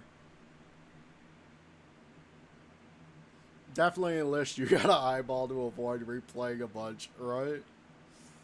And that's what sucks is like they're not even jobs that you actually fucking want to do again. I can understand if it was a fun one that you're like, yeah, I can see myself going back and redoing this, you know.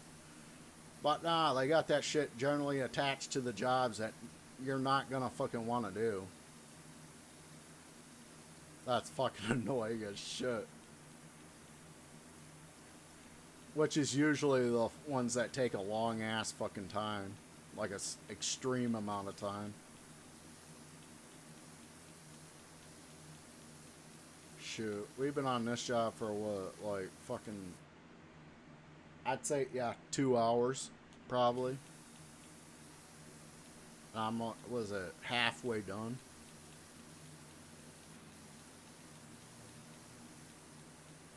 It's like, me, it's like, yeah, I like the long jobs, but not this long.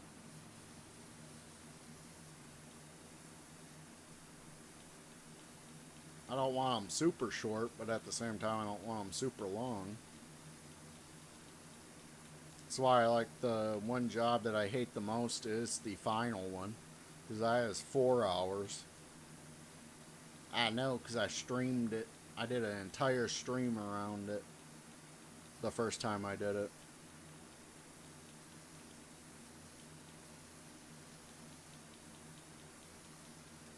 So I started upstream starting that job. And then frickin' once I was done with the job, I looked at, my stream time and I was like, holy fuck. And I was at a point in time where I wasn't smoking as much, so I didn't have a single cigarette throughout, so there was no breaks. So I knew that I didn't have to account for break time.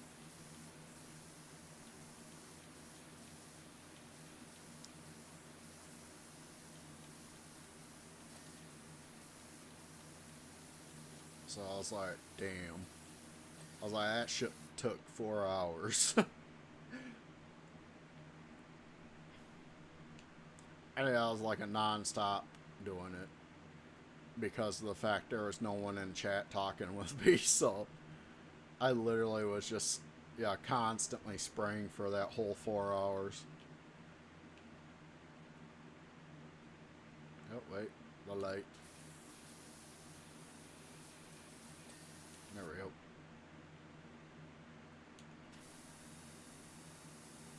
I'm so tired. I decided to stay up again till it was time for bed. But that's because, like, I, I, the other night I tried, the other day I tried to do that, like, freaking what I'm doing now, where I'm staying up until it's bedtime. And it worked, you know, like, I got myself to the point where I was like, alright, sweet. Which was Thursday night. Because I woke up and I was like, I feel well rested. It is actually 8 a.m., not no fucking 8 p.m. So now I'm actually able to be awake and to be able to take the dogs out to the bathroom while my sister's at work.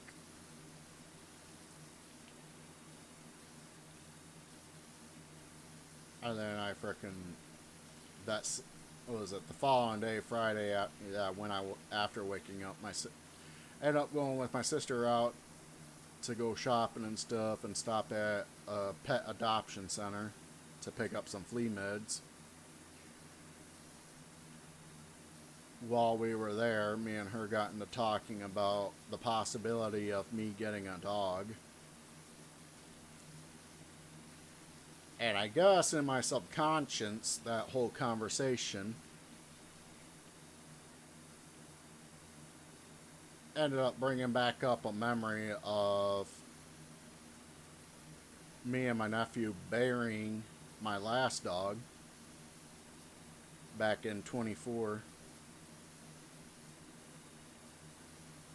So, because of that, that following night, or last night, I ended up waking up after 4 hours of sleep and had trouble going back to bed because of that dream. It was like, yeah, it resulted in me dreaming about that memory. Thing is like with sleep is like you're not really resting until you're in REM sleep, which doesn't happen until around 2 hours after you initially pass out. So in reality, like, you gotta think about that. Like, the rest state that you had, you may have been sleeping for 8 hours, but you gotta think about the fact of the 2 hours that it would have taken for you to get to that rest state. So in reality, you only got like 6 hours of rest, which, from what I remember hearing recently, is the actual general, ideal amount of hours for rest is 6.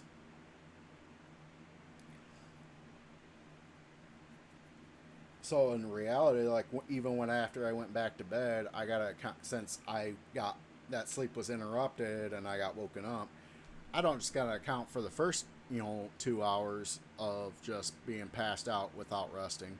I gotta account for that second as well. So even though I got 8 hours of sleep, I technically last night only got 4 hours of rest. So I feel like shit right now.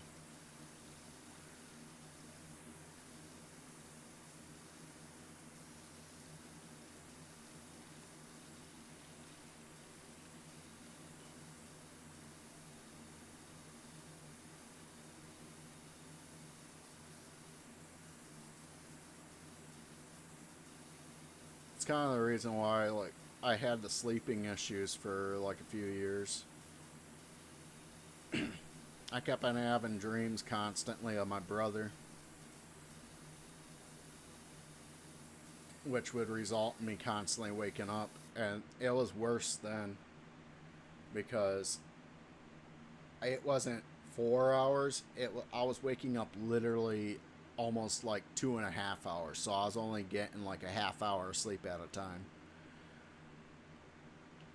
And it got to the point where I was just so fucking tired and exhausted that I just like was not interested in doing absolutely anything. except for like maybe like my comfort games that I can do without actually using any thought, which was generally SnowRunner and Spyro and this. That's why, like, for a few years there, that's all you guys ever fucking seen was Spyro, SnowRunner, and PowerWash Sim.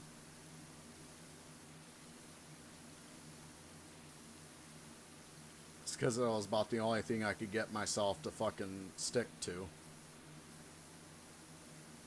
There's some echoes of that time still. Like when I booted up Goat Simulator 3, I ended up finding out that yeah, because I was looking at the achievement sets, noticed I got the first achievement already, which was literally just getting past the intro. And I was like, what the fuck? Like, I didn't even do anything. I booted up the game, forgot about it. And I thought about when the game, when what it said for last time played, and I was like, yeah, that's about the time that I would have been jumping from game to game. Definitely, unless you got a, yeah, I already read that, yeah.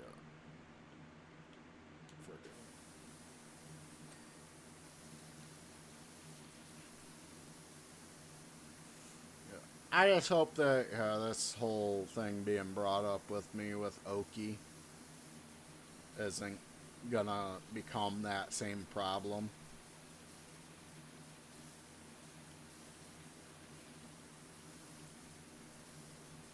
That's why I was telling you, Rocket, earlier when I brought up that whole thing. He asked if I was getting another dog. I said not for a while, because I'm worried that if I get a dog now while I'm still processing that, it's going to make it harder, because just talking about getting another dog caused issues last night. So I can't imagine what it's going to do actually having myself another dog around me.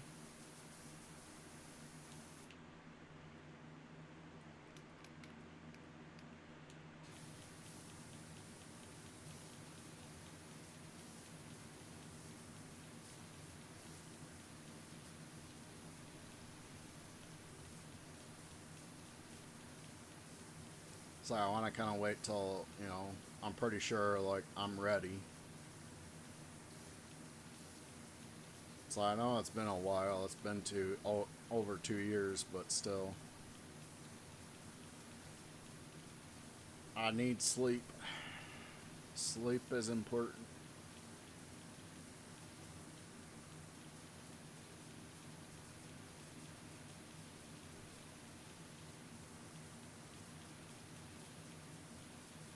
I have a pupper again. I thought about getting another cat instead, but because they are self-efficient usually.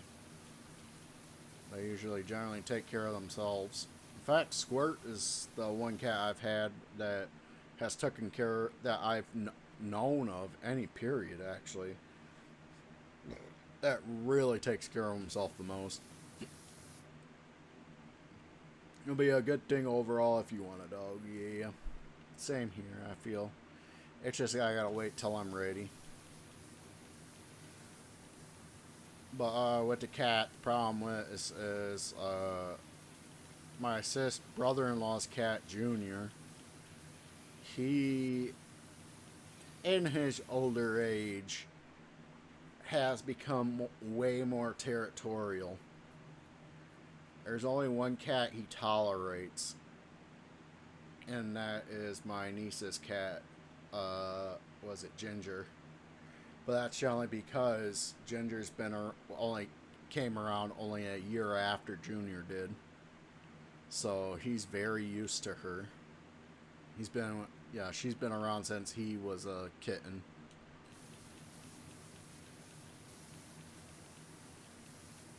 I found that out when I tried bringing Squirt with me here.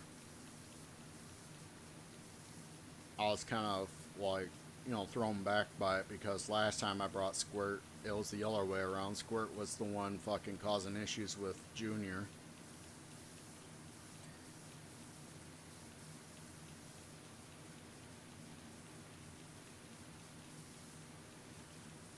This time he actually had squirt scared of him.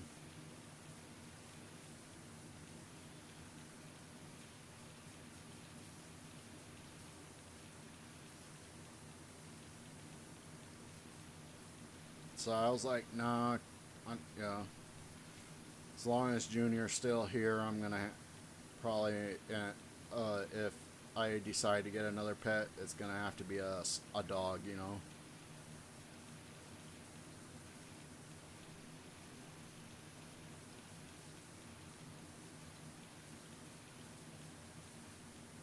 My sister agreed. She was like, yeah. At first, she was telling me what I already kind of started off thinking, which was like weighing the options of which chores I would want to deal with. It's like, because with cats, it's like, alright, that I would have to deal with litter box. But with the dog, I wouldn't have to. And I could just take them out with me when I smoke, you know. But at the same time, with the dog, because of them not like bathing themselves, I would have to actually give a dog a bath, you know, like at least once a week. So then there's adding on the bath time with those suckers. Cats, generally, you don't gotta do it usually because they generally can clean themselves. With cats, you only need to really bathe them when they like get themselves into a situation that results in them, you know, just being covered in filth. So you have to like do it then.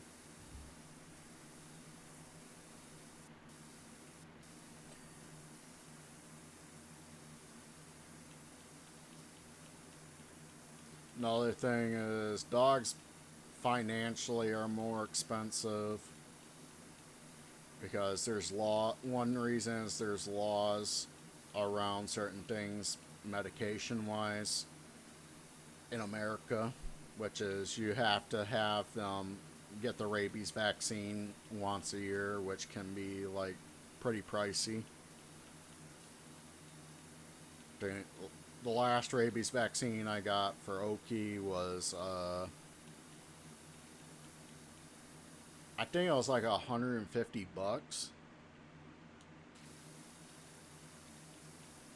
Like I had to pay $150 to get them vaccinated.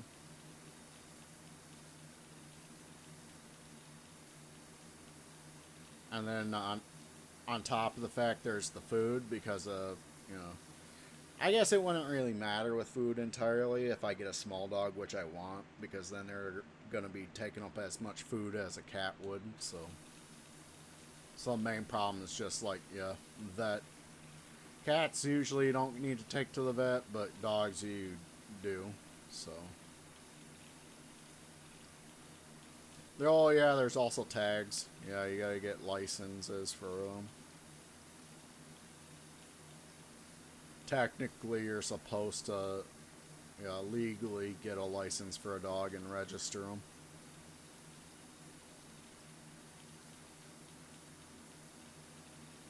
Most people don't do it, but it's, yeah, by law you're supposed to.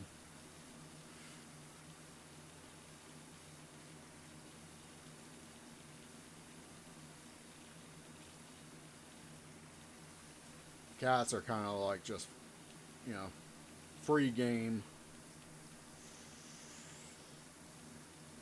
But take care of them however you wish as long as you're not abusing them or neglecting them.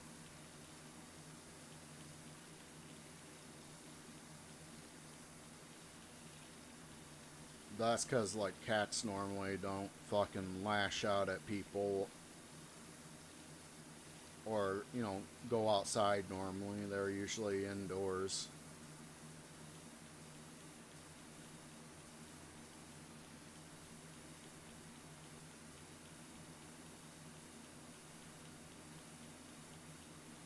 They can be jerks, but when it comes to them being jerks, they're, you know, they're not as dangerous as a dog would be.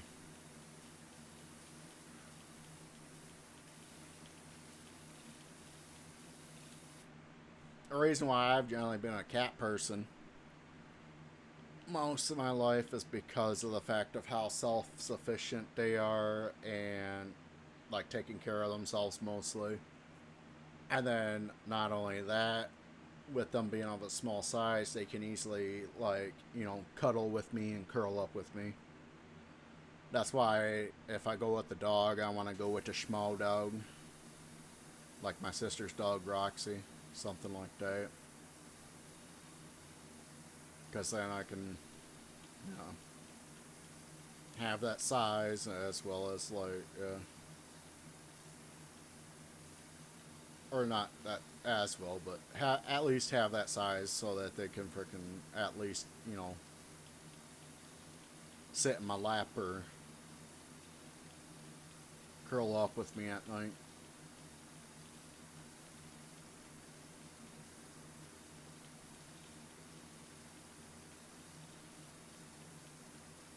Shoot. Another thing is if they run away and you have to go chase them down and forget the leash, they'd be much easier to carry home. I found out that earlier this year with my sister's dog. She's got a freaking lab, or not a lab. I can't remember what it's called, but it's like it's the size of a lab. That dog got out while my sister was, you know, off with friends during the weekend. I had to chase the dog down the street to get it, you know. I forgot to grab, I didn't think to grab the leash. I forgot to grab her leash. But I chased her down the street. She got a good distance away from home into the next neighborhood. And yeah, once I got a hold of her, I fucking I had issue. I couldn't figure out how to get her home. I tried carrying her at first and realized how heavy she was and how far I had to go. So I had to set her down and keep a good hold on her because she had no collar on her either. She managed to slip the collar off itself. As I'm sitting there thinking, luckily a neighbor across the street from where I got, you know, caught her, you know, spotted me and knew automatically my situation. So, and he happened to have a dog himself, so he offered to let me use his leash as long as I promised to bring it back after I got her home. So, got lucky there. Like after that, that was one thing I realized would be nice about having a small dog, you know. Something like that happened where they managed to get out of their collar and frickin' I forgot to grab a leash with me. I could easily just pick them up and carry them back home.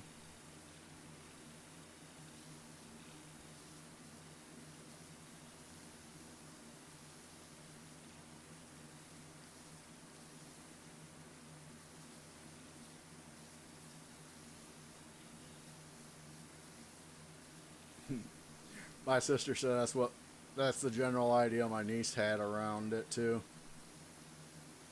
More easier to control if there's a situation, because then you can just pick them up, put them in your pocket, pick them up, put them in your purse, to stuff them in the bag, the handbag.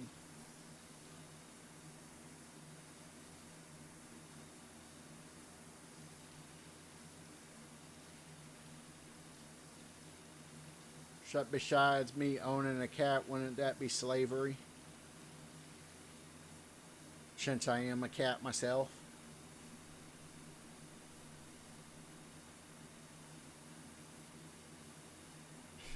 The pocket rocket, right? So I could name them after you, Rocket.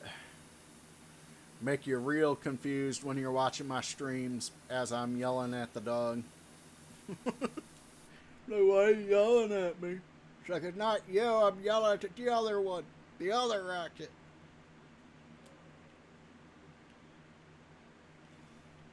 Oh my god.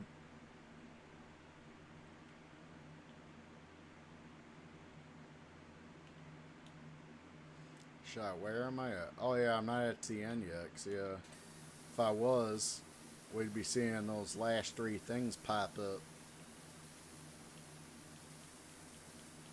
Alright. So, what is it I'm missing?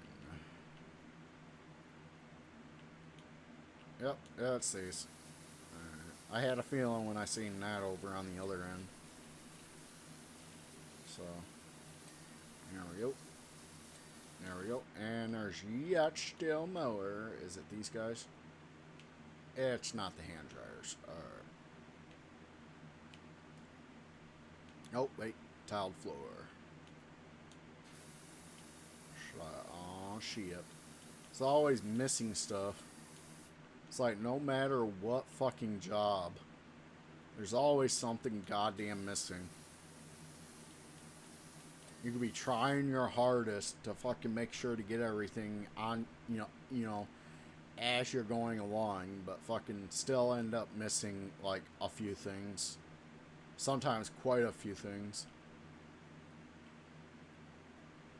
It's like, just think about how much worse it would be if I was just being sloppy and just fucking, you know, spraying in random spots like a lot of people do. Cistern. Alright, I know a common spot that I have issues with in this one. Yeah, I do it. Yep, cistern pipe. It's like this area. I notice every time I've done this one, this is like a common thing I miss is the stuff in this area over here. So.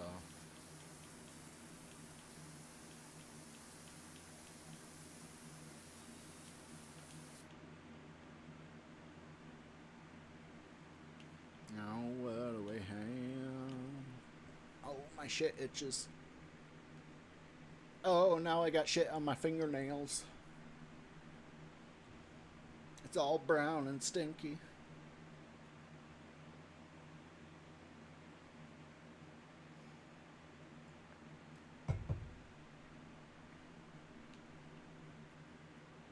And before you ask, no, I did not sniff it.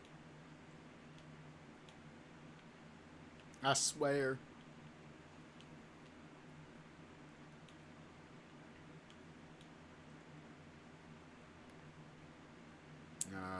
We got cubicle walls, door hinges. Oh, shit, I see. Alright, what do we go? These door hinges? What about that door hinges? This one? That one? You? You? Alright. Yep, these ones.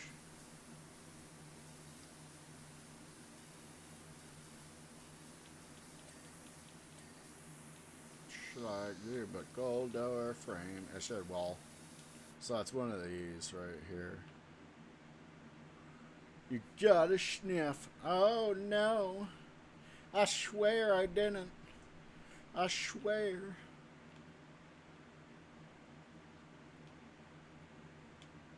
Oh, that's washroom wall. Cubicle wall. Cubicle wall. So it's the last one then? It is. Not that. I guess I missed another? I'm confused. I checked every cubicle wall, man.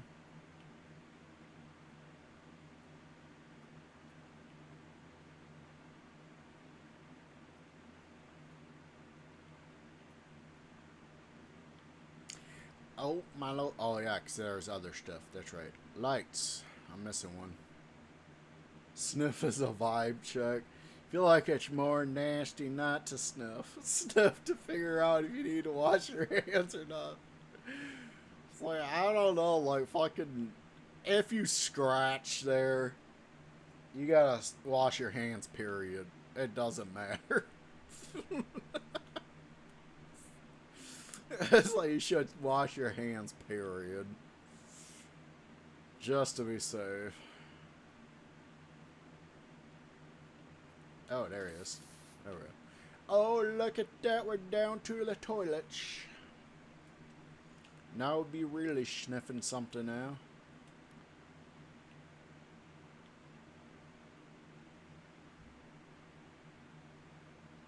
Oh, look at that.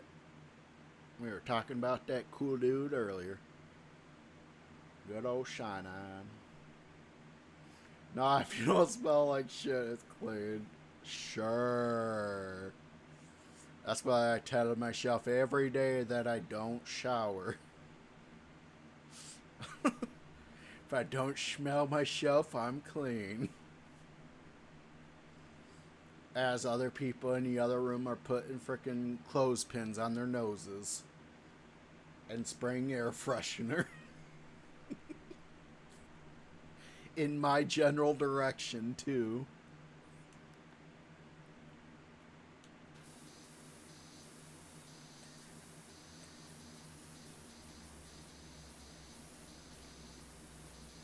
Like, oh, Lord.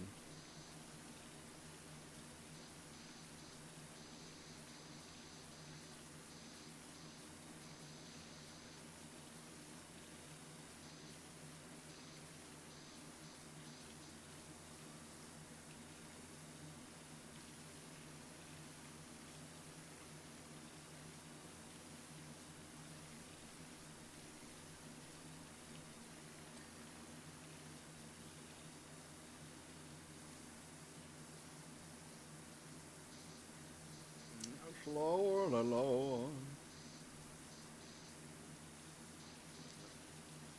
Lordish moon.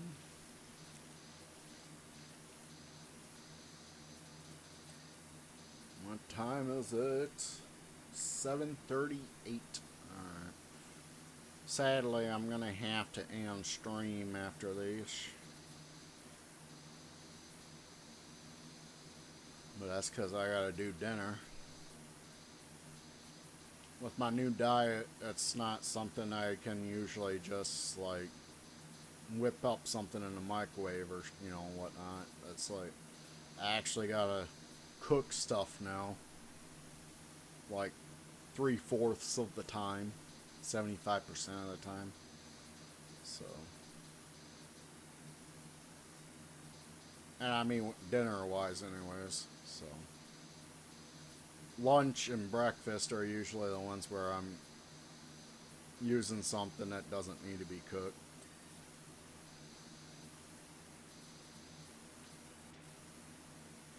So. Oh, yeah. Alright, I see. Another reason is, you know, there's a friend that I want to catch up with, so.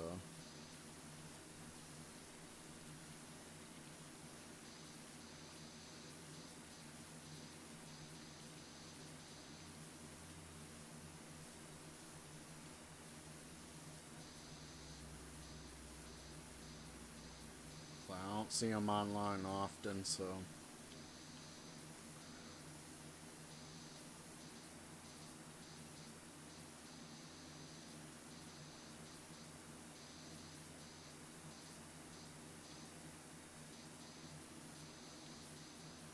She's like, come on, get clean. Oh, there it is. Aha.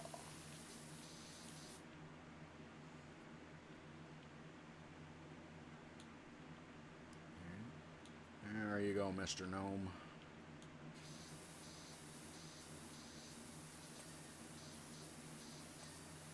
Well, all we got left is the toilet itself, just the porcelain. We that porcelain is squeaky clean, so squeaky clean that you can lick it and not get E. coli.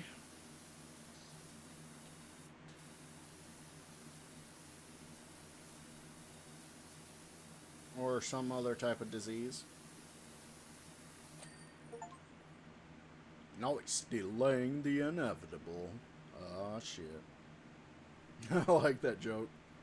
I love that, like, double meaning there.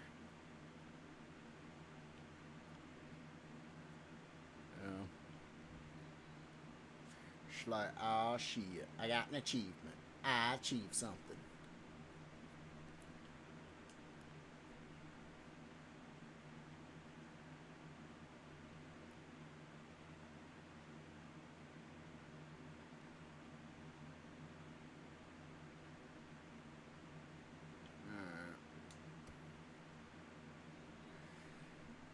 Oh, boy. What do we got up here? Oh, nice. We can actually look at the old ass messages we had. Holy fuck. They must have did this as an update at some point. Probably from so many complaints.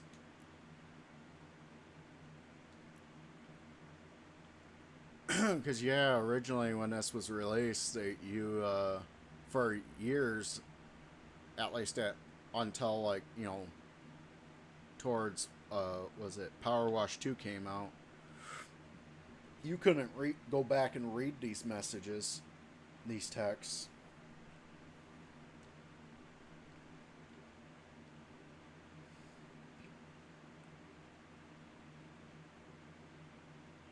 Is it at the top? Oh, it's kind of all over the place. Alright. It's not really in order. But, yeah. Because, yeah, it was like something I kind of wanted to go back and do in the past was read through all the text and stuff. Because the text supply, like, the story of what's going on. Yeah, there's the description of the jobs that give you an idea, but frickin' like the texts themselves, like, precisely tell you exactly what's going on.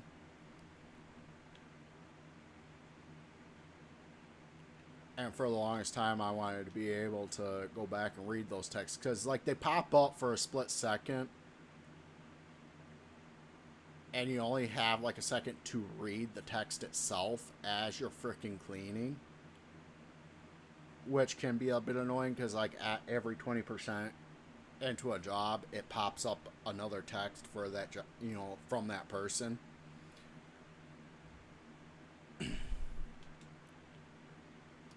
So it's like you don't really have much time, and you can even miss text just due to the fact you're so focused on the job itself, therefore missing some of the story.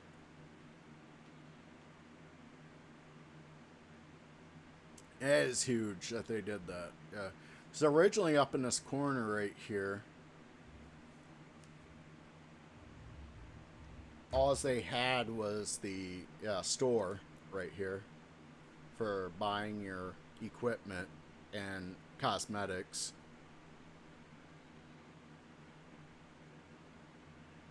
So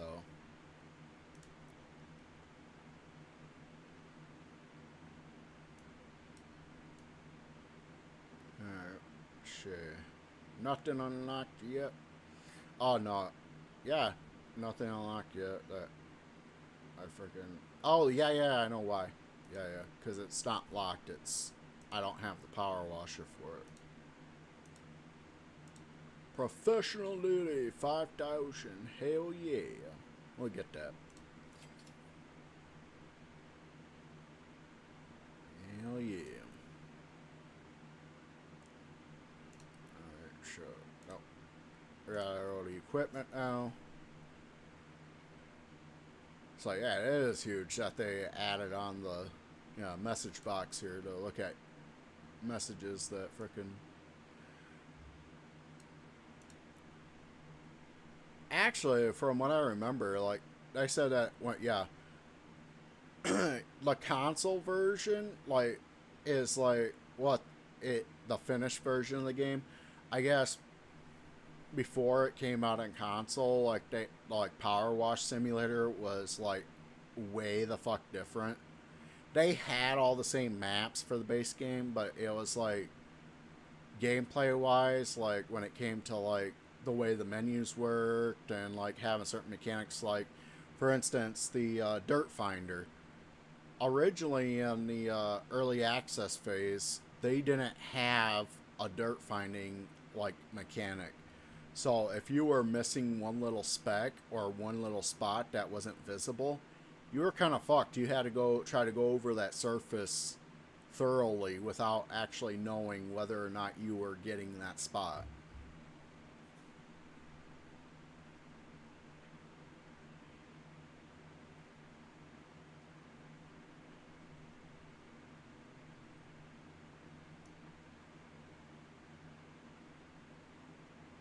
But then, yeah, when they came out with the full version, it they had added in that ability to, you know, reveal undone, yeah, not, you know, dirt that was still remaining.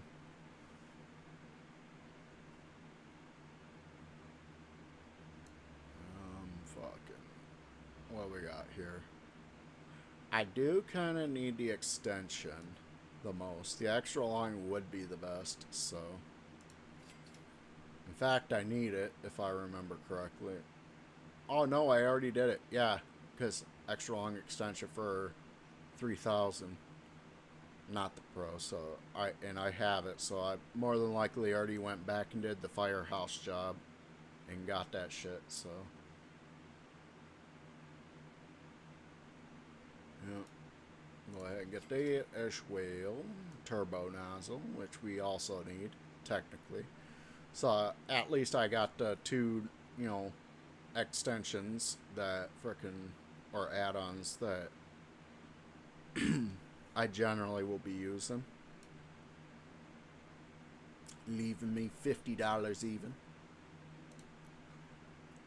Let's go with some cleaning liquid. How much do I have of each, do they say? Special options shop. Frickin' career. Where stuff? Oh, yeah, now it's just cycling through stuff. Oh, Lord. Manual, or... Yeah. There we go. Oh, yeah. Yeah, I can... No, I remember. I can look at my inventory by frickin' coming here. Oh, shit. I gotta have the cleaner attached to look. Alright. So I got multi-purpose cleaner and metal cleaner. Alright.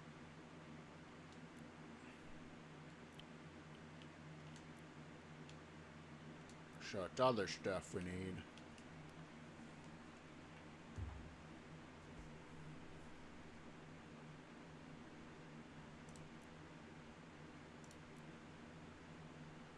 Let's get some glass, some plastic, some stone, some wood. Oh no, cleaning liquids at the same time. Soap connoisseur. Ah, shit. I could have done that a while back and for some fucking reason didn't think to. It just finally occurred to me. I was like, oh shit, yeah. I did spot there in the achievement list earlier that I didn't get it yet.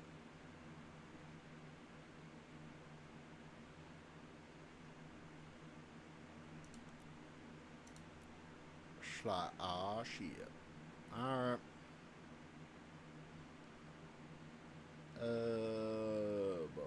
Career.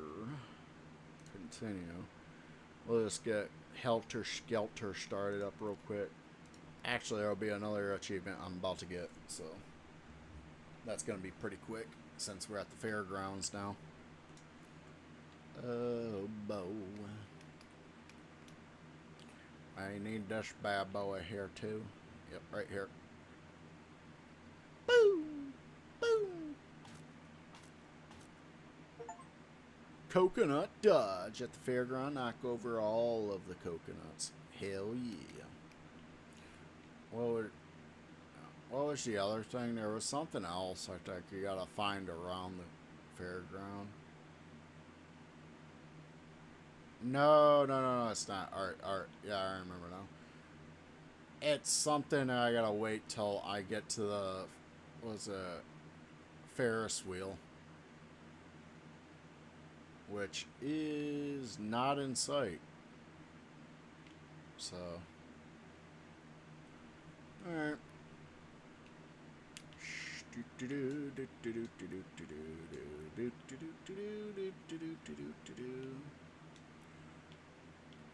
Career.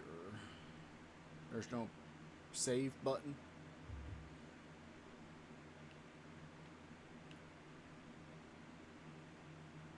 No? Alright. I see how it is. Wrong menu.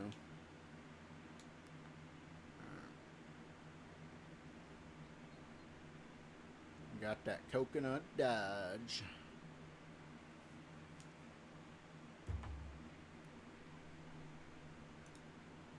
Schla, ah, snap, ah, cramp, oh no, ah, fug.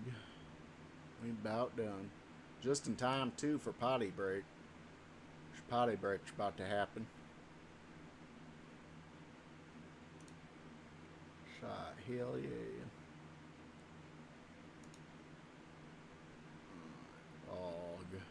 Dog.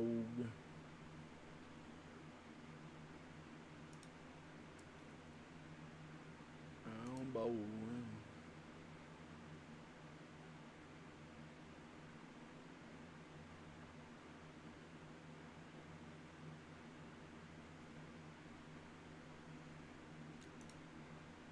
Shalom.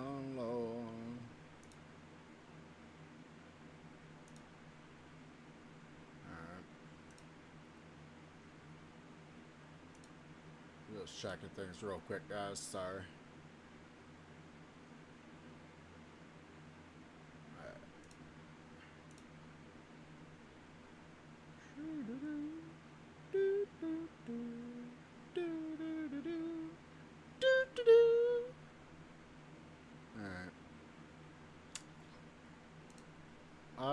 I am. Yeah, I like to check Discord at least real quick before I end, just in case, like, I get a notification or something, or DM that like is important to the stream and regarding streaming. That might be a reminder of something,